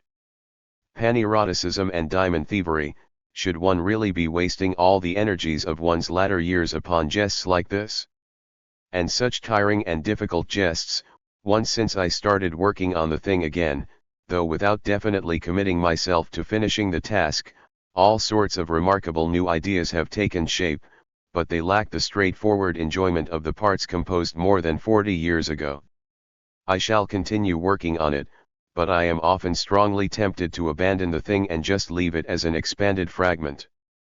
But this doesn't entirely appeal to me either, for I am a doer and a finisher, and have never been one simply to leave things at that.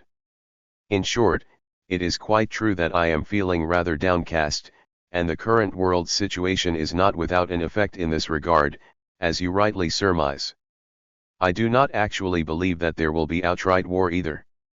Europe does not want it, Russia surely does not want it at any price, and simply on our own we cannot want it either without making ourselves appear morally quite impossible.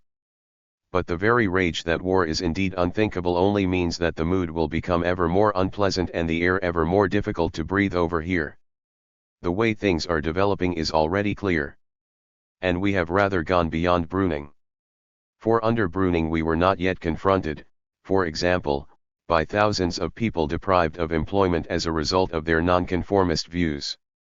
The hatred, the taste for persecution, the terrorizing of attitudes and opinions, the enforced silence, the nameless hypocrisy, mendacity, and self-righteousness, the hopeless weakness and cowed reticence of those who know better, the fact alone that someone like McCarthy cannot be neutralized, that he can rely on ever-increasing financial support, that his shady methods and techniques have effectively become established practice, all this only encourages the thought of taking flight yet again. But of taking flight to where, you will naturally ask. And you are right, there is nowhere to escape these things. Europe has become a wretched colony. But, remarkably enough, the more miserable the condition of Europe actually becomes, the more I feel myself to be a European and, as I have already said, I am still drawn back to the earth from which I was taken. Returning to Germany is out of the question, that would be too uncanny, even though the simplest thing would be to build a new and smaller house on the beautiful land we own on the Isar and I could once again go walking to the Aumeister. But this would all be just too ghostly now. I do love Switzerland, I have trust in this well-governed country that is neutral territory after all, and I have been corresponding with people in Bern too who have displayed a really warm and welcoming attitude towards us.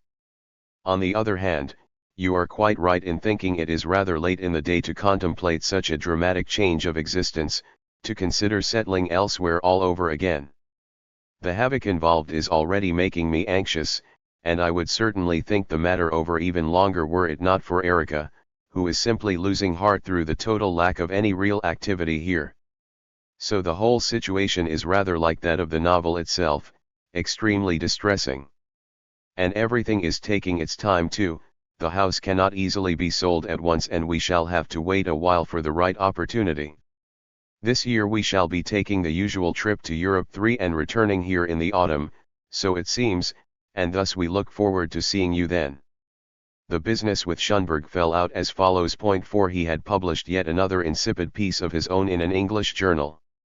I wrote to him saying that before I finally succumbed to his repeated assaults he should at least allow me to publish the earlier letter in which he had expressed complete satisfaction over my willingness to comply with his wishes in this matter. He responded that I had now won him over and reconciled him to me, that we should bury the hatchet and be good friends henceforth. He indicated that he did not really wish to advertise our reconciliation publicly since it might seem to betray those who had already supported his cause in the dispute. But he suggested we should give public expression to our peace settlement on some suitable occasion like an 80th birthday celebration. An excellent idea, I responded, and indicated that I had always been determined not to reciprocate his hostility, as he had surely already noticed from my earlier reply in the S.R.L.5, and that is where the matter rested. I never saw him again, and unfortunately he did not reach his 80th birthday after all. All best wishes to you and your dear wife from me and mine. Yours, Thomas Mann. Do forgive the script. Point 6. I think you will be able to read it and it proves quicker for me to write this way. Source: O.M.S. with printed letterhead, Theodor W. Adorno Archive, Frankfurt am Main. pp. Thomas Mann, Tage Butcher 1951-1952, p. 628 ff. 1. An allusion to Goethe's remarks on his Faust drama in a letter to Wilhelm von Humboldt of March 17, 1832, it would naturally be an infinite joy to me if during my lifetime, 2, I could dedicate these serious jests to my valued friends everywhere. I have always been grateful for their interest and should like to hear their response, p. 283. 2. At the end of 1951 Thomas Mann had resumed his correspondence with Ernst Nobs, a deputy of the Swiss Federal Parliament, whom he had first met at a Goethe commemoration in Zurich in June 1949. Mann was considering the idea of settling in Tessen and wrote to Nobs, who had taken over at the Department of Finance and Customs in 1951, to inquire about conditions of entry and residence and associated tax issues. On September 12, 1951 Mann noted in his diary, have received detailed response from Deputy Nobs about residence qualifications, tax matters etc. The relevant information is satisfactory. Delighted by the remark, the canton of Tessen, like Switzerland itself, will count itself honored if you decide to settle here. Mann responded to Nobs's letter, which has not survived. On the same day, we have now taken our first steps towards selling the house that we built here 11 years ago so that we can acquire a particular currently available property near Lugano, which Emil Oprecht first drew to our attention, and which will require very little modification for our needs. We had thought of the canton of Tessen on account of the climate, for we have already been spoiled by the Californian light. But also, and especially, because my old friend Hermann Hesse is living there too. Your letter has fully set my mind at rest about the conditions of residence, and the tax situation is also a lot clearer to me now. Double taxation of income was forbidden as a consequence of an agreement between Switzerland and the United States that was signed on May 24, 1951. Ernst Nobs's reply of December 26, preserved in the Mann archive, assured Mann that he could count on the full support of the Swiss authorities in these matters.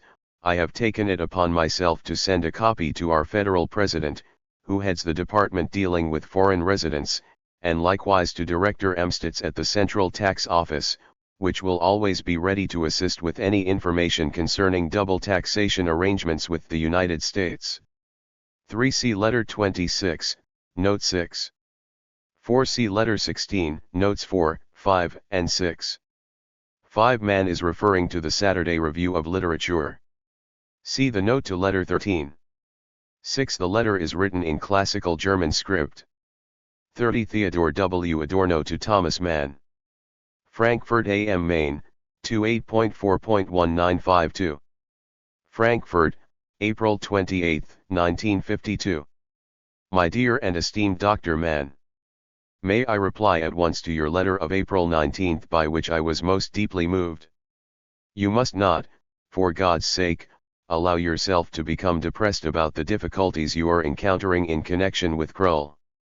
These difficulties are precisely a testimony to the fecundity of your own conception of the work.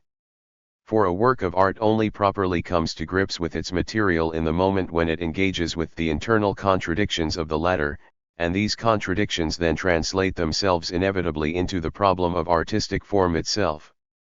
If we fail to encounter such difficulties, then, at least in the sense of the sole and highest criterion, it is surely not worth starting at all. If your artistic conception now seems remote from the wonderful things which you composed 40 years ago, I certainly cannot regard this as any real cause for anxiety on your part.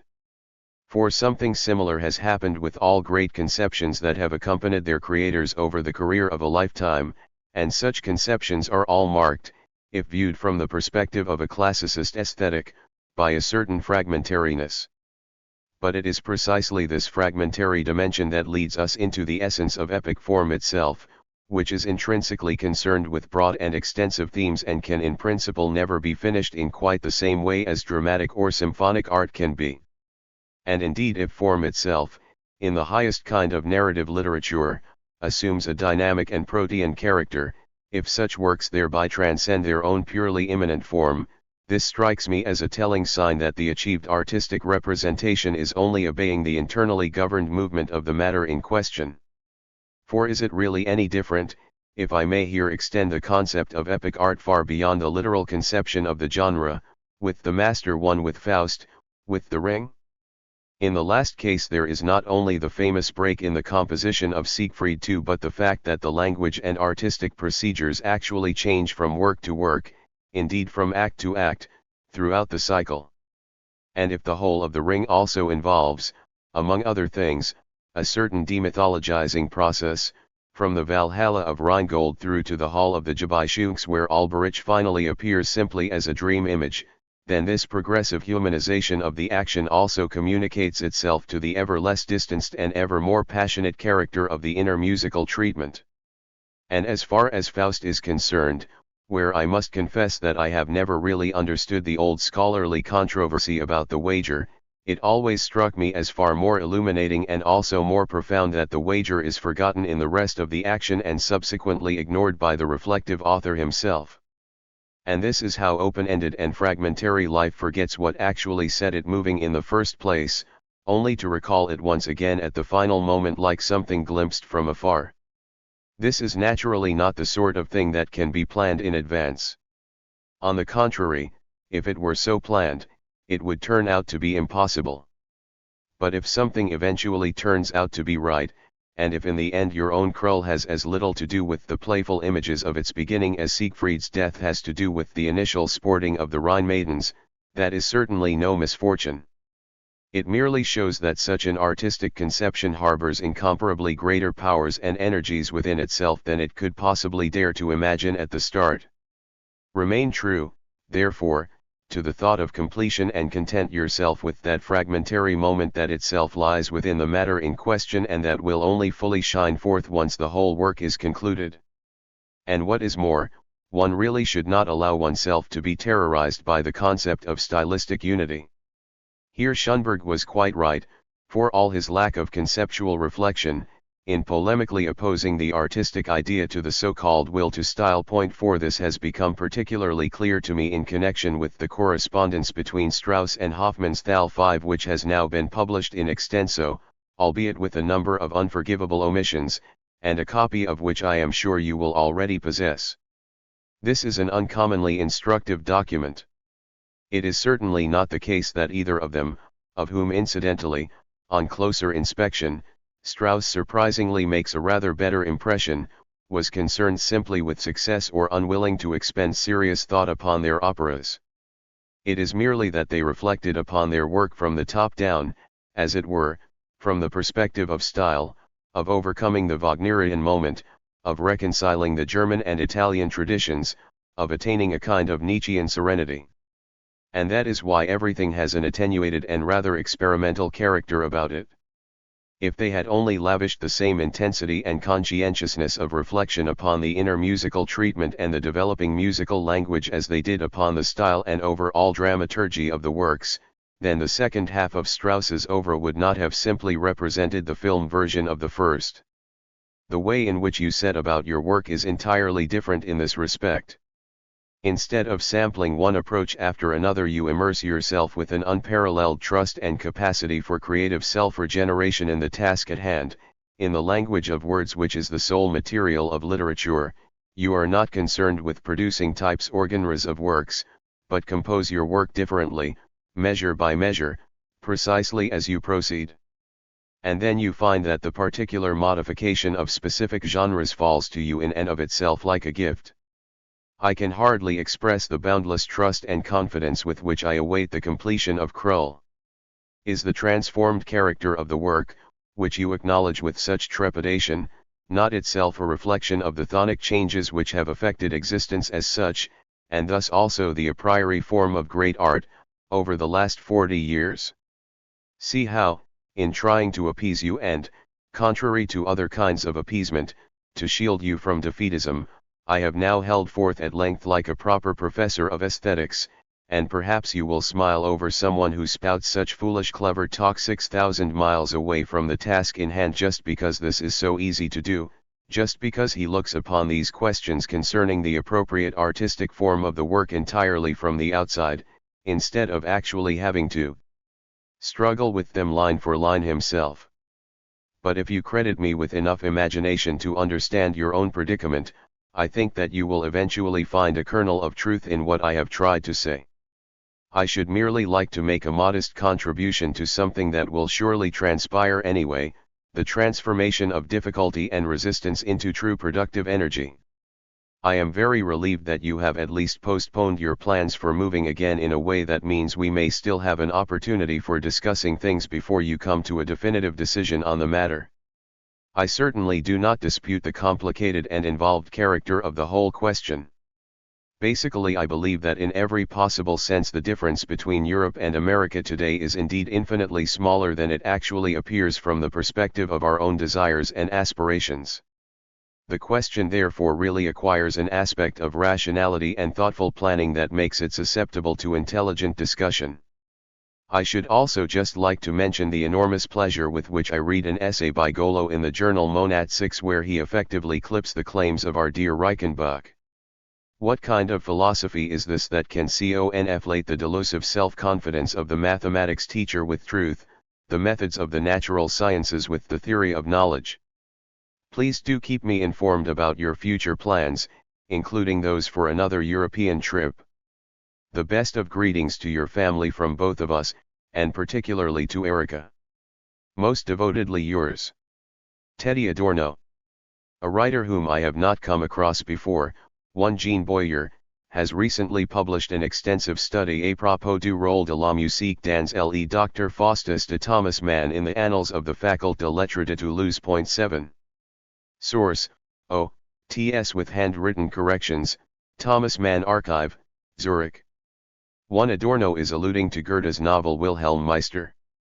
2. Wagner had set aside his work on the second act of Siegfried in 1857. He finally completed the score in 1871.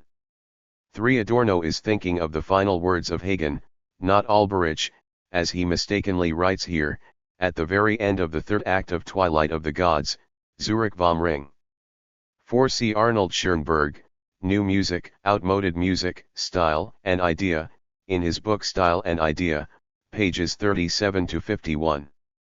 5. See Richard Strauss and Hugo Hoffmann's Thal, Briefwechsel, ed. Franz Strauss and Alice Strauss, Rev. Willi Schuh. The Thomas Mann Library in Zurich holds a copy of the book with a personal dedication from Willi Schuh from April 1952. 6. See Golo Mann, Wissenschaft Philosophie, der Monat 4, pages 420 to 4. The essay is essentially a critical review of The Rise of Scientific Philosophy, the last book by Hans Reichenbach. Reichenbach was forced by the National Socialists to abandon his chair in Berlin in 1933. He taught in Istanbul from 1933 to 1938 before settling in the United States, where he taught at the University of California until his death in 1953. 7. C. Jean Boyer, à propos du rôle de la musique dans le Dr. Faustus, Annales publiées par la Faculté de Lettres de Toulouse, December 1951, pages 119 to 43. Jean Boyer was a Germanist and musicologist who taught in Toulouse. The copy of the essay, which the author personally sent to Mann, is preserved in the Thomas Mann archive. 31. Theodor W. Adorno to Thomas Mann. Frankfurt am Main, 26.9.1952. T.W. Adorno 26 Sept. 1952. Dr. Thomas Mann. Waldhausdolder, Zurich, Switzerland. My dear and esteemed Dr. Mann. Yesterday I learned from the theater people with whom I spent the evening after an extraordinarily fine performance of Verdi's Otello that you will be in Frankfurt at the beginning of November. 1. I am quite disconsolate about this since I am departing for Los Angeles on October 15 because of citizenship formalities and also various academic commitments. I shall spend a couple of days in Paris before going to New York, and then on to Santa Monica at the beginning of November, where we have succeeded in reclaiming the last apartment we used to have there. I cannot bear the thought that we shall miss one another yet again, though you must forgive this crude confession on my part. On the other hand, as you can easily imagine, I am so tied up with the affairs of the Institute in these last few weeks that I cannot leave Frankfurt at the moment. I am writing to you now in the desperate hope that your own travels may take you through Paris between 15 and October 21, or might at least be encouraged to pass by that way, if you do not regard this as a shameless suggestion. I have no real material excuse for this apart from my burning desire to see you. Please be so kind as to write me a few lines in this connection. The little Wagner book came out a few days ago too, though I have taken the opportunity of fundamentally revising chapters 3, 7, and 8.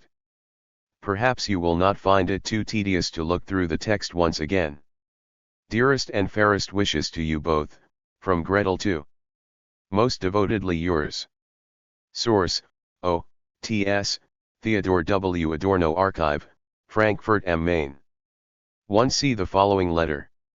2. See letter 2, note 2. 32. Thomas Mann to Theodor W. Adorno. Zurich, 30.9.1952. Zurich, 30 September 52. Dear Dr. Adorno. This is all very distressing.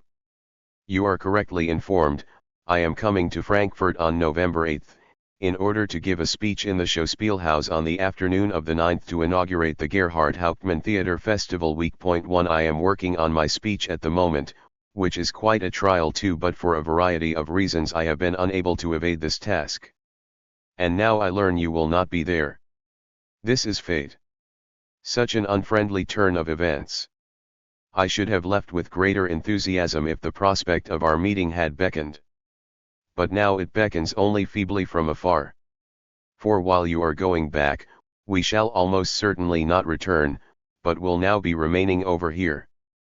And I shall not be conveyed to Paris in October 3 but only to Munich and Vienna for, no, I am wrong, the trip to Vienna is late November, and I shall be in Munich only between 17 and October 19.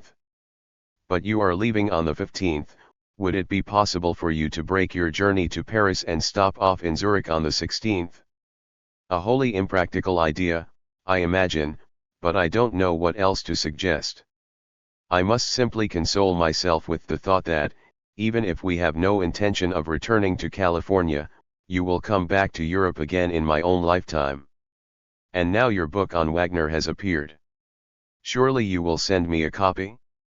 I shall devour it like the one in the book of Revelation who consumes a book which tastes as sweet as honey. 5. All best wishes to you and your wife. Yours. Thomas Mann. Source, O.M.S., Theodor W. Adorno Archive, Frankfurt am Main. pp. Dud, p. 533. 1. Thomas Mann stayed in Frankfurt from 8 to November 11. His speech Gerhard Hauptmann was first published as volume 52 in the series Das Kleine Buch.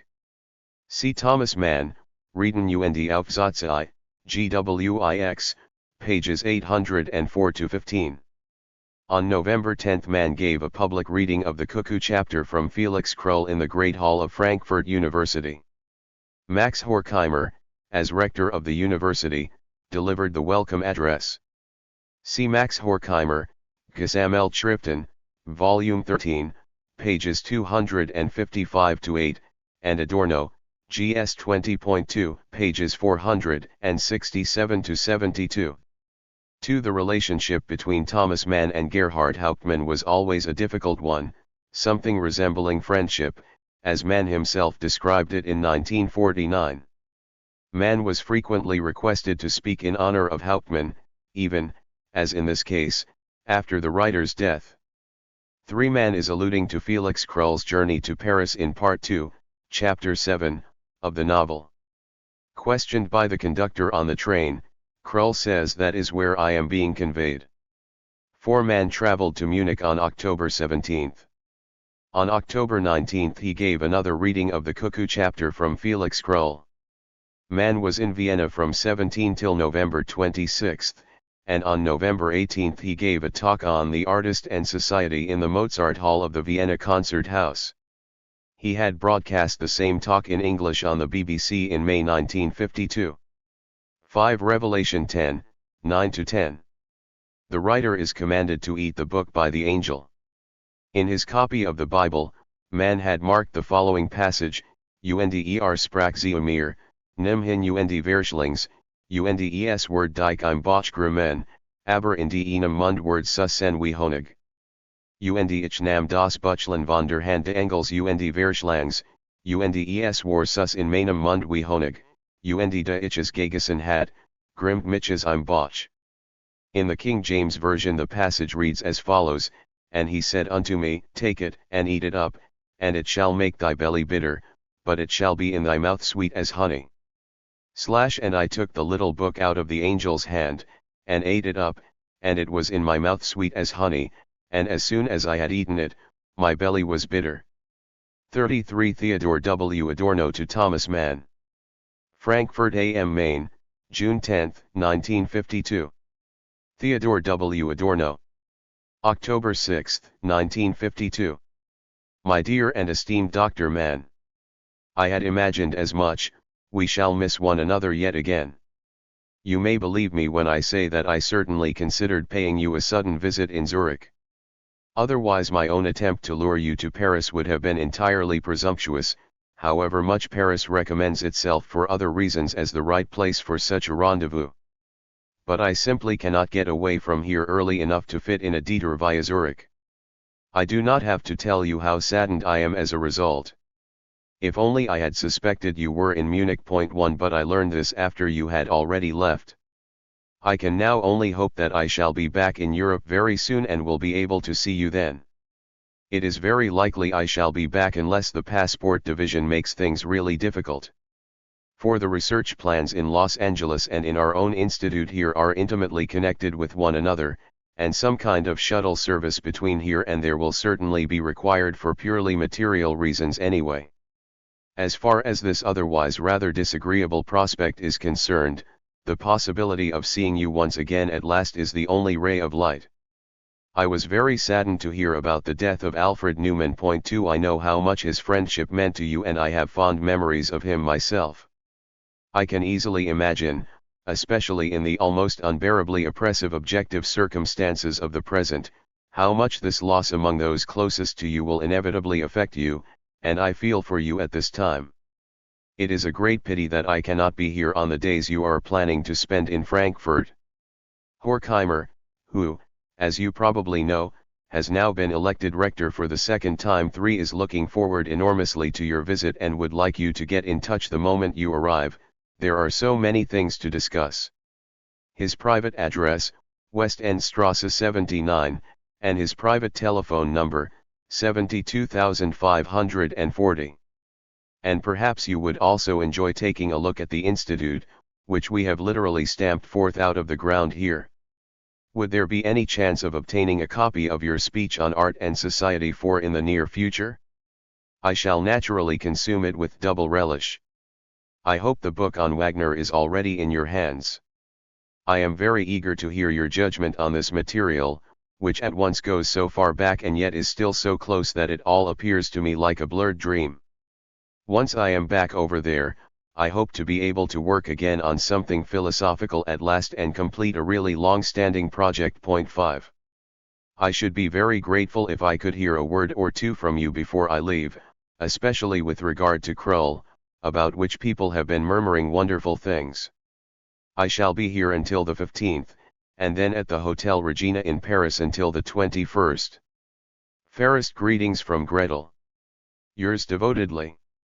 Source: O.T.S., Theodor W. Adorno Archive, Frankfurt am Main. 1. Thomas Mann had been in Munich between 9 and August 11. His talk on the artist and society was broadcast by South German radio. 2. The writer and dramatist Alfred Newman had died in Lugano in the night of 2 to 3 October 1952. Newman and his wife Kitty had been friends with Thomas and Katja Mann since the 1920s, when they lived in the same neighborhood as the Manns. In 1933 the Newmans emigrated first to France and then to Italy, and in 1940 they left for the United States, where they once again ended up living near the Manns. Thomas Mann wrote a memorial address for Newman which he delivered in Munich on October 24, 1952. The Mann-Newman Correspondence, edited by Peter de Mendelssohn, appeared in Heidelberg in 1977.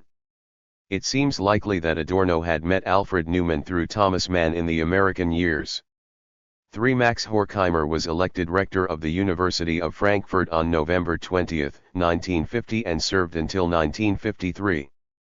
4. The talk The Artist and Society. See Letter 32, Note 4. 5. Adorno is probably alluding to his Studie zur Metakritik der Erkenntnistheorie, Studien über Husserl und die phänomenologischen Antinomien, which was published in Stuttgart in 1956.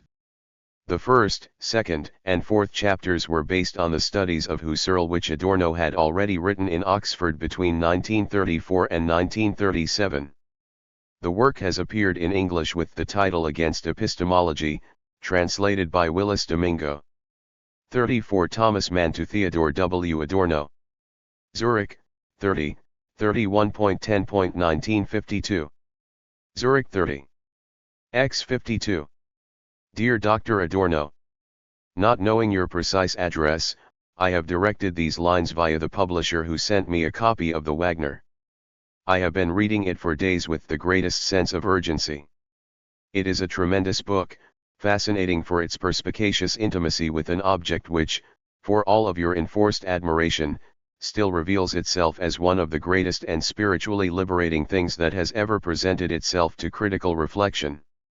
The most authoritative chapter is surely that on the instrumentation, one which is itself so closely connected with phantasmagoria, with the concealment of the productive process through the appearing product, as the governing principle of Wagnerian form. 2. These pages have clearly shown me the degree to which I am a Wagnerian, and to which I am not.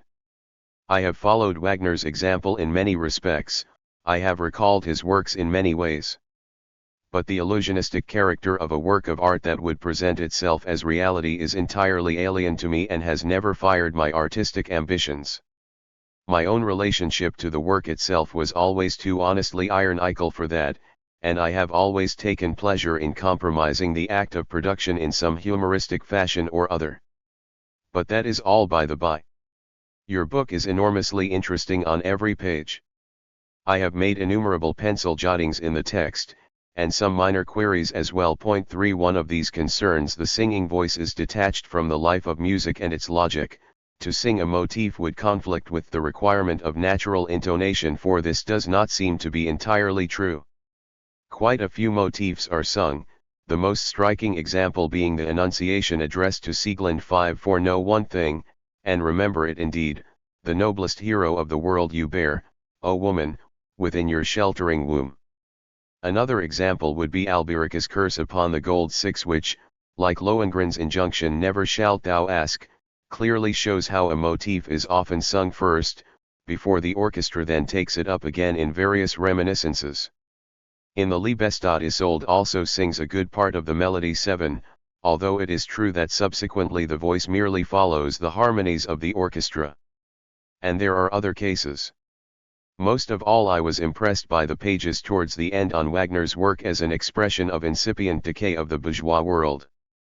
There is not a single decadent moment in Wagner's work from which productive insight could not extract the forces of change. 8 That reveals very great insight, as does the remark about the neurotic's ability to contemplate his own decadence and to transcend it. 9 And likewise the question, whether Nietzsche's criterion of health 10 is of greater benefit than the critical consciousness that Wagner's grandiose weakness acquires in his commerce with all the unconscious forces responsible for his own decadence. The bourgeois nihilist sees through the nihilism of the age that will follow his own. This is superb. And then the remarkably prophetic quotation from Religion and Art. 11. However, if a decadent society develops the seeds of the society that will perhaps one day take its place. 12 If there were only a single positive word, my honored friend, that vouchsafed even the vaguest glimpse of the true society which we are forced to postulate. In this respect, and only this, your own reflections from Damaged Life 13 say nothing. But what is right here? What would be right here? On one occasion you quote Lukács with approval 14 and much of what you say suggests a kind of purified communism. But then what is that? The Russian despotism is a mistake. But is communism really conceivable without despotism? It's not this, and it's not that. But what then will it be in the end, as Michael Kramer says. 15. The terror of late bourgeois society and that of the new society stand armed to the teeth over against each other, and at any moment everything might through some incalculable error just go up in smoke. 16 All that I can see approaching, spreading, and irresistibly advancing upon us, is barbarism. Our higher literature strikes me as little but a hasty resume and parodic recapitulation of the Western myth before the final onset of the night. How many of us are there now who can still recognize the fundamental experiences of the bourgeois era? 17 Can still understand the passage where the horn catches the echo of the shepherd's melancholy song? We are fast shrinking in number and already find ourselves surrounded by masses who can no longer recognize anything. May heaven grant us something of that productive energy which can wrest fresh moments of the new from every moment of decay. Yours, Thomas Mann. Source: O.M.S., Theodor W. Adorno Archive, Frankfurt am Main. Fp. Brief 3, p. 274 ff. 1 CGS 13, pages 68-81, Chapter 5 on Color, English translation, In Search of Wagner, pages 71-84. 2 CGS 13, p. 82, In Search of Wagner, Chapter 6, p. 85. 3 Mann's copy of Adorno's book is preserved in the Thomas Mann archive. 4. The passage of Adorno's book to which Thomas Mann is critically alluding here runs as follows: the very attempt to adapt the arts to each other disrupts the unity of the compositional structure. The Sprechgesang was the means devised by Wagner to guarantee such unity. The idea was that a quasi-natural intonation would harmonize music and language without doing violence to either. But this had the effect that the singing voice, the as it were palpable bearer of the musical action, the universal object of attention at the opera, is separated by force from the actual musical content. Apart from the few passages in which the dominance of the musical form can be conceded, the singing voice is detached from the life of music and its logic. To sing a motif would conflict with the requirement of natural intonation and would depart from the normal inflections of speech. In Wagner's music the most vital elements, song and orchestra, necessarily diverge. Song, the most immediate of the two, ceases to be involved in the most essential part, the thematic texture, except in the abstract and non-committal sense that the singing voice follows the orchestral harmonies. 5. The precise text of the original reads, Den eins wisses /und war es immer, /den Hiersten Helden der Welt /Higst du, o Wabe, /im Skirmenden Shoes. 6. See Das Rheingold, Scene 1, Das Licht Lossich Yucca Aus, /Andreas dem Riff das Gold, /Schmied den Rachenden Ring, /den Horias die Fluth, /so verflokich die Liebe. 7 Tristan und Isolde, Act 3, Scene 3. 8 CGS 13, p. 143, In Search of Wagner, p. 153. 9 CGS 13, p. 144, In Search of Wagner, p. 154. 10 CGS 13, p. 144, In Search of Wagner, p. 153. 11 CGS 13, p. 144, In Search of Wagner, p. 155. Adorno cites Wagner's late essay Religion und Kunst. See Richard Wagner, Gesammeltschriften und Dichtungen, Volume 10, p. 252. The progress of the art of war has turned away from the springs of moral forces and turned towards the cultivation of mechanical ones. Here the rawest forces of the lower powers of nature are transformed into an artificial play in which, for all the arithmetic and mathematics involved, the blind will could one day break its leash and reveal itself with elemental force. Already a grim and ghostly spectacle is afforded by the ironclad monitors against which the stately sailing ships are helpless, mute and obedient men, who no longer look like men, serve these monsters and will never desert their appalling boiler rooms.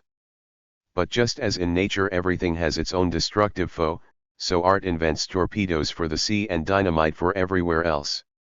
It is quite conceivable that everything, together with art and science, honor and valor, life and property, might one day, through some incalculable error, just go up in smoke. 12 CGS 13, p. 143, In Search of Wagner, p. 153. 13 Thomas Mann is alluding to the subtitle of Adorno's book of aphorisms Minima Moralia. 14 Adorno mentions Lukács in connection with a citation from Wagner's biographer C. P. Glazerknapp, in The Ring. The victory of society over the opposition and the recruitment of the latter for bourgeois purposes is idealized into a transcendental fate. Such an idealization alienates the allegory of world history from the actual historical process. What he had wanted to show was the inevitable decline of the world in its previous historical phase, and to contrast this with Siegfried, the fearless, joyful man of the future.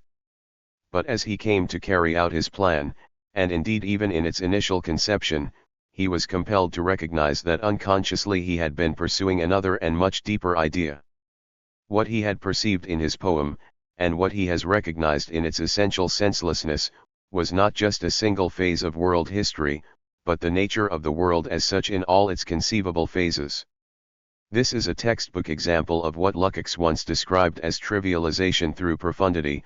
By leveling down to the plane of the universally human and its senselessness, the true essence of society, its actual historical laws of movement, is overlooked, and the tragedy of a specific historical is diluted into a universal historical principle. CGS 13, p. 131, In Search of Wagner, pages 139-40. 15 The precise wording of the lines at the end of Gerhard Hauptmann's drama reads, "It is not this, and it is not that, but what will it really be in the end?" 16 See the end of the long quotation from Wagner's essay Religion und Kunst, note 11 above. 17 Mann is alluding to the following remarks: the passage in Act 3 of Tristan, where the horn in the orchestra soars above the boundary separating nothingness and something and catches the echo of the melancholy song as Tristan stirs, that passage will survive as long as the fundamental experiences of the bourgeois era can still be felt by human beings. Together with the other passage, the scene of Brunhilde's awakening, it is evidence of that glimmering awareness without which the concept of nothingness, or so Wagner's music would have us believe, could never be conceived. CGS 13, p. 141, In Search of Wagner, p. 151. 35 Theodor W. Adorno to Thomas Mann. Santa Monica, January 12, 1952. T. W. Adorno. 803 Yale Street, Santa Monica, California. December 1, 1952. My dear and esteemed Dr. Mann. Your letter proved a greater joy than I can express, not merely as the first and most important response to the book on Wagner, and not merely for the encouraging confirmation it suggests, but even more because of your own authentic contribution to the question. I do not really know how to thank you, and may perhaps best do so by trying to respond to what you have said. The line you draw between Wagner and yourself is not a purely individual matter, it seems to me, but a historical philosophical one. If one may resort to concepts that have been ruined by historians of literature and culture, one would have to say that a certain romantic aestheticism still naively survives in Wagner, as in some ways it does in Baudelaire, an undiminished faith in the work of art as something self-sufficient and meaningfully real. But in them, and similarly also in Gide, this aestheticism comes to self-consciousness and transcends itself from within without the external support of any Weltanschauung. And it is Nietzsche who surely marks this threshold. On the one hand he retained the Wagnerian conception of the work of art throughout his life, while on the other hand he could also formulate the thought that the work of art should not appear as if it were created at all. Point 2. The latter formulation can be found in almost exactly the same words in Valery. And I sometimes suspect that this, admittedly transformed, legacy of aestheticism, as a repudiation of the realm of ends and purposes, is the only effective remedy for the spreading barbarism we see around us, and if the origins of the disaster cannot be sought simply in the developmental tendencies of bourgeois society, but can also be traced to the characteristic outlook of its critics, then we must consider this issue first of all. Perhaps it was the inconspicuous weakness of Marx, though one of the implications of which can hardly be exaggerated, that he did not truly and substantially embody in himself the culture against which he struggled. His language, particularly in the period of his maturity, strongly suggests something of the kind. And when he effectively dissolves the tension between the utopian and positivist elements of his thought in favor of the latter, thus anticipating the way in which socialism itself would eventually become another part of the machinery of production, this is surely connected with a curious blindness to the moment of semblance without which there can be no truth. I fear that this is where the church fathers of dialectical materialism proved to be all too bourgeois themselves, and if you spoke once of an ideal socialist who would understand something of Hölderlin III, you must surely have had something similar in mind. But one can hardly say this sort of thing today without inviting misunderstanding, and if one does say it, one is immediately likely to be misused by those who simply claim to defend culture against materialism. May I respond, at the risk of pedantry, to one of your objections? It concerns my theory that the leading voice, and that is to say, the singing voice, is excluded from the motivic life of the work and thus from the principal matter of musical interest. Of course, you are quite right, there appears to be no lack of examples to the contrary, and if I remember correctly I was not attempting to mount a universal and exclusive claim here. But these passages have a particular and exceptional character of their own, as do the properly polyphonic passages which I discussed. When the singing voice does present specific motifs, they always have a certain extraterritoriality about them, as in cases of express citation or magical invocation. In addition to the ones you mention, one can find other examples, such as the line Dirk mit Liedwissend, Der Reintor. Point 4. The singing voice presents the motifs when the subject itself does not speak, but rather when some oracle, command, or prophecy speaks through the subject, and it is precisely in this sense that the measures proclaiming the noblest hero of the world are to be understood. And if I am not mistaken, this is the only occasion in which the Siegfried motif itself is anticipated in the Walküre. Of course, the situation is rather different with the equally motivic melody that is sung in the Liebestod, but this is one of those releasing and redeeming pieces which the later Wagner wisely and repeatedly inserted into the music dramas as a kind of antithesis which functions precisely to suspend the overall stylistic principle. But all this represents an element of opposition and only acquires significance in relation to the prevailing and effectively constitutive musical procedure upon which I concentrated my analysis. I have no doubt that you will actually agree with me in this respect. Yet I am rather less able to answer your other fundamental objection, the question concerning the positive, for here all I can say is that only a rogue gives more than he has. If anything in Hegel, and in those who turned him right way up 5 has become part of my very flesh and blood. It is an asceticism with regard to any unmediated expression of the positive. This truly is a case of asceticism, believe me, since the opposite impulse, a tendency to the unfettered expression of hope, really lies much closer to my own nature. But I have the constant feeling that we are merely encouraging the cause of untruth if we turn prematurely to the positive and fail to persevere in the negative. And this has powerfully impressed itself upon me once again over the last few days when I stumbled upon George's 7th Ring 6 as I was unpacking a quantity of books here. Like Nietzsche, he was incapable of persevering in the negative and was driven to create a god for himself which was simply an idol. The result was not merely the comic spectacle of solemn cultic masquerade, but, rather more importantly, the fact that George, at least after the carpet, effectively destroyed himself as an artist. He simply attempted, out of his own resources, to fashion forms of aesthetic validity which, being objectively invalid, inevitably disintegrated in his hands.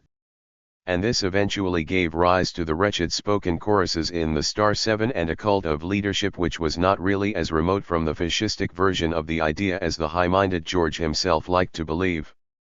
Now I have no wish to encourage the twilight of the idols to the point of fetishizing determinate negation itself, and if it is true that the power of the positive has now passed over to the negative, it is no less true that negation draws its right solely from the power of the positive.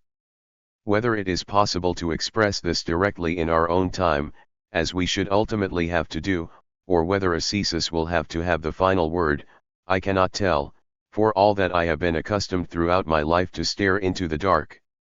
In a corner of my heart I do still believe this will one day be possible. But I would also ask, an attendant, whether in the end this whole question concerning the positive and the negative does not harbor a false, and massively inflated, problem which, through its very abstractness, merely encourages us to lose sight of what is essential here. For utopia is the concrete, and not itself some universal theory or finished recommendation for praxis. And every really fulfilled intuition, which also indeed involves the conceptual dimension, is an earnest of precisely what would otherwise fall helpless victim to the grinding of principles. But then saying this to you, as an artist, is like bearing owls, that take their flight only with the falling of the dusk gate to Athens. But a consoling reflection for now. This feeling of we are the last, to which your letter gave such painful and emphatic expression, already has a long history of its own. You are even more familiar than I with similar utterances in the later Goethe, in Baudelaire, in Nietzsche, in Karl Kraus, and the thread is still not entirely broken in spite of everything.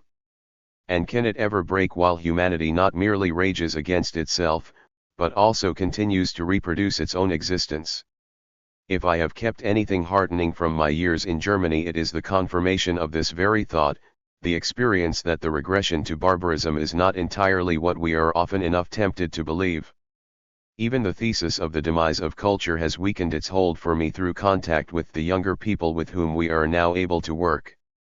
From the depths of my heart I hope that your return to Europe will also vouchsafe you something of the consolation which now sustains me. Permit me to add, a few weeks after my return here, that only now do I fully understand your own decision in this matter and am rather ashamed that I ever counseled you otherwise. To indicate something of the lie of the land, I also enclose the critical review by Herr Stuckenschmidt 9 which also subtly tries to play you off against me. Since every feature of my book, which may certainly have its defects, is closely developed from a central perspective, the last thing I had expected was to stand accused of a merely associative approach to the subject. But then the alliance of slyness and cunning can accomplish much, and his criticism appeals so obviously to the prevailing spirit of the time that it may well create a lot of trouble. With the most grateful respect. Your faithful Teddy Adorno. Source, O.T.S. with handwritten corrections, Thomas Mann Archive, Zurich. 1. The precise wording of the original is, an anti-metaphysical conception of the world, yes, but an artistic one. 2. Adorno is probably alluding to Human, All Too Human, Part 4, From the Soul of Artists and Writers, Aphorism 145, perfection said not to have evolved. The artist knows that his work has its full effect only when it arouses belief in an improvisation, in a wondrous instantaneousness of origin, and so he encourages this illusion and introduces into art elements of inspired unrest, of blindly groping disorder, of expectantly attentive dreaming when creation begins, as deceptions that dispose the soul of the viewer or listener to believe in the sudden emergence of perfection. Paul Valéry had written in the foreword to the catalogue of an exhibition of works by the Impressionist painter Berthe Morisot, she ceaselessly pursued the noble tasks of the proudest and most elect art, that art which is fulfilled entirely in the zeal to achieve, through countless efforts which we produce and destroy without pity, the impression that the miracle of this creation has sprung from nothing, fully accomplished at a single stroke. Adorno interpreted this aphorism of Nietzsche in an aphorism of his own in Minima Moralia. 3. In his essay Goethe and Tolstoy of 1921, Thomas Mann had claimed, is today, from a political perspective, our real national party, but it will not truly be capable of accomplishing its national task until, to put it very pointedly, Karl Marx has come to read Hölderlin, an encounter which already seems as if it is about to transpire. In 1927 Mann returned to this idea in his essay Culture and Socialism. What is urgently needed, what could definitively be called German, would be a pact and alliance between the conservative idea of culture and the revolutionary concept of society, between Greece and Moscow.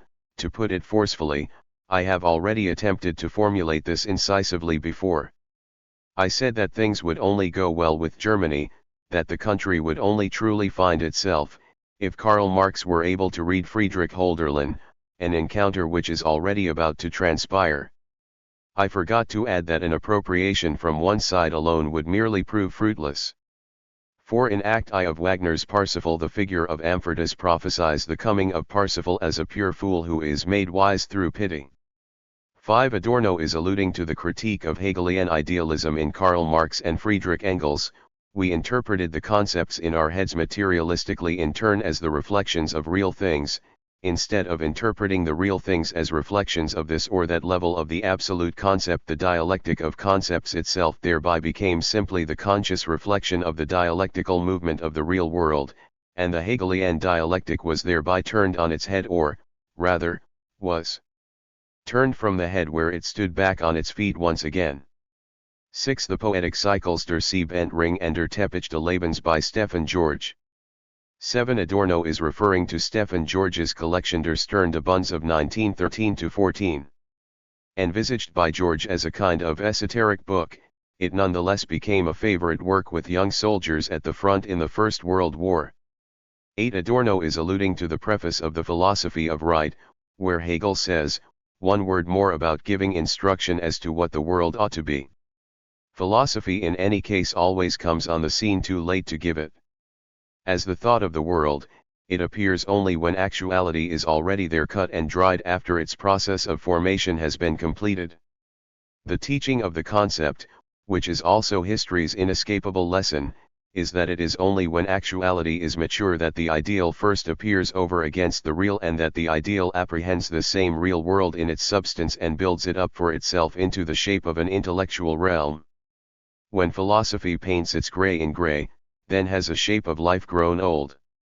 By philosophy's gray in gray it cannot be rejuvenated, but only understood. The owl of Minerva spreads its wings only with the falling of the dusk. 9. In his review of Adorno's book on Wagner, Hans-Heinz Stuckenschmidt had also alluded to Thomas Mann's famous speech The Sufferings and Greatness of Richard Wagner. Criticism of Wagner has once again, and especially today, become a matter of some importance, and one may be grateful to Adorno that he has provided such an unsparing example. The general intellectual ambience of his critique often resembles that of Thomas Mann's fine speech on Wagner from 1933, as when he points out the affinity between Wagner's sensuous orchestral color and the letters to a seamstress. But he goes further than Mann in revealing Wagner's bizarre relationship to the sexual dimension of experience. Whether it was right and perceptive of the author to evaluate this empirically correct information by reference to the concept of syphilophobia on the other hand is perhaps something which the real Wagnerians alone can decide. 36. Theodor W. Adorno to Thomas Mann. Frankfurt am Main, 18.1.1954. T.W. Adorno. Frankfurt am, January 18, 1954. Kettenhofweg 123. My dear and esteemed Dr. Mann. My unduly extended delay in responding to The Betrayed One is owing entirely to the fact that I wished to read it with that unhurried leisure which it would seem almost blasphemous to deny the work, and to become acquainted with your text as the installments gradually appeared in Merkur.1, but in the event this proved impossible. I have at last found the required peace and quiet during the winter vacation, and would now like to express my gratitude and admiration for your scandalous parable. You have drawn forth such an abundance of things from the theme of the entwinement of eros and death, and you have done it so concretely and with such a wealth of images. You have permitted the metaphorical character of the whole to illuminate the work throughout in a truly masterly fashion, without striving to produce what the German aesthetic eons call the symbolic, which is to say, without attempting to conceal the parable-like character, the surplus of thought over the material, which is properly demanded today. There can be no end of praise for the subtleties and concentrated experiences that have found their way into the work, such as the broken manner in which alone we can now experience nature. Point 2, or the careful manner in which you have introduced a smaller allegory within the context of a greater, like the little second hand within the clock face, that of the musky odor of the heap of excrement. Point 3, you have surely never succeeded better in bringing the scandalous power of the forbidden into such close connection with the central theme itself through the coquettish shamelessness with which you treat the facts of life for that effectively constitute the parable, an intention that delicately pervades the whole, the stamping clubfoot and the painful pardon included. As I read the text I was powerfully reminded of the musical technique of variation, and I flatter myself that such a thought was not so far from your own mind either, that you have offered us a variation of your fundamental theme in which light and dark, forte and piano, and any other oppositions we might imagine, had precisely changed places with one another. What finds expression here is not the life which yearns for death, but rather the death which yearns for life, and this latter also precisely represents the uncomprehended and the impermissible which shatters the sphere of social immanence, so much so that the majority of your readers, confronted with this late work, like the wand of some scurrilous Circe, will seem transformed into maiden ants wielding aloft the gladius dei. Point 5. Bourgeois civilization has repressed all that is horrific in death, trying either to ennoble it or to corral it with hygiene. The futility of false life must not be allowed to enter consciousness through the ghastliness that death reveals, nor the fact that death is an offense to human beings, one that should be abolished rather than celebrated in the name of tragedy. The shock your story provokes infringes all the accepted rules of play. And in this alone there is something infinitely liberating. One can truly say that with this story you have finally taken the old Schopenhauerian theme of delusion, of the experienced deceptiveness and futility of life, to a rigorously materialist conclusion that spells an end to ideological fantasy. And the contrast between this intention and the boldly artificial means that you have adopted to pursue it only serves to reinforce this effect. You drive the tension between culture and what culture itself conceals to a breaking point, to a point of dialectical reversal. The sovereign freedom with which you treat the entire humanistic tradition, that as its authentic bearer you nonetheless sustain, is quite magnificent. I believe that the wealth that is harbored within this truly incommensurable work will only gradually reveal itself over time. I cannot resist sharing a little detail with which you may be unfamiliar. If Rosalie encouraged her daughter to pursue abstraction by trying to paint atmosphere itself, 6, I have to say this has been done even before you suggested it. For it seems to my eye, which lacks expertise for the technical aspects of painting, as if the recent works of the surrealist Masson 7 whom I met in Paris about a year ago, possess the very atmosphere of Renoir's art, although all reference to particular objects has vanished. And over there they do make a direct connection between the most radical forms of painting and the earlier impressionistic tendencies.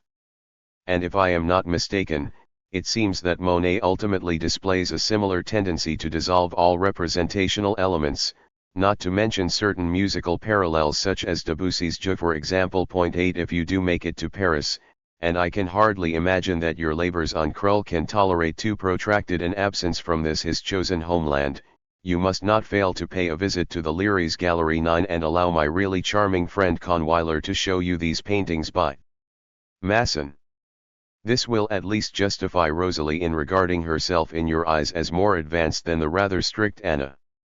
If I have any criticism to make, it certainly does not spring from any reservations whatsoever about the work as such, but is prompted by a critical concept which has already occupied me for many years and which you may also be interested to consider. Unless I am mistaken, the figure of Ken displays all the characteristics of an American of the late 40s or 50s, rather than the 20s. You will naturally be able to judge this much more precisely than I can. Now of course one could always argue that this reflects the artist's legitimate freedom to shape his own material, and that strictly chronological fidelity is an extremely subordinate consideration here, even where the fine detail of accurate human depiction is concerned. But I merely wonder whether this seemingly self-evident argument is as strong as it appears. If you set a work in the 20s, if you allow the story to unfold after the First War rather than after the Second, then you will have your own good reasons for this, most obviously the fact that it is impossible to imagine an existence like that of Frau von Tümler in the context of today. But then one thereby contracts a kind of artistic obligation, rather as one does with the very first bar of a piece of music.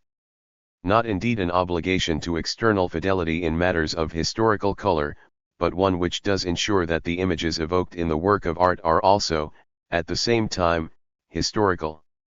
And here, unless I am much mistaken, we stumble upon the paradoxical circumstance that the evocation of such artistic images, the genuinely aesthetic desideratum, is all the more perfectly realized the more authentic these realistic elements are.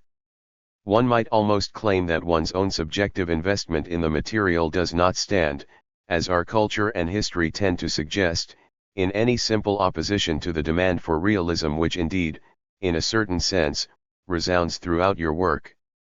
The more precisely one keeps to the historical details of specific types of human individuals, the more one may realize the spiritual character of the material and establish the power of the imago. It was the reading of Proust that first prompted these errant reflections, and they have only been strongly reinforced once again by perusal of The Betrayed One. It seems to me at present as if such precision might do something to atone for the sin that is a moment of all artistic fiction, as if this sin might itself be cured by means of the most exact imagination.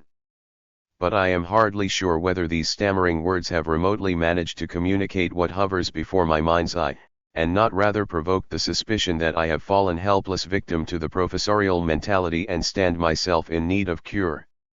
The Chosen One and the Betrayed One, it seems to me, appear almost by their very titles to suggest a certain cyclical relationship.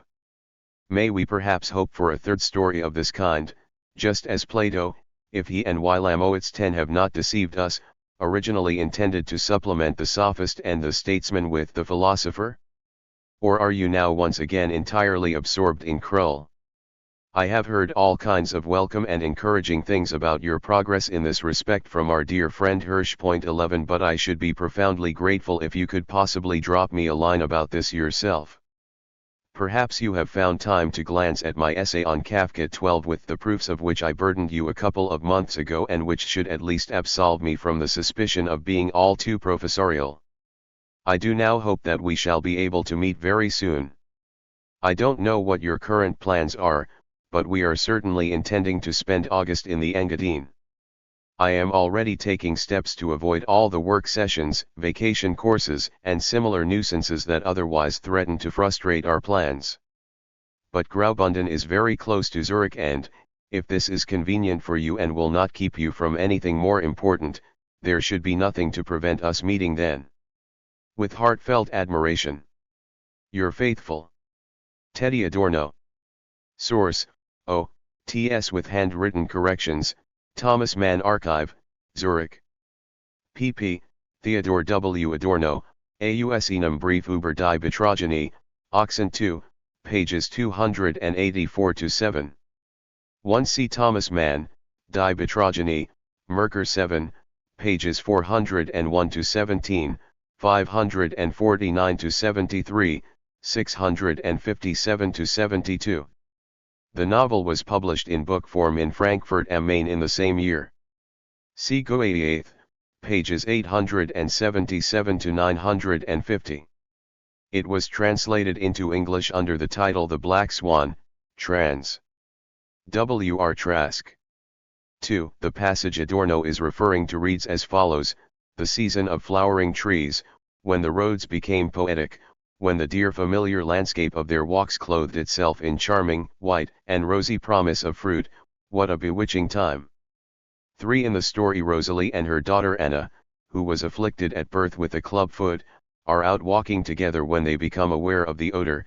Strolling along between fields and the edge of a wood, they suddenly noticed an odor of musk, at first almost imperceptibly faint, then stronger.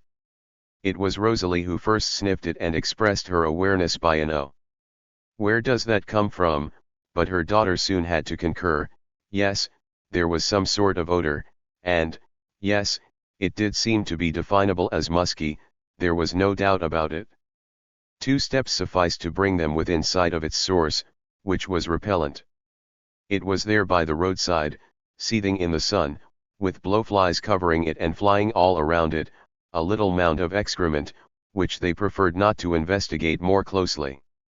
The small area represented a meeting ground of animal, or perhaps human faces, with some sort of putrid vegetation, and the greatly decomposed body of some small woodland creature seemed to be present too. In short, nothing could be nastier than the teeming little mound, but its evil effluvium, which drew the blowflies by hundreds, was, in its ambivalence, no longer to be called a stench but must undoubtedly be pronounced the odor of musk. 4. The words facts of life are in English in the original. 5. Adorno is alluding to Thomas Mann's early story Gladius Dei of 1902. 6. Adorno is referring to the following passage from the novel, and she seriously proposed to her that if she was set upon transposition and absolutely must be abstract, she should try, at least once, to express odors in color. This idea came to her late in June, when the lindens were in flower, again for her the one lovely time of the year, when for a week or two the avenues of trees outside filled the whole house, through the open windows, with the indescribably pure and mild, enchanting odor of their late bloom, and the smile of rapture never faded from Rosalie's lips. It was then that she said, "That is what you painters should paint, try your artistry on that. You don't want to banish nature from art entirely, actually you always start from her in your abstractions, and you need something sensory in order to intellectualize it. Now odor, if I may say so, is sensory and abstract at the same time, we don't see it, it speaks to us ethereally. And it ought to fascinate you to convey an invisible felicity to the sense of sight, on which after all, the art of painting rests." 7. The French painter André Masson was associated with the Surrealist movement between 1924 and 1928. 8. Adorno is referring to the ballet score by Claude Debussy. The music was composed in 1912 and the ballet was performed in 1913. 9. Daniel Henry Kahnweiler organized the first special exhibition of Masson's works in 1923 in his gallery, the Galerie Simon, in Paris. During the German occupation of France, when Kahnweiler was forced to remain in hiding, the gallery was run by Louise Léris, the illegitimate daughter of his wife, Lucy Godin. After the war the gallery was renamed after Louise Léris. 10. The classical scholar Ulrich von Wilamowitz-Moellendorff had argued that Plato had originally planned a tetralogy of dialogues, with the Theaetetus conceived as the introductory exposition of the argument. Wilamowitz claimed therefore that what we actually possess is effectively the torso of a new masterwork. He only managed to finish the twin dialogues of the Sophist and the Statesman, which were certainly brought out together. For the latter text explicitly alludes to the Sophist at 284b. But both of them were written on the assumption that the final dialogue of the group, the philosopher, was about to appear, since they refer to this as well. 11. The art historian Rudolf Hirsch, who had emigrated to Holland in 1933, was employed in the editorial office of the Berman Fischer Corrado Verlag in Amsterdam in 1948. At Gottfried Berman Fischer's request, Hirsch took over as literary editor of Fischer Verlag in 1950 and also became principal editor of Die Neue Rundschau in Frankfurt am Main. From 1954 until 1962 Hirsch was the director of Fischer Verlag. 12 See Adorno, Aufzeichnungen zu Kafka, Die Neue Rundschau, 64, pages 325-53, GS 10.1, pages 254-87, English translation, Notes on Kafka, Prisms, trans. Samuel Weber and Shiri Weber, pages 243-71. 37 Thomas Mann to Theodor W. Adorno. Erlenbach, August 3, 1954. Thomas Mann. Erlenbach, Zurich. 8.3.54. Dear Dr. Adorno, I still owe you a proper reply for the fine and significant letter with which you surprised me on the subject of the betrayed one. The letter actually accompanied me to Italy, one where we have spent 4 weeks in refuge from the murderous cold over here. But while we were there, in Sicily, Rome, Florence and Milan, I found time only to read it over and over again, rather than to express my gratitude for your intellectual sympathy with an idiotically controversial work whose failure can only lie in its very existence. For if it is really there, it cannot be any different from what it is. The stylization of the work has provoked more offense, it seems to me, than the delicate subject matter itself. But it was always part of the original conception that this crass case of nature demonism would have to be treated in a pre-realist manner rather in the style of a classical novella. The language of the theatre should surely reflect now the way in which Rosalie and Anna talk to one another. Then people would certainly listen. Realism is no longer capable of yielding any enjoyment. It was quite remarkable to behold how your own incredibly developed critical style, a dagger that goes straight to the heart of things, can be so powerfully applied even in the private context of a letter to matters of such concern to me. The style fascinates me wherever I encounter it. I have read not merely your imaginative reflections on Kafka, but, as I believe, everything else of yours which has recently appeared in journals in one place or another too, and that is quite a lot. Only now is it becoming clear that you were really half silent during the years in America, and that Europe has enormously encouraged your own productive work by providing you with so many fresh and different possibilities. And this now really resembles a kind of motus animae continuus 3 which has impressed me again and again in my own state of weariness. For the rest, journals are terrible things, confusing, time-wasting, disheartening. The literary world as such is dreadful and destructive. One should simply ignore it and preserve one's privacy before the market clamour of clever gossip. The discovery of good particular books is another matter, of course. Thus I have derived great enjoyment from the already justly celebrated Memoirs of Hadrian by Yourcenar, for a masterpiece of eruditely researched fiction, as beautiful as it is convincing. And I have now started reading the biography of Nietzsche by R. Blunk 5, and the first volume appears to promise an accurate and devotedly true account. For the rest, exposure to the most recent and remarkable products of the Joycean, and post-Joycean, world 6 such as An Attendant Godet, can only divert me at best, and I cannot help feeling some anxiety for the society that finds acclaimed expression in such a work. It has received countless performances in Paris, and to great applause when a figure on stage cries out to the public, "What a swamp!" The opposition is surely right to speak of end works in this connection, if only its own products were not so hopelessly unengaging and devoid of comedy. But Jacobin virtue cannot produce intrinsically interesting work, and if it is sinful to be interesting, then I am all for sin. And over there, out of pure gratitude, they do not want me to speak out against them, or to speak up for an already fascistic America, in the obscure feeling that whatever future there may be for virtue over there, we at least are doomed. 7. Germany should certainly be accepted in this regard, and where the joy in life that has returned with such incredible vengeance frequently makes me laugh. An amazing people, which for all its efficiency constantly ends up in unhappiness. Once again I feel I can see all this coming.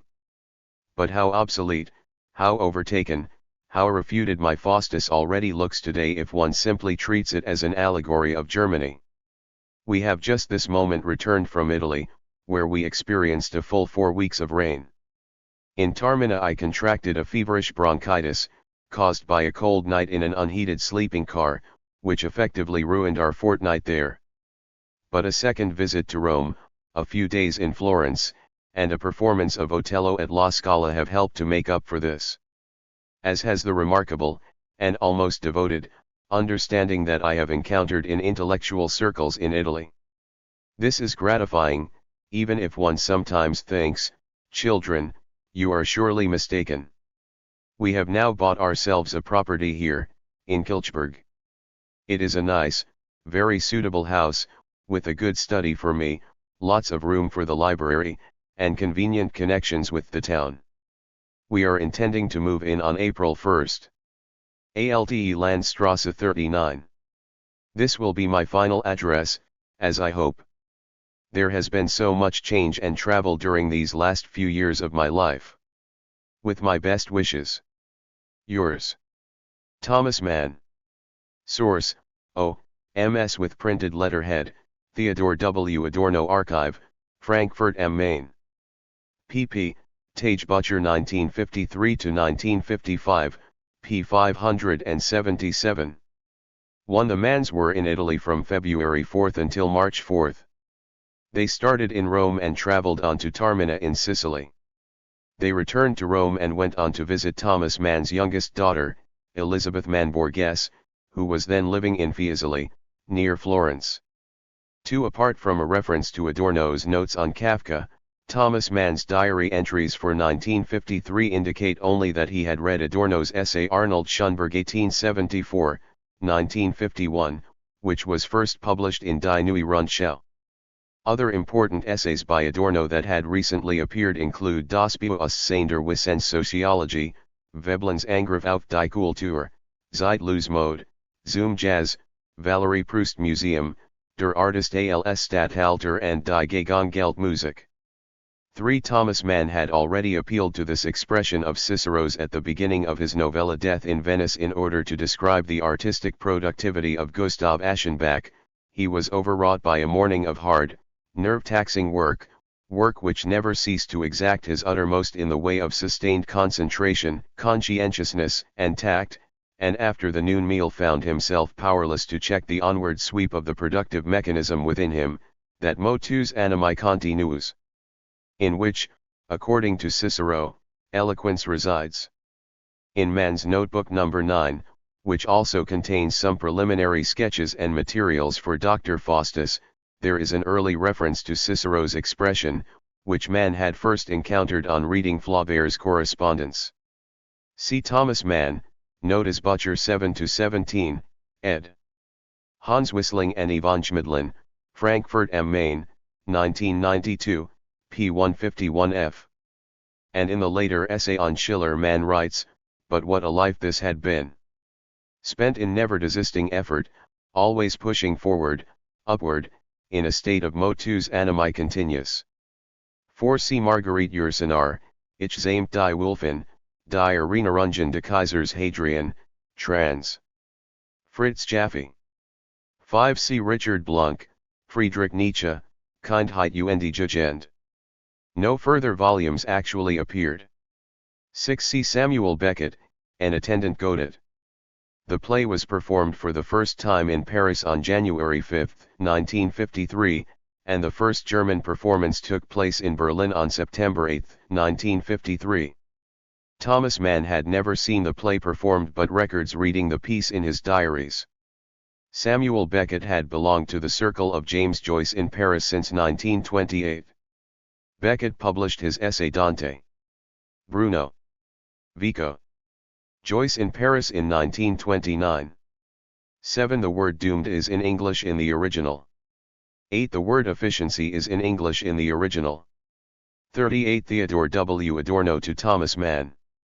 Frankfurt am Main, August 3, 1955. March 8, 1955. My dear and esteemed Dr. Mann. It was a great pleasure when Michael 1 called in on us a few days ago, though most distressing to learn that you had not been well for some time too, and all the greater our relief on hearing that everything is fine again now.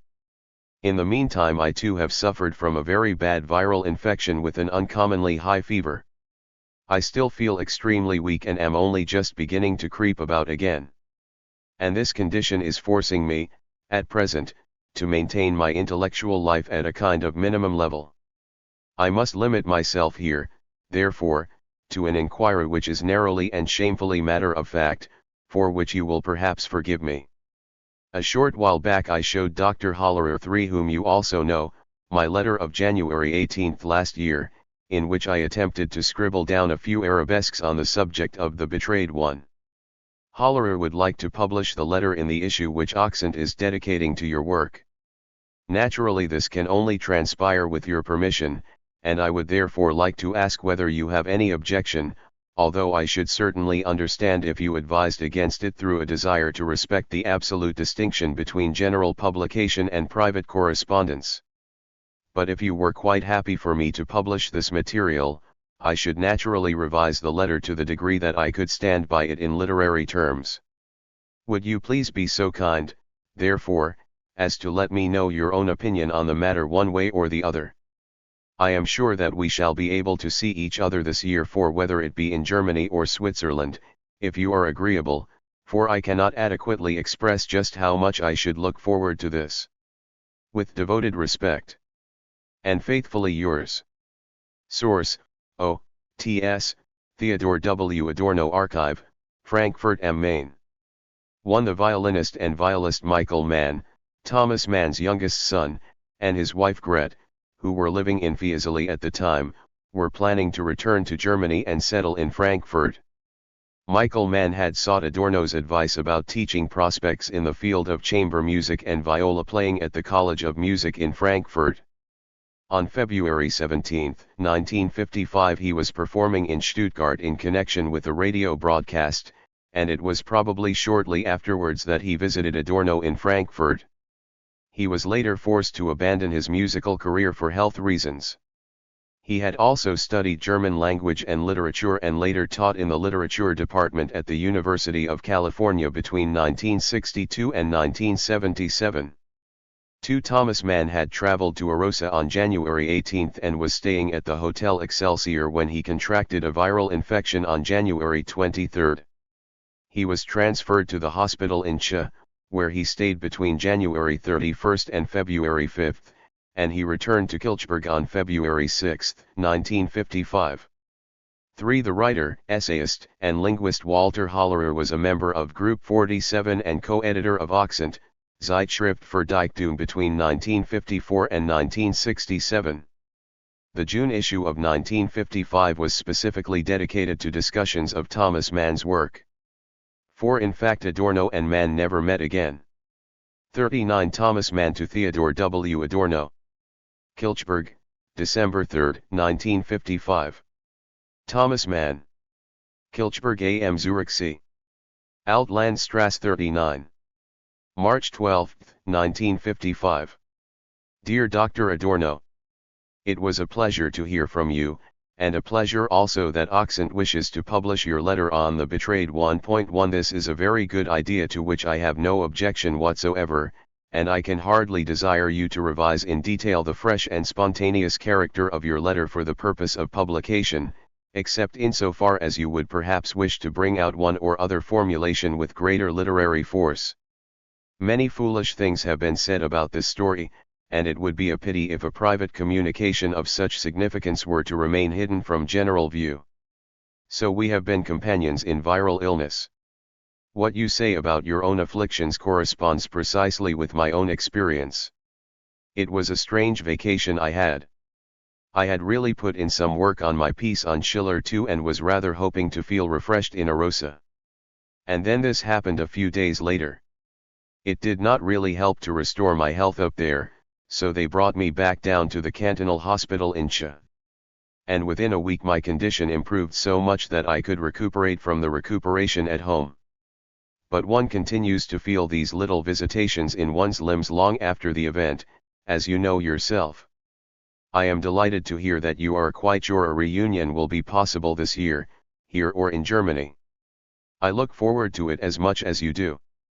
Cordially yours. Thomas Mann.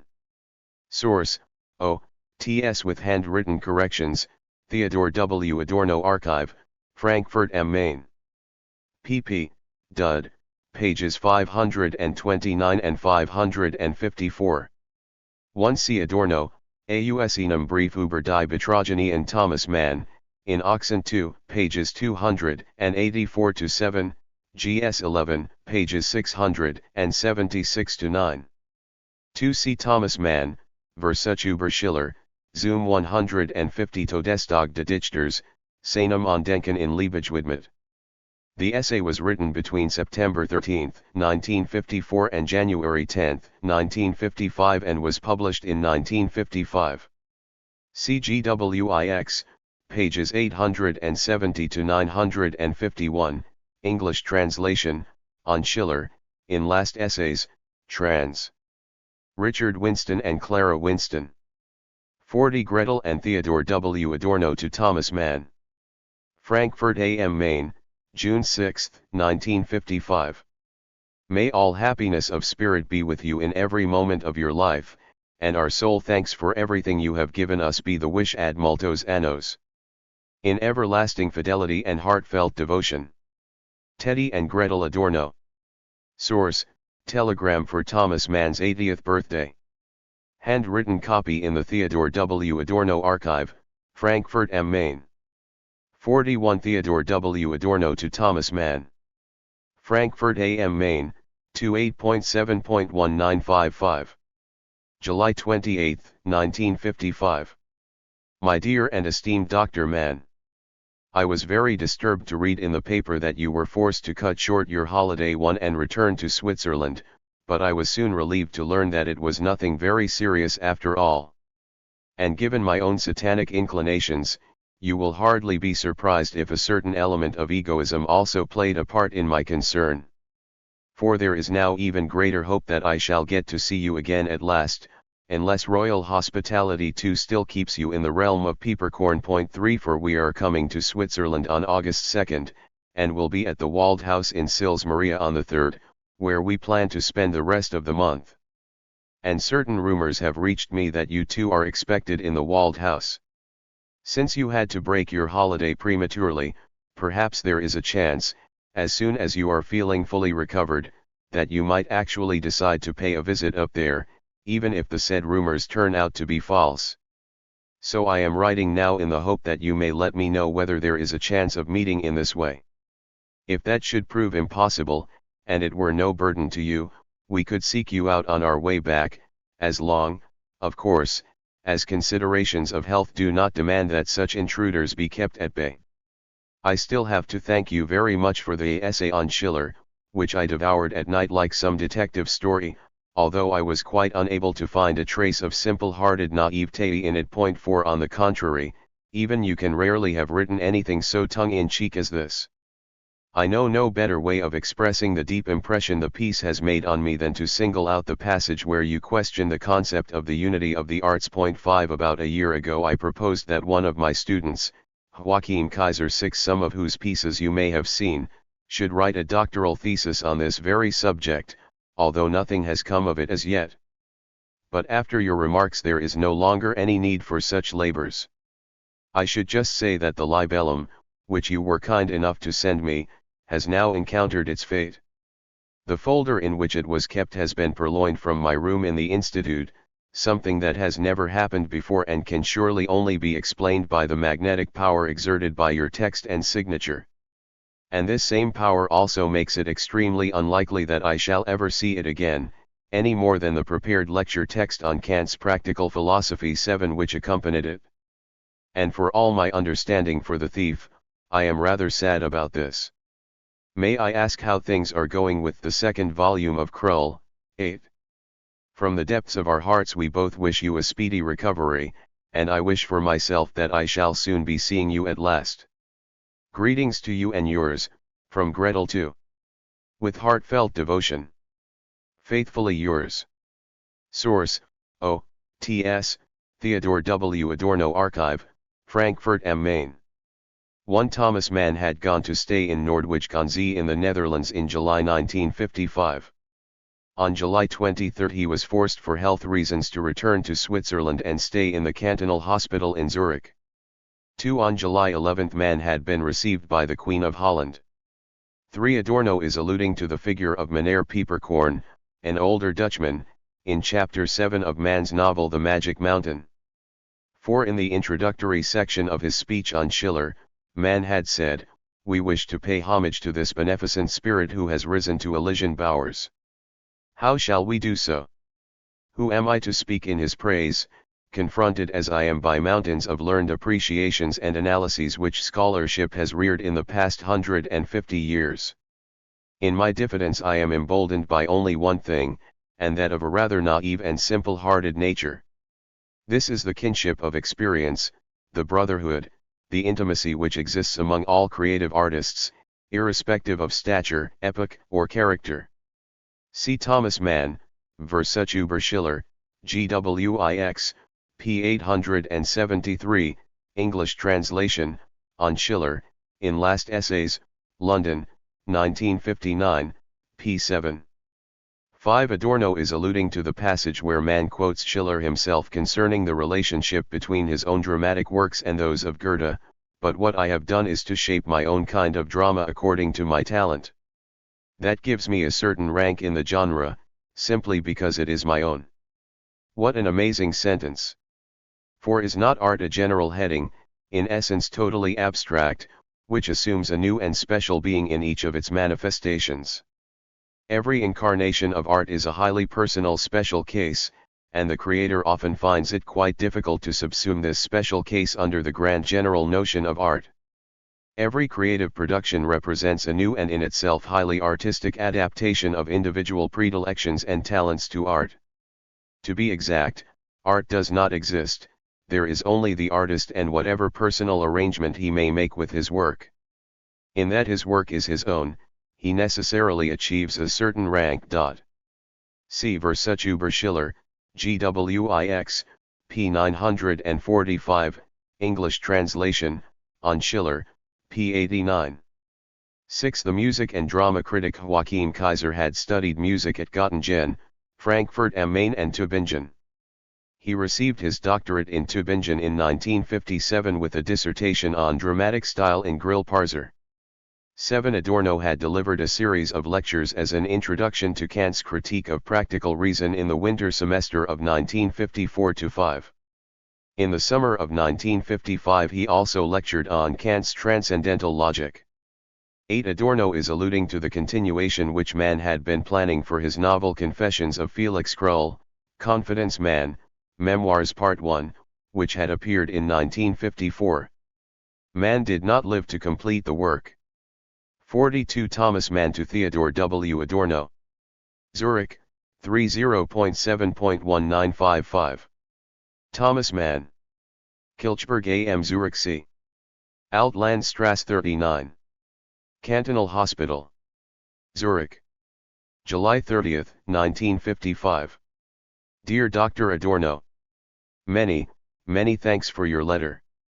Yes, I have been cheated out of a week of lovely weather in Noordwijk, and shall be losing I don't know how many weeks of normal upright life because of this unexpected illness, one wholly alien to me, which I originally thought was rheumatism but which turns out on closer medical examination to be a rather severe circulatory problem, an inflammation in the vein of the left leg.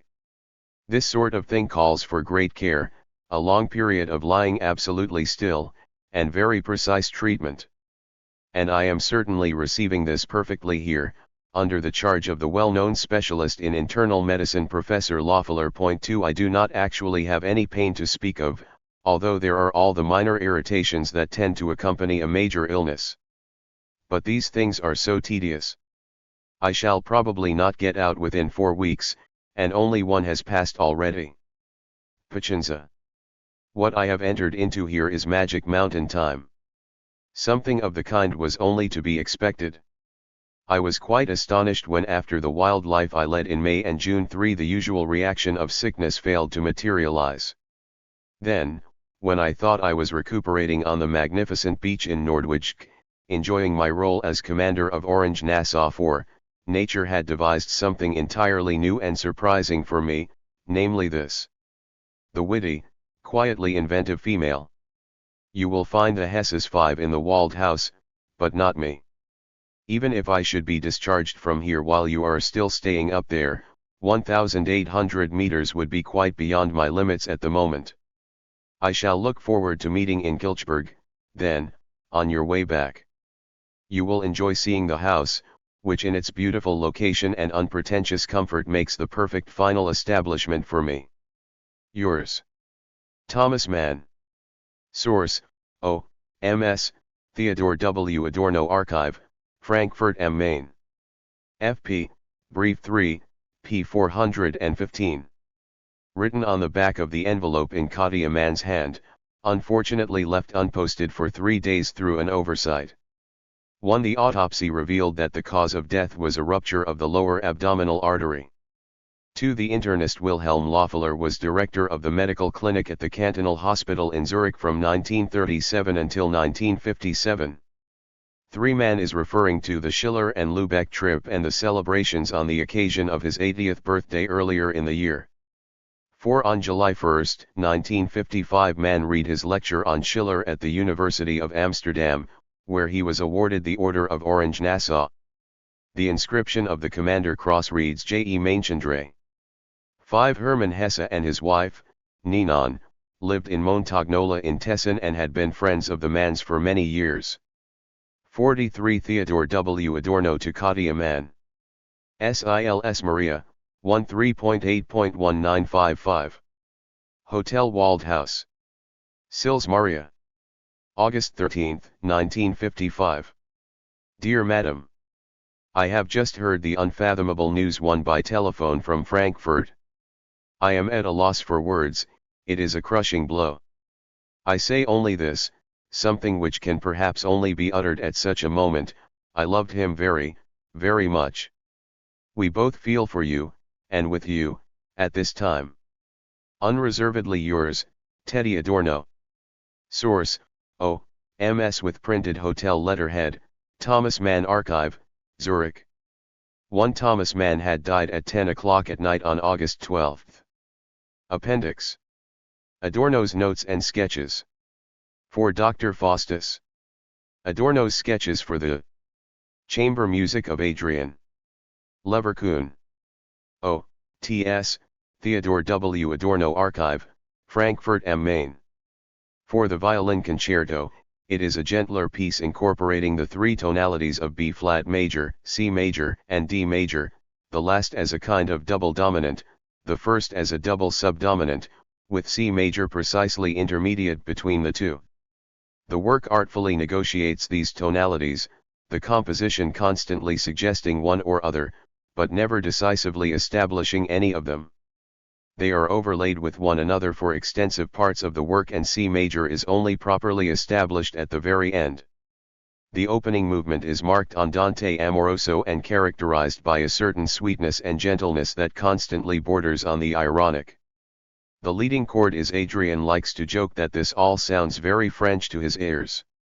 This effusive movement is followed by an extremely boisterous and virtuosic scherzo which allows full rein to the instrument's technical possibilities. The final movement consists of a series of colorful and vividly contrasting variations on a theme that is derived from the principal subject of the first movement. Before composing his own piece, Leverkusen has carefully studied the violinistic technique of Berio, Vuetamps, and Wieniawski and applies it here in a half respectful and half caricatural manner. The apotheosis of salon music, it should please the audience, but also leave them with a guilty conscience about it. The piece also incorporates a quotation from The Devil's Trill by Tartini. On the music for 3 strings, 3 winds, and piano, this is a roving piece with extended and fantastical themes, elaborately developed and never strictly repeated. The whole work is stormy and yearning in character, romantic in tone, but executed with the most rigorous modern means and precisely constructed throughout.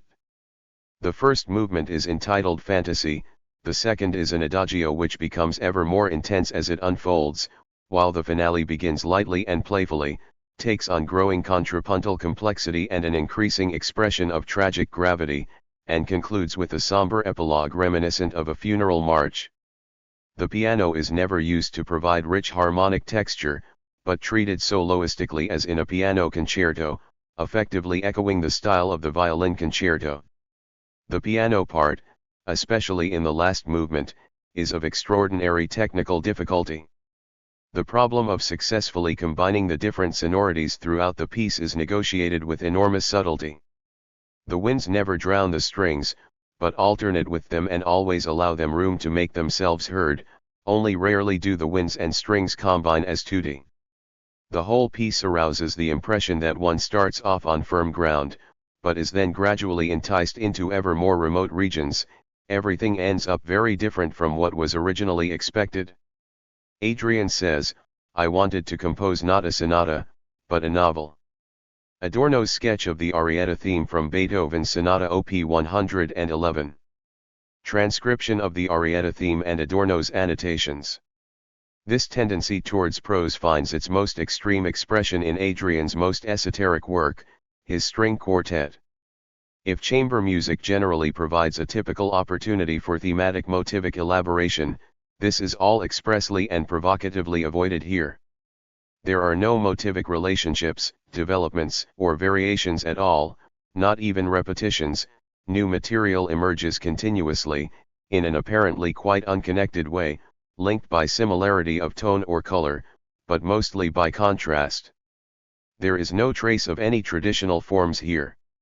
It is as if this apparently anarchic composition gave Adrian a breathing space before broaching the symphonic cantata, the most tautly constructed piece he would ever write. He simply abandons himself here to his own ear, to the inner logic of immediate suggestion. The polyphony is intensified to the highest degree.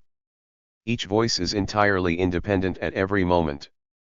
The whole structure is articulated through very clearly contrasted tempi, although the individual parts of the work are played without interruption so that it can properly be described as a single movement work.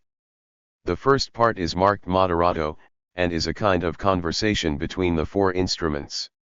This leads into a presto section with a sense of whispering delirium about it, played by all four instruments muted. There follows a slower, though shorter, section in which the viola takes the principal voice throughout, with various interventions by the other instruments, rather like a vocal composition. Finally, in the last section, marked allegro con fuoco, the polyphony comes to full and free expression in extended lines. The piece concludes in a combination of runs and trills, like so many tongues of flame coming together from four different quarters, that creates the impression of an entire orchestra.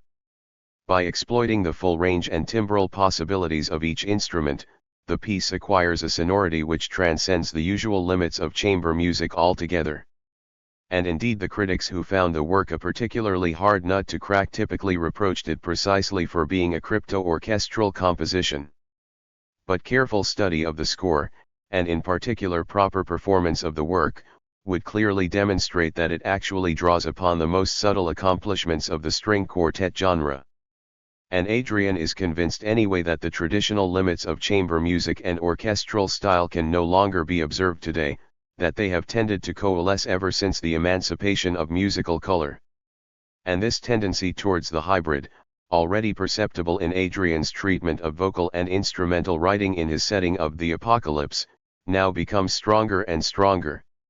Adrian says, "The academic study of philosophy has already taught me that to posit limits is already to transcend them, and I have always followed this insight."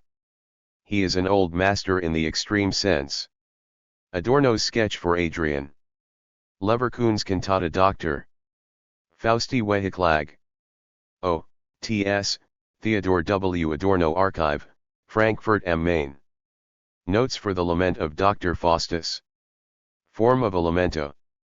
Effectively non-dynamic, devoid of development. Large-scale orchestral interludes that appropriately reflect the relationship of the work to its subject matter. The gesture of Ecce Homo. Faustus's descent into hell conceived in terms of large-scale ballet music. A galloping movement, stylized with the highest rhythmic variety.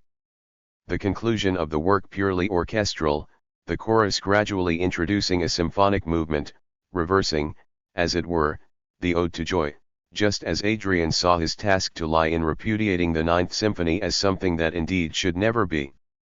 The melodic character of the whole. More contrapuntal than polyphonic, principal voices in relation to secondary voices. The melodic core from which everything is developed, is the passage underlying the words I die a Christian, good and bad. Extended melodic arcs. The idea of the lament of the creature, beginning from the subject, but spreading out increasingly to embrace the entire cosmos. The form consists in the constantly renewed levels of this lament. The purely symphonic movement as a lament of God himself, thus I never willed it. The whole piece therefore an enormous set of variations here too negatively related to the Ninth Symphony. Each variation, a movement in itself, corresponds to another circle of the expanding lament, and inevitably introduces a further one. Like casting a stone into the water, as Adrian says. Each movement in turn is also a sequence of variations and all derive from the theme of I die a Christian, good and bad. As Adrian says, for there is nothing new, that is the lament. The highest and most elaborate artistic configuration of the work serves a higher purpose. The order within the material has become absolute. Like heaven and the infernal laughter before, everything is now thematic, not a single free note. But the artistic labor now therefore penetrates the material itself. The idea of a fugue would be meaningless here because there are no longer any free notes at all. But this merely serves to liberate the language. The artistic labor is complete before the composition really begins, and the latter can now unfold entirely uninhibitedly. But this makes it all the easier to abandon oneself to expression. For the lament, while the strictest of Adrian's works, is also a purely expressive one. On the basis of the pre-organized material, he can uninhibitedly give himself over to subjectivity, unhindered by the pre-given construction of the work. The recourse to Monteverdi, as the beginning of the more modern turn in music, is a reconstruction of expression, and all expression is ultimately a kind of lament. The allegorical origin of expression as intention. Melancholy. Recourse to the most essential manifestations of expression, primordial forms of expression.